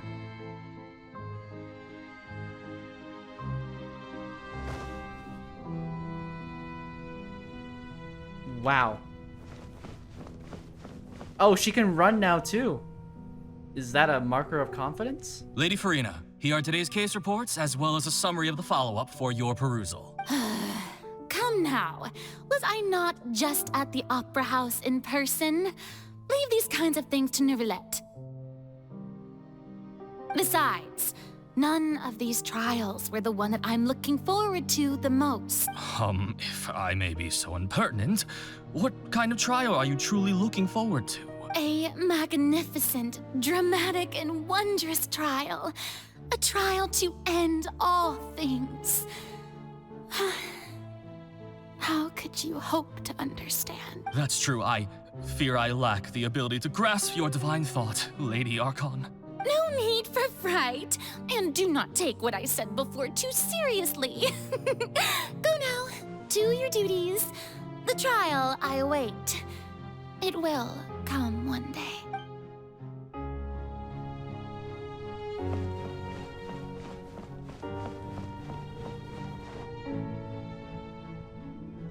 Lady Furina, I don't know what to say. Thank you for agreeing to see me. I have to wonder though, did that trial already happen? It's the one that was prophesied in the prophecy, right? So, Furina got what she wanted. She got the grand trial. No need to thank me. Or rather, thank your own sense of perseverance instead. Long have you stood in line to meet me, have you not?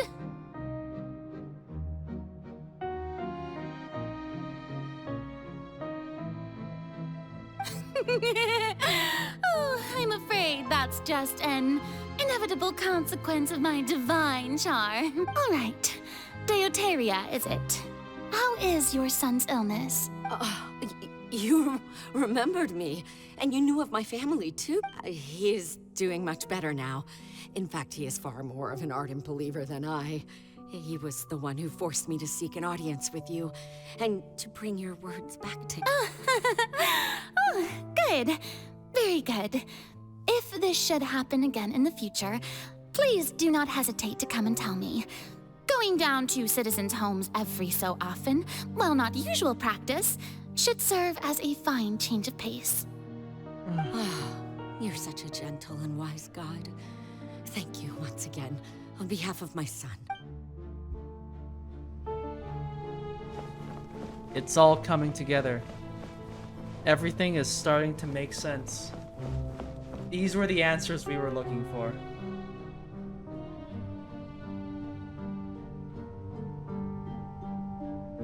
Lady Furina, here are the latest hydrological reports. As for the specific parameters you asked to take note of, I'm afraid things still don't look good. I see. It's as I thought then. As your god, I did already expect this, but I wanted to see how far your human wisdom would allow you to analyze it. All manner of signs indicate that the prophecy will still come to pass. Forget it. That's not something you need to worry about right now. Well, as I understand it, the Fontaine Research Institute is also trying to find a way to counter the rising water levels. Really? Have they found anything? I'm afraid that they haven't found any effective solution thus far. Oh, is that so? Well, no wonder. This issue has reached the realm of the gods, after all. Still, their spirit is praiseworthy.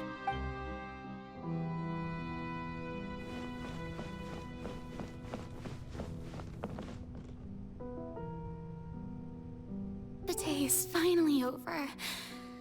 I haven't had a moment couldn't breathe this whole time. But it's good to see that everything's getting on track.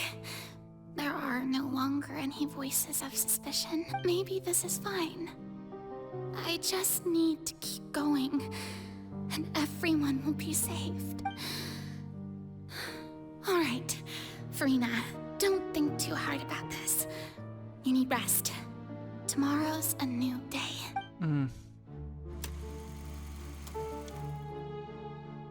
My god, the story just gets sadder and sadder.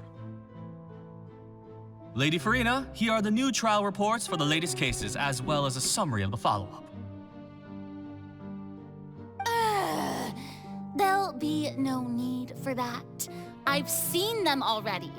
There's no need to go back over scenes I've witnessed in person before. Lady Furina, I've waited so long for this chance to see you in this manner. Indeed, my dear, loyal citizen. This joyous moment is an honor for us both. She's gotten used to it. Lady Furina, we're detecting significant hydrological anomalies near Poisson. Understood.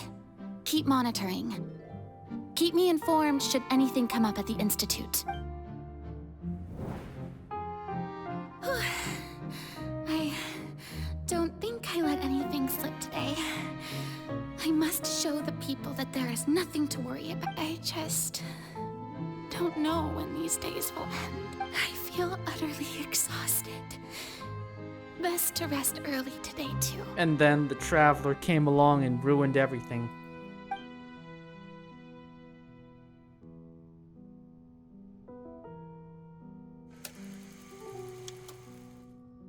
Scene 5.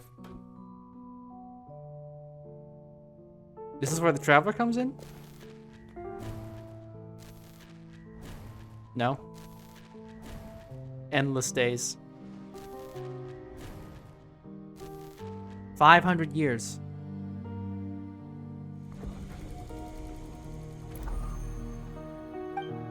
Scene 18,200. 182,375. Lady Furina, it's like a dream being able to speak with you up close like this. I've heard that the first member of our family who was honored to receive an audience with you was Madame Deoteria, almost 20 generations ago. Oh, okay. It's been a while. And what a fine family yours is indeed. It brings me great joy to meet such a faithful believer. A descendant of a line most ardent. Surely you exaggerate, Lady Furina. My lady? What is it, good citizen? Are you crying?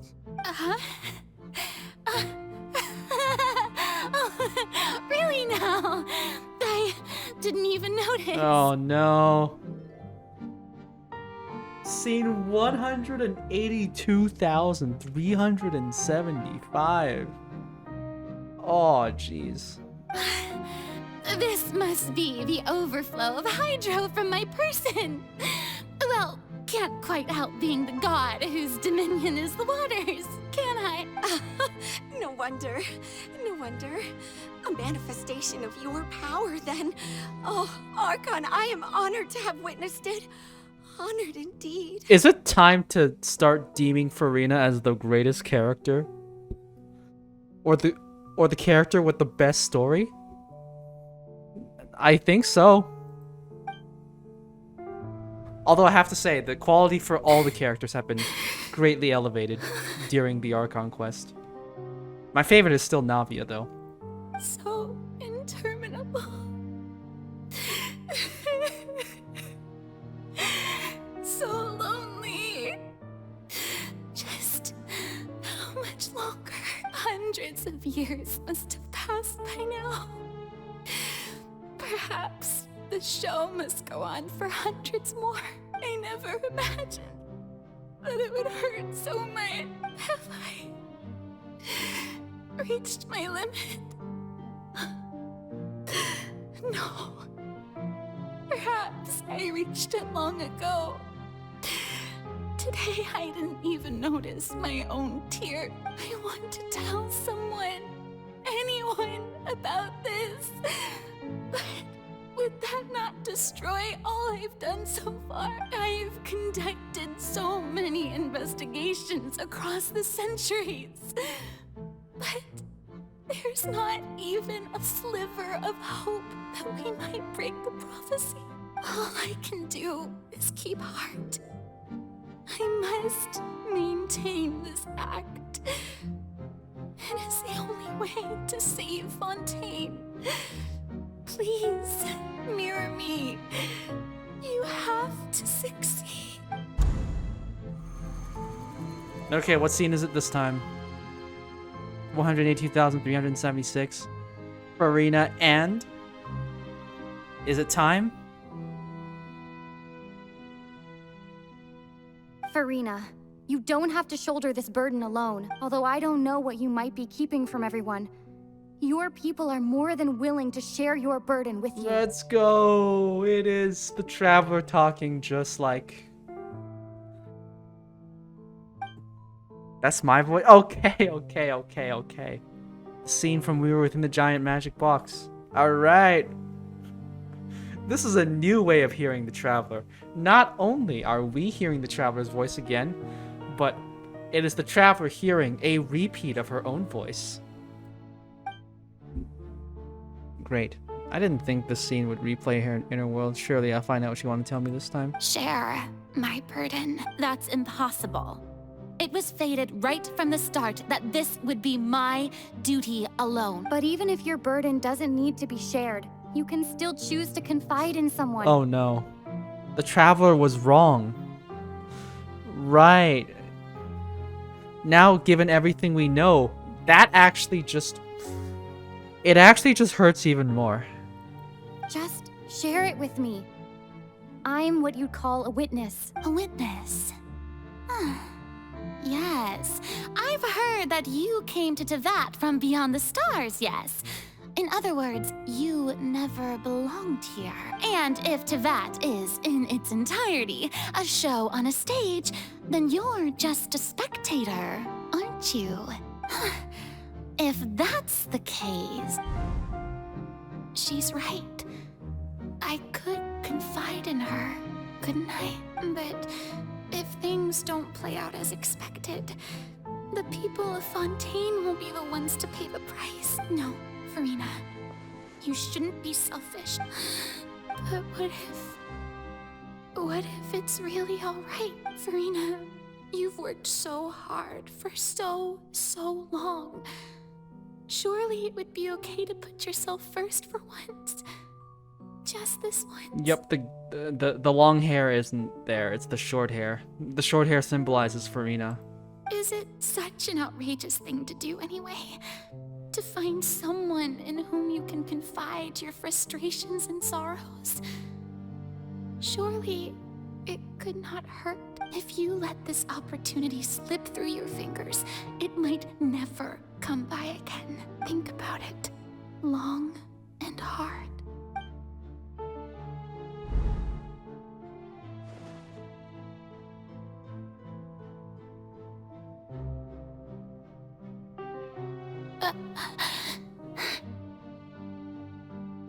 No, I have nothing to say. I am Furina, the Archon of Fontaine. Everything will surely get better. All you need to do, dear spectator, is to witness my performance until the curtains fall. Still the same answer, huh?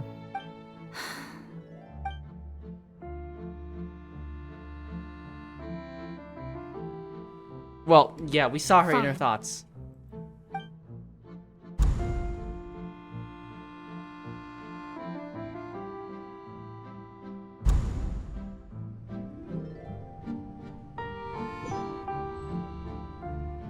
So even Furina doesn't know the truth? You've never once let her in on the full plan? Yes, it had to be done. To deceive the heavenly principles, you must first deceive yourself. She did very well. If she had let her resolve falter even once in these 5 centuries, Fontaine would have been doomed to the most tragic fate. It seems that trusting humanity was the right decision after all. I believe that I understand how your deception works, but that is only half the truth, is it not? How would you build on this foundation to save the people of Fontaine? That is the most important thing. Ah, good. Of course, the Iudex of Fontaine has pinpointed the crux of the issue. I'm sure you've long sensed that the Oratrice is no simple machine, yes? There it is. We're getting the answers. We're getting the answer to the Oratrice. Okay. You're gonna pay full attention to this one. I've always suspected that it had its own consciousness. And Lenny did mention that he heard a human voice within the core chamber. It now seems that that person was you, hidden within the machine all along. Am I right? And then I became one with the Oratrice, taking Fontaine's gnosis with me. Yes, it would seem so, wouldn't it? The gnosis is there. Alas, your understanding of this device still lacks sufficient depth. In truth, it is no enactor of justice. It is, in fact, a device created to kill the god of justice. I beg your pardon? Oh, you have it. And to be more precise, not only will the Oratrice take down the god of justice, it will also take down the divine throne upon which she has been placed. I mean, did you think I would be the sort to enjoy peaceful repose while Furina suffered? My work over these last 500 years has been to constantly accumulate indemnitium within the Oratrice. But really, some have already discovered that only a small fraction of the energy generated by the device was ever used to provide power to Fontaine. The vast majority had to be accumulated to enact this death sentence. It was all a part of your plan then? Both the trial and the sentence? Indeed. This power, accrued over 5 centuries, could have sustained Fontainians for millennia had it only been used for that purpose. Almost all of it has now been stored within the Oratrice. But only power of this magnitude could hope to destroy the Hydro Archon's divine throne, shaking the rules established by Celestia and breaking through the institution that is the Seven. Okay. Oh my god. That's what it's been all about after all. And the other Archons desire it too, right? Venti, Zhongli, Nahida, Raiden, they're not interested in keeping the seats of the Seven either, which is why they allowed their gnosis to be let go. So the Oratrice's call for death was for neither Furina nor Focalor, but for the Hydro Archon. The destruction of that divine throne. If I do not misunderstand your intent, you must be... What's gonna happen to the gnosis though? Are the Fatui not going to claim it? Returning what's rightfully yours to you, of course. Oh, yes. The authority of Hydro. In other words, this was all done to return the authority of the Hydro Archon to the Hydro Dragon of this planet. But...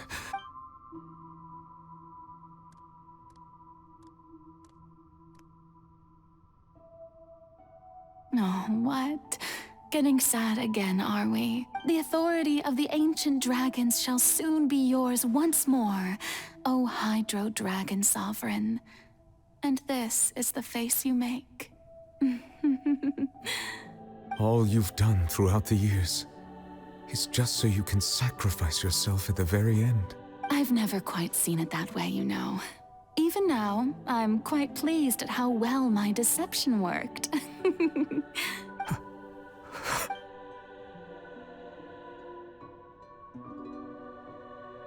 Hydro Dragon, don't cry. I must say, had it been within my rights, I would have loved to judge the heavenly principles themselves. Were they not guilty of essentially the same crime? Egeria stole the power of the primordial sea, and the heavenly principles stole the power you ancient dragons possessed. I, for my part, am the god of justice. And is it not just that your original powers should be returned to you? Speaking of justice, I have always believed that justice lies in the process of pursuing human existence itself. So, if the theft of the primordial sea's might was Fontaine's original sin, then, leaving matters of procedural right and wrong aside, the descent of the Fontainians as humans and their right to exist in this world would be Fontaine's original justice. What? Leaving matters... Okay. In other words, existence was Egeria's justice, and to me, justice is the continuation of that existence, defying the prophecy and ensuring that Fontaine's people shall live on. That should be the justice enthroned over all others. At this point, we, whether it be myself or all other Fontainians, have shouldered the burden of this sin for far too long. Iudex Neuvillette, the highest judge in our land, when you regain your full power as an elemental sovereign, what verdict shall you pass upon us?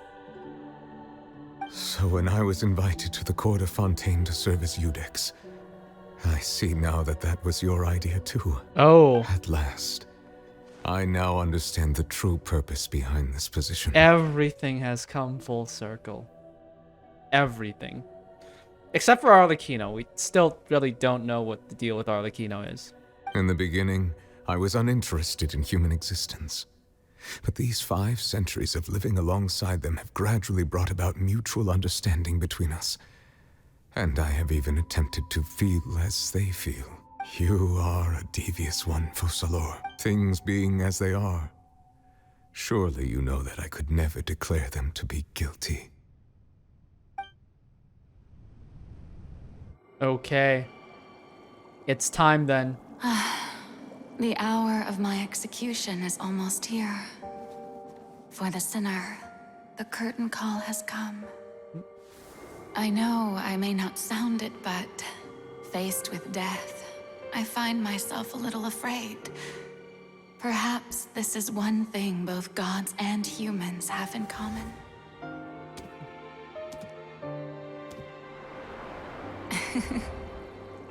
Farewell, Neuvillette. Oh, I no. hope you've enjoyed the part you played these 500 years.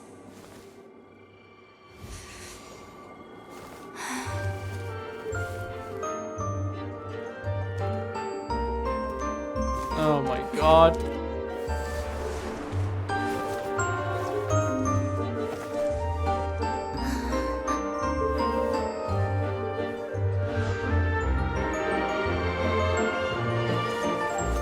This is better than Sumeru. This is officially better than Sumeru Act 5. Fontaine Act 5, just as I thought. Best Archon quest.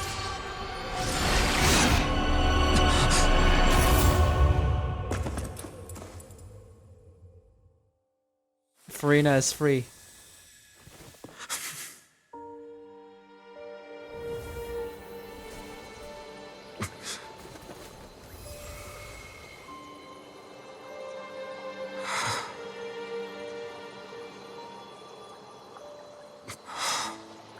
I just...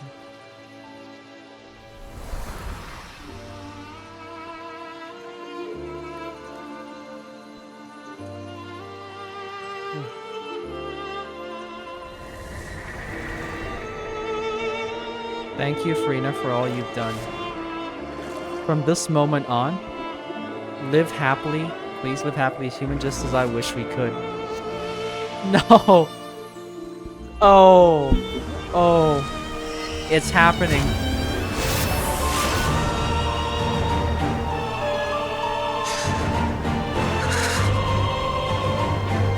It's raining because Neuvillette is sad. I, Iudex Neuvillette, hereby declare. It's a monsoon. People of Fontaine, your sins are forgiven.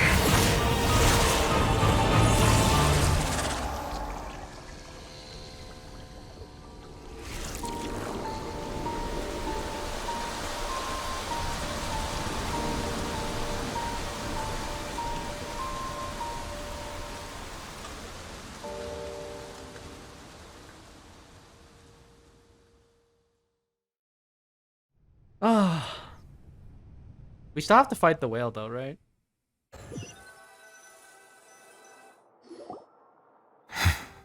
We still have to fight the whale.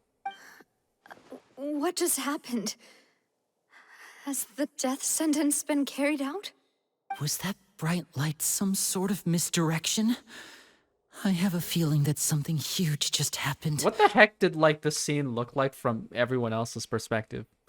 Like the scene with Furina and the Traveler was like an inner world type thing, and so was Focalor and Neuvillette, right? So what the heck was that? But since we're all still alive and haven't been dissolved, I assume whatever happened was good for us. It's time to end this. We must mete out punishment to that beast. Didn't you say just a moment ago that it can't be defeated? I have gained the strength sufficient to deal with it. Through certain means, I now have the ability to separate the power of the Primordial Sea from that creature. Neuvillette's the main character, okay? I don't care what anybody says. Neuvillette is the true main character of this story. The true main character. Look at him getting that cutscene alongside the Traveler. We should seize the opportunity to pursue our quarry. Look at him becoming the Hydro Dragon. Or becoming the fully powered Hydro Dragon. You obtained power just now? Traveler, now that the Oratrice can no longer function, I require an executor to help me mete out justice. You mean me? The root of the calamities befalling Fontaine. The beast that enacts the prophecy. Its name is the all-devouring Narwhal. Come with me, Traveler. The hour of execution has come. Oh my god. We're doing this. We're really doing this. We're doing it. This is giving me ReZero vibes, like seriously.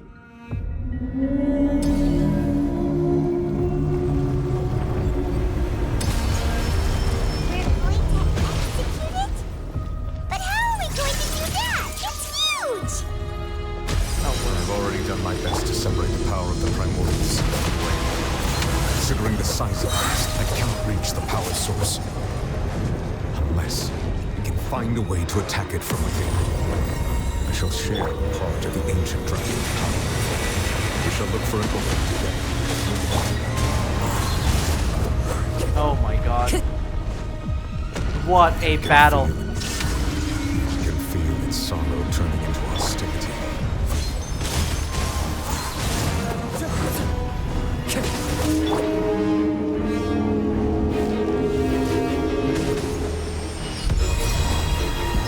Gotcha.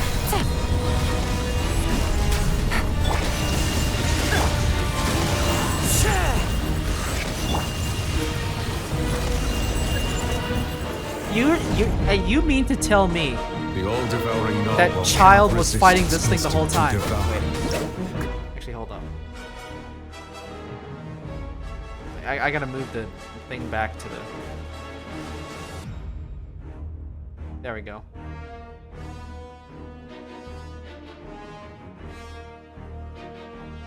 Okay, let's continue.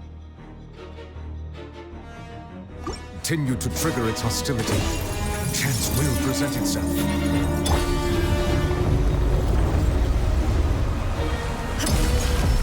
There is no escape.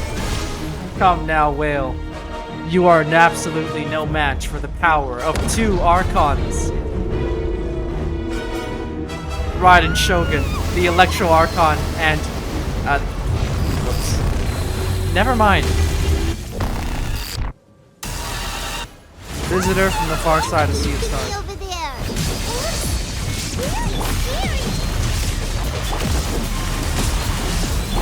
Inazuma shines What is this? Things are about to get dicey. I have granted you my protection. Do not fear. Seize the moment and use my power to suppress its root from within. Okay, wait. Where's the OC of Locke? Teamwork is dreamwork. Nah. I think we already used it up. Clouds high. The birds call.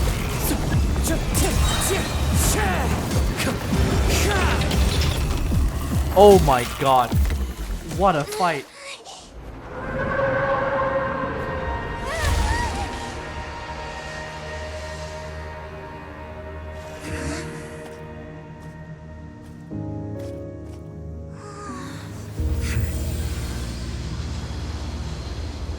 Is it dead?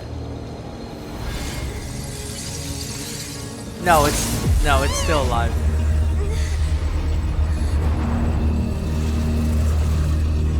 Wait, no, what's happening? Oh, it's the new character. It's the new character. What's her name? You know what? I'll just wait for an official introduction. Oh my god. Thanks for helping with the cleanup. It should have been my job, but oh well. You look like Bronya. It was just supposed to be a short private training session for me. I didn't think that my disciple and my master's pet would start brawling in the meantime. My disciple and my master's pet? Well, actually, I had a feeling that it would happen at some point, but they bumped into one another earlier than I thought. What a blunder. I suppose I'll have to swing my sword 3 million times as penance. Your master's pet? That power. Who are you exactly? Paimon has an idea. From what Skirk, she said okay. earlier, she must be Child's master. Skirk, Skirk right? was the name I had in the back of my mind, but I didn't want to say it because I don't want to get it wrong. It's just that he gave us the impression that she was the less talkative person. I simply did not have anything to say to the weak. But you, on the other hand, managed to defeat the all-devouring narwhal without using power from beyond this world. So you may speak to me as equals. What sort of person would take the all-devouring narwhal as a pet? I have to agree. It's a strange use of a planet's primordial waters just to raise an all-devouring narwhal. That kind of power is wasted on it. It's not cooperative. It eats too much. And I have more important things to do with my time than pet sitting. The only thing that creature has going for it is its looks. All in all, it fails as a pet. Miss Skirk? I think you might have missed the point. The point being? Well, being that this pet almost destroyed an entire nation. So what sort of person is your master? Well, Child's master's master. Wait, is that right? Oh, right. So you don't know him. Sorry, I assumed you did. His name is Sertologi. Sertologi? New name drop? What? I am unfamiliar with that name. Huh. So Master isn't sufficiently famous. How should I describe him then? Have you heard of the name The Fowl? The Fowl? Still nothing? Well, how about the Visionary? Vetterfulnir then? Or okay. Gold Rhindaughter? Okay, we hit one right there. Ooh, that one we've heard. Rhindaughter's part of the Hexen Circle. She's Albedo's mom, right? My god, I had no idea that Gold was, like, that powerful. Like, what? Could it be that she's still alive, too? Oh, so you do know that name. To be honest, I also heard all of those names and titles from my master. I don't actually know them either. But I suppose you understand now, yes? My master is likely a similar sort to Rhindaughter. They are both pursuing some form of perfection. Wait, didn't you also mention a visionary person? Paimon didn't quite catch their name. Actually, never mind that. I believe it expedient to inform you that the all-devouring narwhal used up nearly all its strength fighting you. Such roiling hydro energies will prove difficult for the planet's deep seas to digest. As such, the Fontaine back on the surface has most likely been thrown into chaos. In other words, the prophecy that you've been fretting over should now be in full swing. What? Oh my god. There's little to be surprised about. Yeah, every single time we think we might have done something, it's just... No, we haven't. It is natural after all. The prophecy will surely come true. We knew this and accepted it. However... Not to worry. Focalor has already managed to deceive the heavenly principles. In the end, the people will all be dissolved into the waters, and only Furina will remain, weeping on her throne. Oh, damn.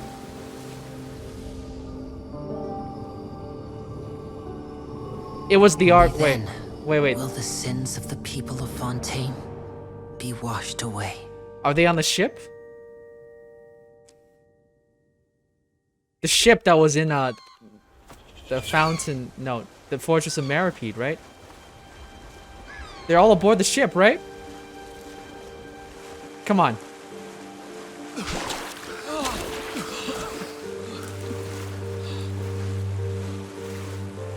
Hey! Help! Over here! Okay, it's a whole bunch of ships.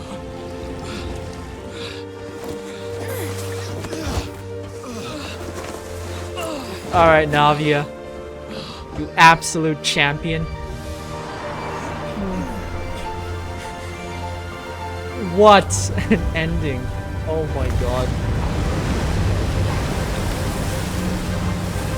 It is the ship. Yeah, it's the ship. It's the ship. It's the ship that Risley has been working on. Risley has been strangely absent this whole time. All hands, initiate emergency rescue! It's the ship.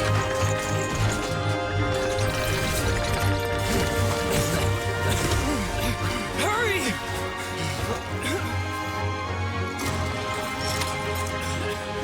Hey, lend a hand!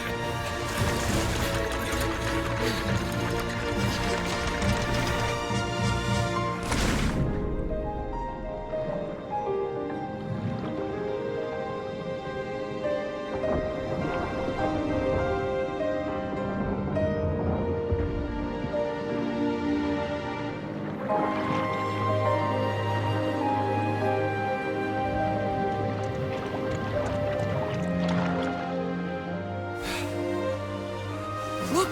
The water's receding! It's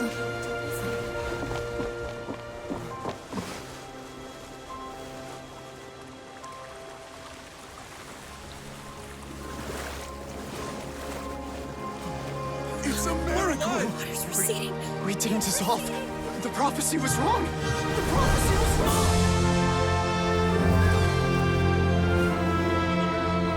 Let's go.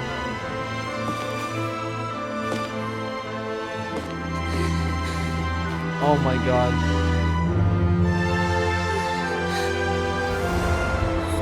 Are you alright? We're saved.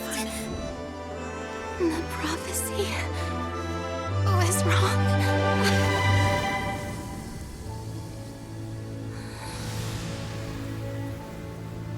Wow.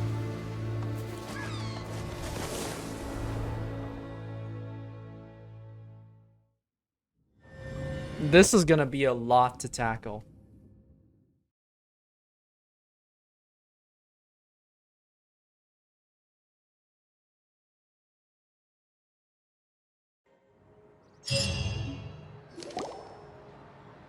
The soul renewed.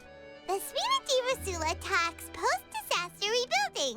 I recently visited Poisson to meet with Miss Navia, spokesperson of the Spina di Rosula, and we spoke about Poisson's present and future. Old soil can still give birth to new bloom, Miss Navia stated.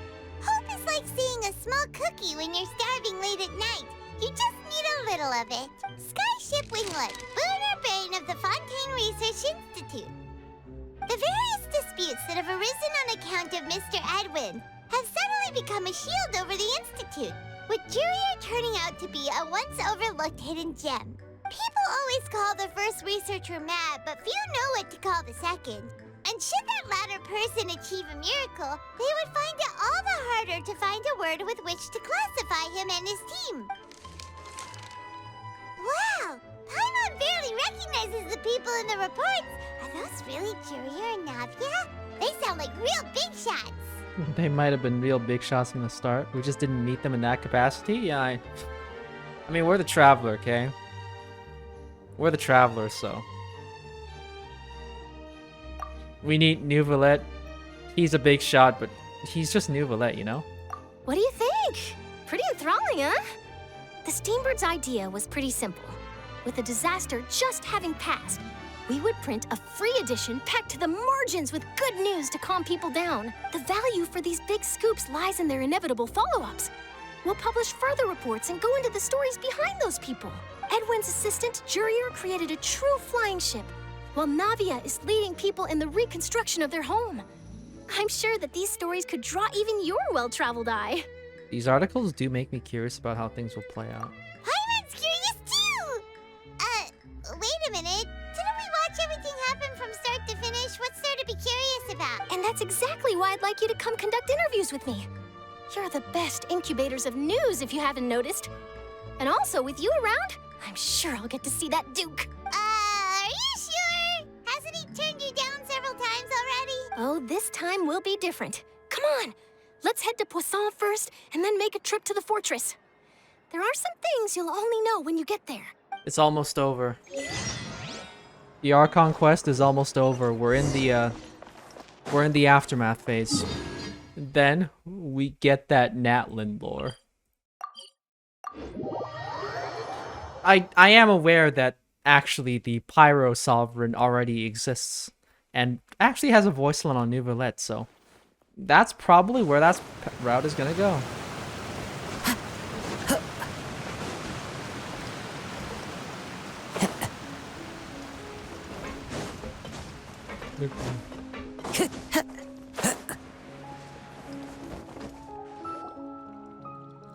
Navia! Oh, it's you. What brings you all Oh, here? yeah, right. The Hydronosis. We're not in epilogue phase yet. We still... The Hydronosis. Is the Hydronosis just gone now?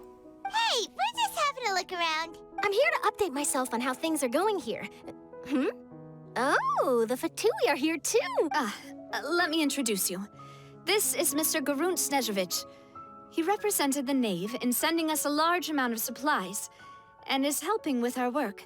Our residents are hard at work as well. Thanks to everyone, work is progressing nicely. We've lost a lot of people, but we're moving forward. That will have to be enough. Hello, Miss Charlotte. I'm a big fan of yours.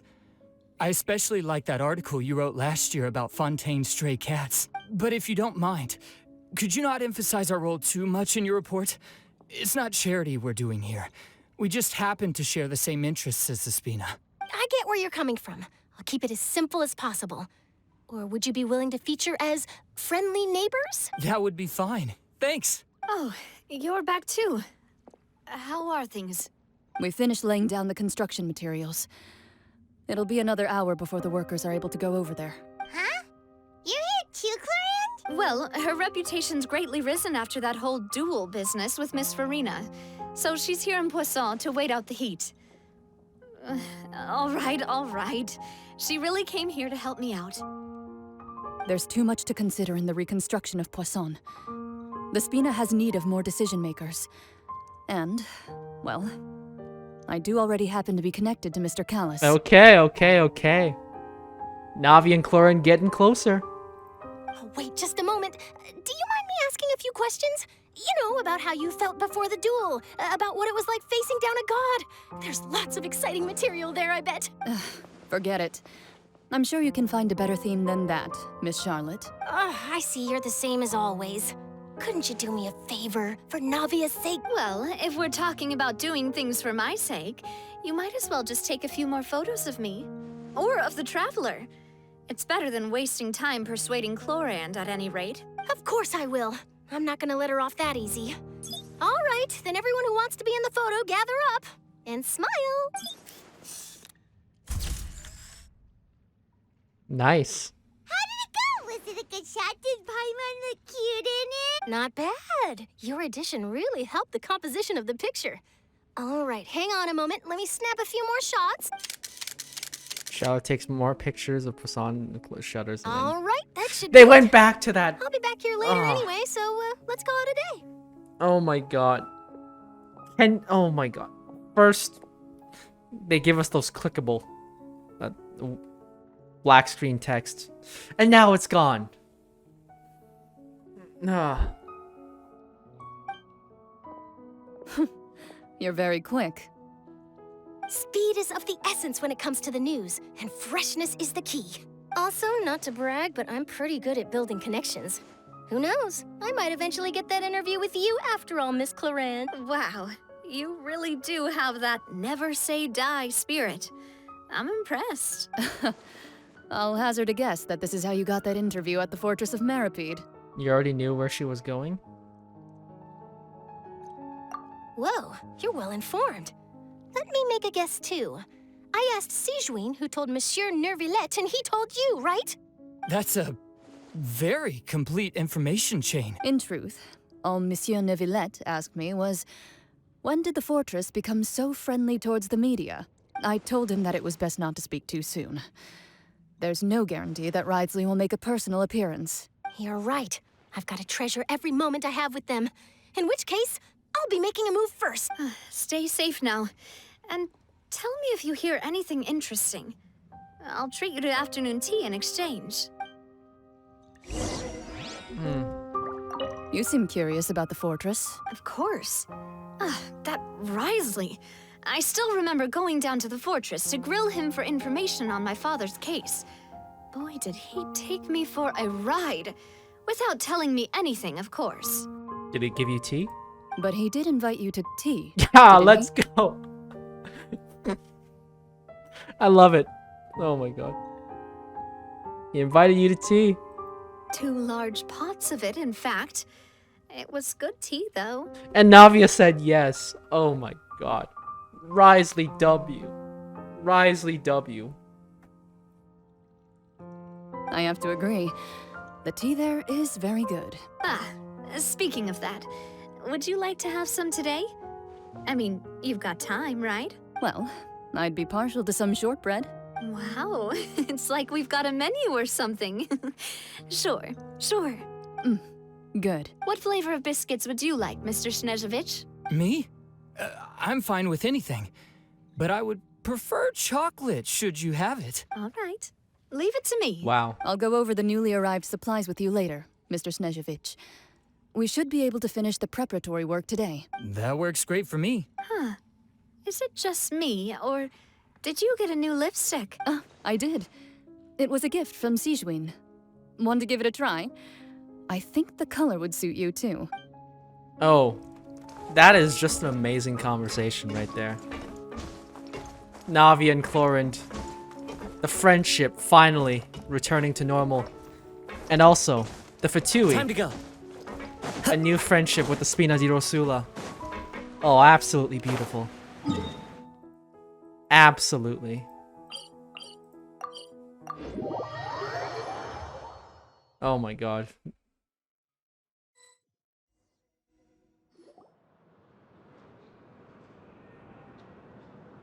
Wow, guess we're here again, huh? There's a real nostalgic feeling to this place. Looks like you've been missing us. Yeah? Duke! Did you come all the way to the entrance to greet us? Of course. I'm here to welcome you and our dear Miss Charlotte, whom our good head nurse recommended to me. It's an honor to finally meet the much-rumored Duke. Thank you for consenting to my visit to the fortress, sir. No need to thank me. But that said, I shouldn't be the focus of your interview. I trust you recall our agreement? Of course, of course. All right then, this way. Okay. We haven't seen you all Act 5. The stars from the previous act for those who still remember. Yeah, no, don't take them together. They'll probably jump you and scream at you for not being a couple. Hey, no need to be so nervous. I've already taken all the photos we need. Miss Charlotte, Do these pictures really need to be published on the cover of the Steambird? It would seem that Miss Lorvine doesn't want her face to appear beside that of Mr. Jurier. Yeah. Same old dynamic with these two. Sir, please don't say things like that. But it looks like dear Mr. Jurier denies it. Might this interview be very important to you then? No, I just... This is my first time being interviewed, and I'm very thankful to the Steambird for... Now, I might not look it, but I actually did meet Mr. Edwin once. And I'll be honest, I enjoyed chatting with you more. You've definitely got more of that genius vibe going on. The boat that brought about a miracle, the ark that saved the people. Why, you recreated a myth back there, like an emissary of legend. Is it me, or like, is the Archon quest just taking this last moment to give Charlotte that little extra bit of shine left that she has never had prior to this point? Still, if I might ask, where's that flying ship now? Looks like Charlotte's trying to get herself another exclusive scoop. I have to apologize, but that ship is presently in the bowels of our factory. I'm afraid it won't be easy for you to get a shot of it. Really? Well, then in that case, could I have an interview with you to make up for that loss? She really does know how to squeeze opportunities for all they're worth. You already know my answer, I'm afraid. Best you interview our head nurse instead. Or perhaps you'd like to take another photo of this couple of researchers? Did you really have to use the word couple? Well, then 2 solo photos will do. Is my hair messed up? Please, someone help me have a look. Things sure are getting pretty lively here. We've seen this kind of thing before. I'm pretty sure they would have dodged talks of being a couple way more effectively if they just took the pictures together without complaining. Oh, seems like everyone's here. Would any of you like to try this new drink I came up with? Ah, Sigewinne. Hey, Miss Charlotte. Why don't you, take some pretty photos of our head nurse? Sure. Come on, Miss Sigewinne. Over this way. Let's find a brighter spot. Huh? Sure. Do I have to smile? Oh. So, how have things been at the Fortress? Same old, as you can see. Fontaine's undergone some changes, but this place is still more or less the same. Other than that flying ship, it got a tad too much attention, I think. That's why I decided to let the interview go through. We should direct more public opinions toward the behind-the-scenes heroes. Am I right, Mr. Jurier? Miss Lorvine? Oh my god. You're too kind, sir. I believe that you too should have your day in the sun. Not that you would want that, which is a pity. I'll just leave the spotlight to you two. You walk with Risley for a while and share news I from see. the ground? Lots with of him? things happened that day, huh? Anyway, regarding that Harbinger, I'm not sure you remember, but his 3 young followers are still waiting for his return. Okay. He sure did win them over, huh? Oh, wait. I got confused for a second there. 3 young followers were waiting for his return. I was thinking, it's like, wait, Arlecchino's female. Then I realized it's those 3 guys. It's those 3 guys he beat up in the prison. I mistook those 3 as Linny, Lynette, and Fremine. What? Oh, that is funny. I'll tell them that there's good news and bad news. The good being that their boss seems fine, and the bad being that they must face extended sentences for abetting his escape. Oh, actually, what about you? Are things gonna change for you too? What change can there be? The fortress will keep chugging along, and so will my duties. As to what Miss Furina's departure will mean for the nation, and if our laws and governance will be transformed, we'll leave those to the folks in the overworld. Hey everyone, the photo shoot's done. Okay. Good. In that case, let's call it a day here. Thanks for your cooperation. Come on, Traveler, let's go. Till next time, everyone. There'll be a next time? Maybe. Who knows? I might write a story about the underwater factory next time. Until then. Okay. All right. Last stop, the docks. All right. What do you have to say? You know, I'd love to see you in one of Charlotte's photo shoots one day. Is that really necessary? Our line of work doesn't really require much photographing. It's precisely because we don't need the picture that they'll have value as keepsakes. You don't really look all that opposed to the idea, you know? Maybe I'm just happy that I managed to once again avoid the spotlight. I think this interview went well either way. Yes, you successfully kept prying eyes away by using Mr. Jurier and Miss Lorvine as shields. Very good. You should be happy for them. They have a bright future ahead of them. The main question is, do you mean together or individually? Now that's the question. My god, where are Lorvine and Juryu? Maybe I could find... I don't know. You know what? I'll just look for it later if I can't find them. They might be within the office basement place, so I don't think I'll bother actually.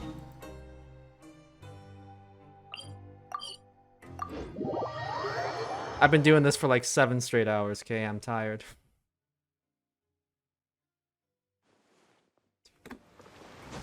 Actually, come to think of it, time to go. There's no way anybody's gonna watch like a 7-hour video of me playing a game, right? Absolutely none. Zero chance. I wonder if I should just do a highlight video instead of Okay, forget it. The lift is taking too long. We're just gonna jump down. Come on. No, we don't like waiting in this game.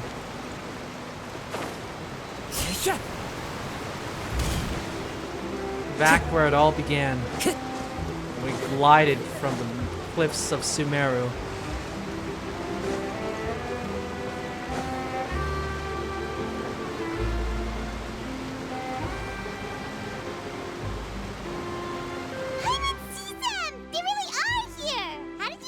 Navia mentioned that she stayed in touch with Linny and the others after working together. Apparently, they've been at the docks distributing these strange pockets the whole time since. Traveler, Paimon. Ah, and Miss Charlotte, too. Would you like a magic pocket? What sort of gadget is it? It's a wondrous bag that can be used to carry many things. The water level has returned to normal, but if you see any of your things floating around, you can use this to carry them. Or you could trick a friend into doing it for you. Trick a friend? I wonder which of my friends would fall for that. No comment? You could just make a friend like Fremine here. Isn't that right, Fremine? Is this what you meant by, I'll help you make some more friends? No, poor Fremine. To be honest, that sounds pretty sweet. Could I have your contact, please? Sure. Please, write down my address. Okay. Interesting. I'll keep that in mind. You sure are working hard to help Fremine socialize. Is that a new ship? He was the one who proposed doing this. He even wants to assist in our magic shows. Sounds like that would suit him. Yes, I was planning to first introduce Pear as an assistant, and later Fremine himself. In the future, I think we can leave underwater escape magic to him too. That said, would anyone want to see a diver escape underwater? Oh, it'll work out. Every journey begins with the first step. He'll become a part of our show eventually. Lynette, could you come over? Miss Charlotte says she wants to take a picture of us. Got it. My, that Charlotte is rather perceptive. She got rid of everyone the moment she realized I had something to say to you. So, how have things been, Traveler? I'm doing all right. Father says that you did a great deal during the latest events. She's very grateful for your contributions to Fontaine. That's all right. We were more than happy to help. So, what's she doing now? Yeah, what's Arlecchino doing? We have to know. Oh, I guess you haven't heard. Well... The hydronosis? After Lady Furina left, Father and Monsieur Neuvillette opened negotiations, during which he gave Fontaine's gnosis to her as a diplomatic gift. Knew it! Okay. Okay. Okay, so destroying the 7, it's not necessarily the same as destroying the Gnosis itself. A diplomatic gift? A Gnosis? Yep, here it comes. Here comes that point that I mentioned in my video. Yes, I was quite surprised at first myself. But when I thought it over, there were actually a number of things going for it. It could have been done as an apology for the incident with Lord Child, or as thanks for his help in tying the all-devouring narwhal down. Furthermore, Father did also lend significant aid to Fontaine and Poisson. Although thinking about it now, the fact that the Hydronosis is no longer in Fontaine is 100% a good thing, especially considering the fact that Fontaine has officially rebelled against the Heavenly Principles, right? So the Gnosis is a leftover tool of the Heavenly Principles' influence, and ideally you would want to get that out of Fontaine as soon as possible. Well, that's true, but this is a Gnosis we're talking about. Doesn't this seem a bit irresponsible? I would agree, but I've also heard that it seems that Monsieur Neuvillette has had a significant change of heart regarding the matter. Besides, Neuvillette has no love for the Gnosis, right? It's a symbol of the It's a symbol of the control of the Archons, and a sign of oppression onto the 7 sovereigns. So again, I just don't see any reason why they would keep it after all that's happened. So there's some reason for this that only Neuvillette knows about? I suspect you'll have to ask him about that yourself. Ah, yes, speaking of which, I did see him strolling around the entrance to the Fortress of Masquerade a while back. Isn't he real busy and stuff? Paimon didn't think he'd have the time for that. But back to the topic. The Gnosis was given to the knave, right? What about Child? They say that he's returned to Snezhnaya to recover from his wounds. I hear that the recent disaster really did a number on his health. Oh, I guess I can now call him one of my war buddies, That's true. When you think about it, we've had loads of run-ins with the Fatui. To think we'd be allied with them this time. The seas are being sown. So shocked by such a simple switching of sides? Yeah, you know who it is. Father! Well, what do you know? Come to the docks to see how my children are doing and meet the Traveler by chance. Please do not pay my accomplishments in Fontaine too much mind. I would have done them regardless. Are you going to take the Gnosis back to Snezhnaya? That is our duty as harbingers, yes. Don't be too preoccupied with sides. The goal of the Fatui concerns not a single place or person, but the entire world. With such a grand goal in mind, it is inevitable that we must wear many masks. Switching my masks is something I've always done. Will you keep to your position? Well, that depends on many things. No one truly knows what the future holds. What good is honesty if you can't rely on it forever? As for you, I very much look forward to our next collaboration. Good things cannot be achieved alone, and you've proved yourselves to be great partners. Actually, I just remembered something. Please help us deliver this. A vision? All right. I'll remember to return it. Thank you for keeping it safe for him this entire time. And that's a wrap for me. Huh? You're... Greetings, Miss Journalist. Hello. If I'm not mistaken, there are diplomatic channels I'll need to report to take a photo of you. That is correct. So forgive me, but I will not be able to serve as a subject in your article. However, feel free to write as much as you'd like about our dear magicians and our upcoming rookie talent. Oh my god. Always so cool, always so slick, Arlecchino. I will. The sea breeze is quite pleasant. I shall continue my walk while the weather remains so agreeable. Farewell. Although I have to say, Arlecchino has played a rather minor role in all of this. Farewell, Father. Oh, she has such an intimidating presence. I didn't even dare to take a picture. Thankfully, I've already wrapped up all my pre-scheduled interviews. Thank you all. This'll be more than enough for me to write about, I'm sure. Don't be too nervous. Why don't you take a magic pocket before you go? Here, Traveler, Paimon, you take one too. To move things about? That's right. Funny. I was giving out magic pockets when we first met too. And what do you know? I'm doing the exact same thing right now. So many things have happened, but the pockets are still the pocket. I guess this must be life. We will all follow our own paths, and serendipity will lead you to your fated friends. All right then. We'll be handing out pockets in some other districts later, so we'll get going now. Have a good day, you two. Well, guess we sent Charlotte off. Shall we go see what Neuvillette's doing? As long as he's not so busy that he doesn't have time to chat anyway. It's time. It's time for the final line of questioning. It is time to get... It's time for the very end. Is there really nothing more to, like, Arlecchino than just taking the Gnosis like that? It's like... This was a great Archon quest, but don't get me wrong. And... Although I have to say, the role of the Fatui Harbingers themselves, with the exception of Child, has been relatively minor. Even Child himself, he's been fighting the whale this whole time, off-screen.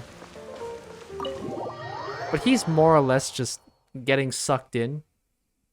Oh, right. Also, we don't know why the Oratrice ruled Child guilty. That was never answered, was it? Like, it just... Alright, he's... Why did I assume that he was in the theater? Alright, Neuvillette, where are you? Oh wait, never mind. I know who you are.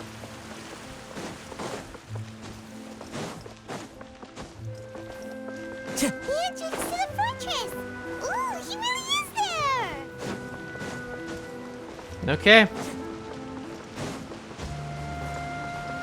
Final stop.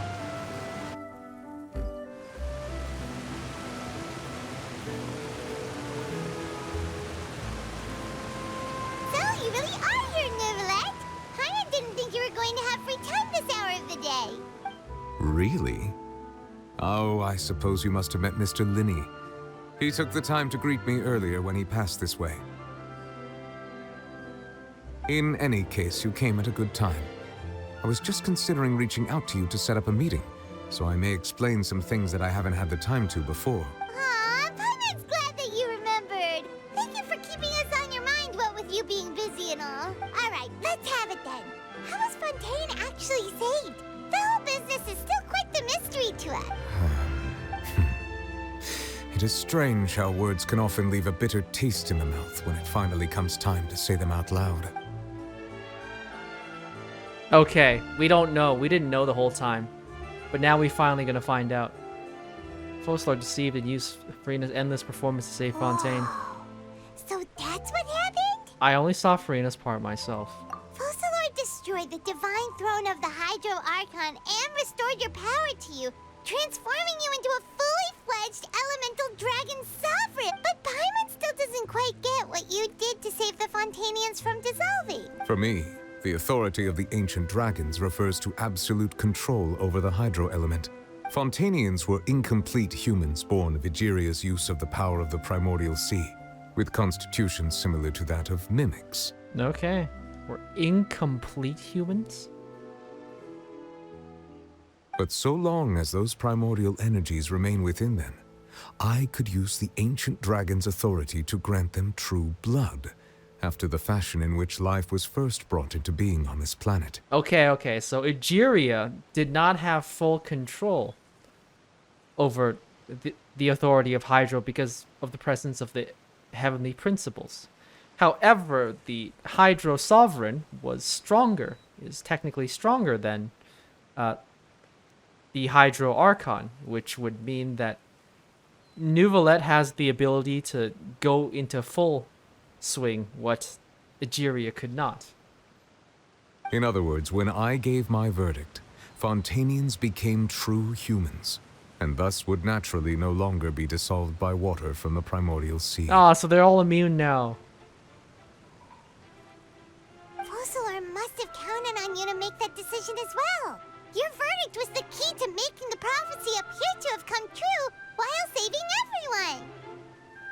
You could say that was that moment that the Fontainians were finally truly born. Yeah, and in a manner of speaking, Focalor finally managed to fulfill the original Hydro Archon's wish to turn Oceanids into real people too!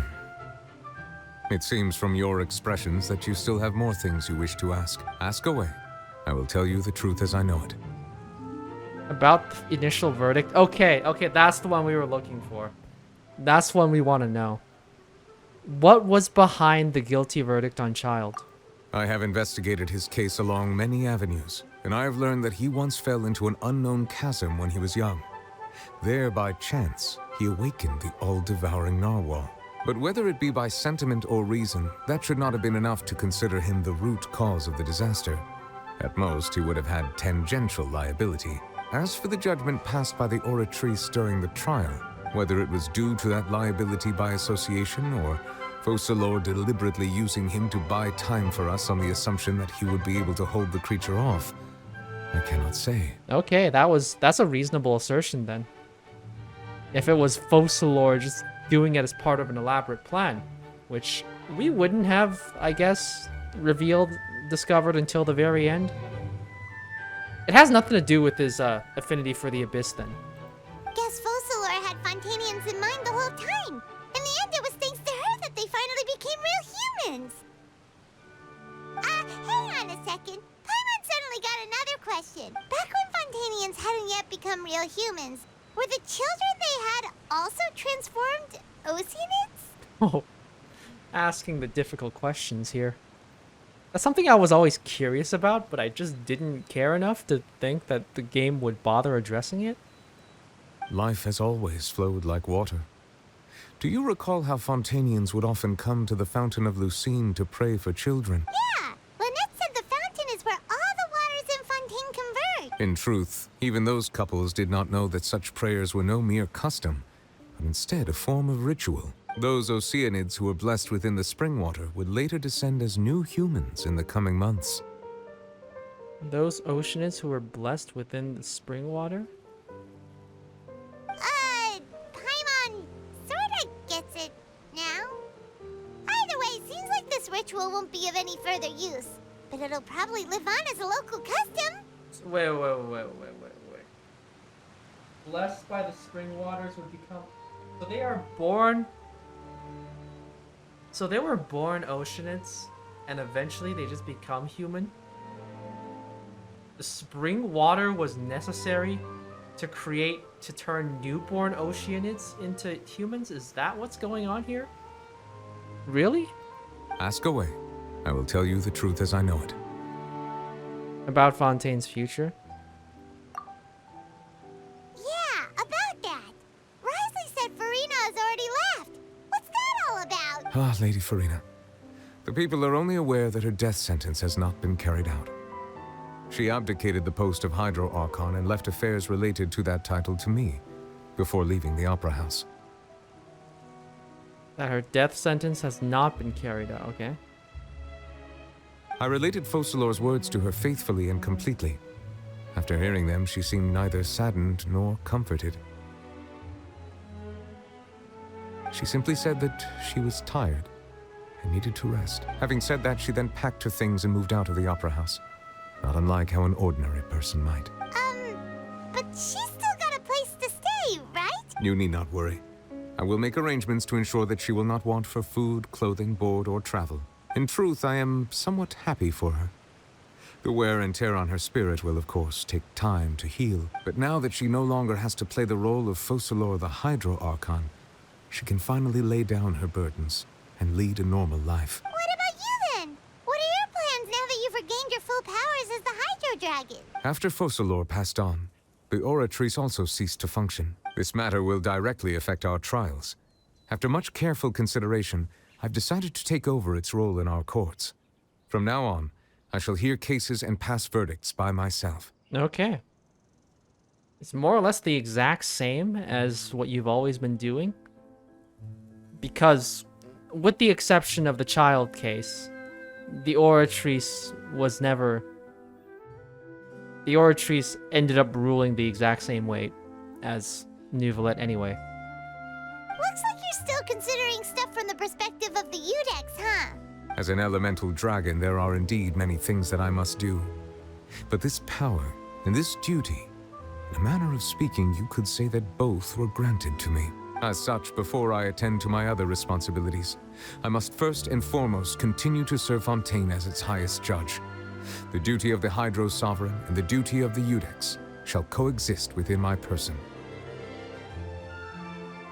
Additionally, the Hydro Archon's departure has brought about another problem, which is that the Opera House shall no longer produce indemnitium. That's true. That power was derived from the people's faith in the Hydro Archon, wasn't it? Wait, but the various mechs and machines in the city are all still okay.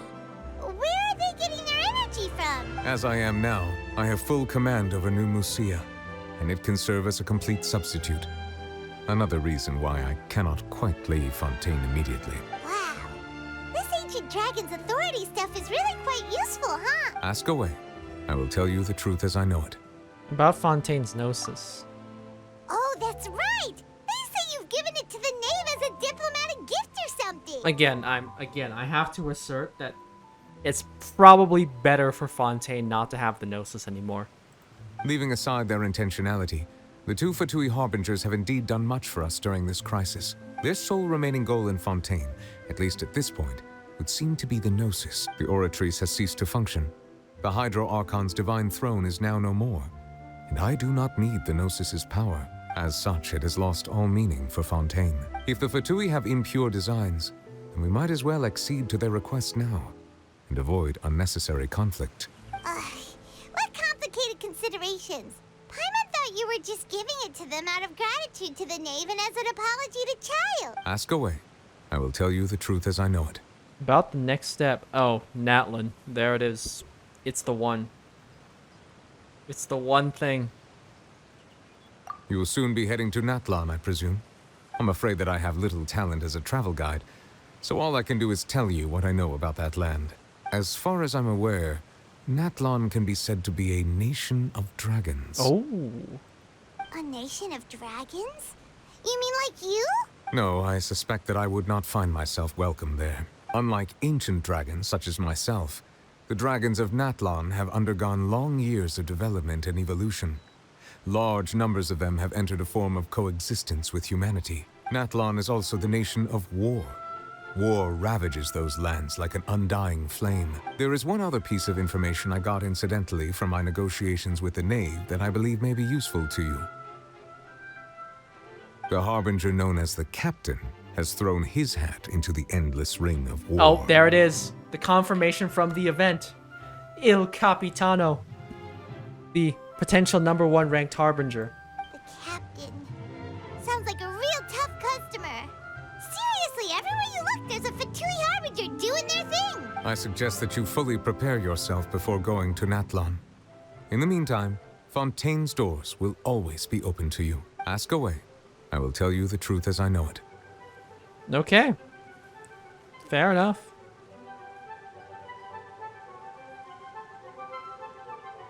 Hang on a sec. Paimon's still got a question about the Gnosis. Oh, okay. When we spoke to Linny earlier, he mentioned that your attitude towards giving away the Gnosis had clearly changed. We guessed that there might be some reason for it that only you were aware of. No wonder the House of the Hearth is the Fatui's intelligence division. They are certainly sharp. So regarding this specific issue, I was just getting ready to share something with you. What is it? Tricking the heavenly principles. Again, we don't want the Gnosis here. In truth, I exchanged some further words with that lady named Skirk after sending you two back to the surface. It went something like this. Oh! The reverse Dottore. This is the reverse Dottore Nahida. The reverse Dottore Nahida, what? Okay. We gotta know.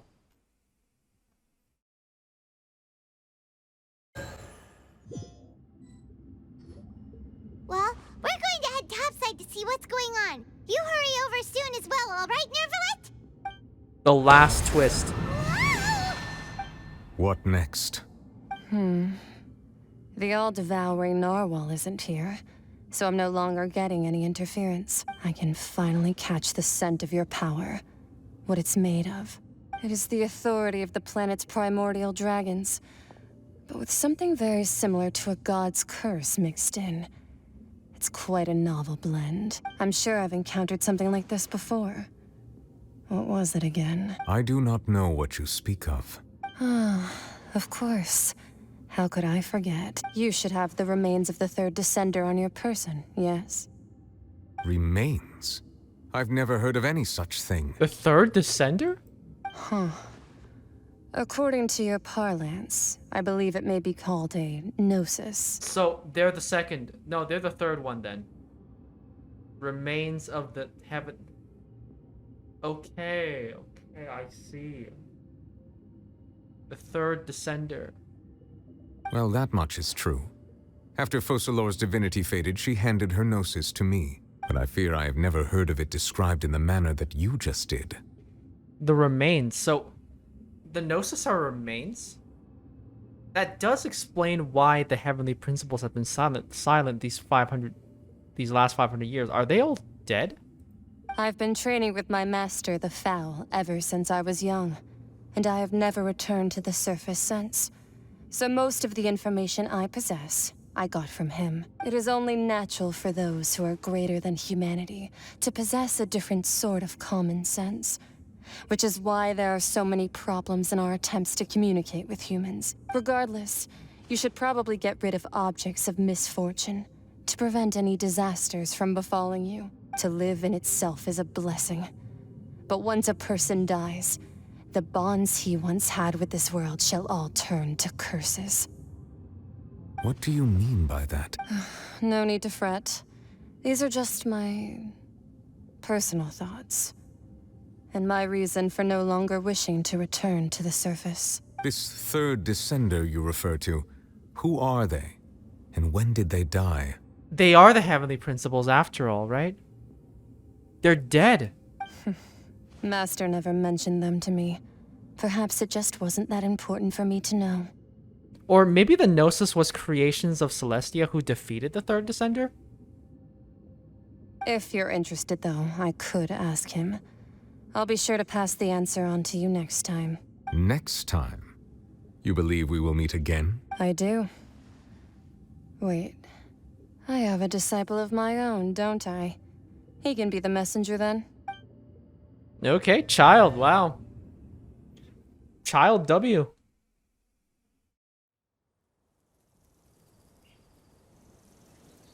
Skirk seems to be like a super endgame character, like... That's what she told me.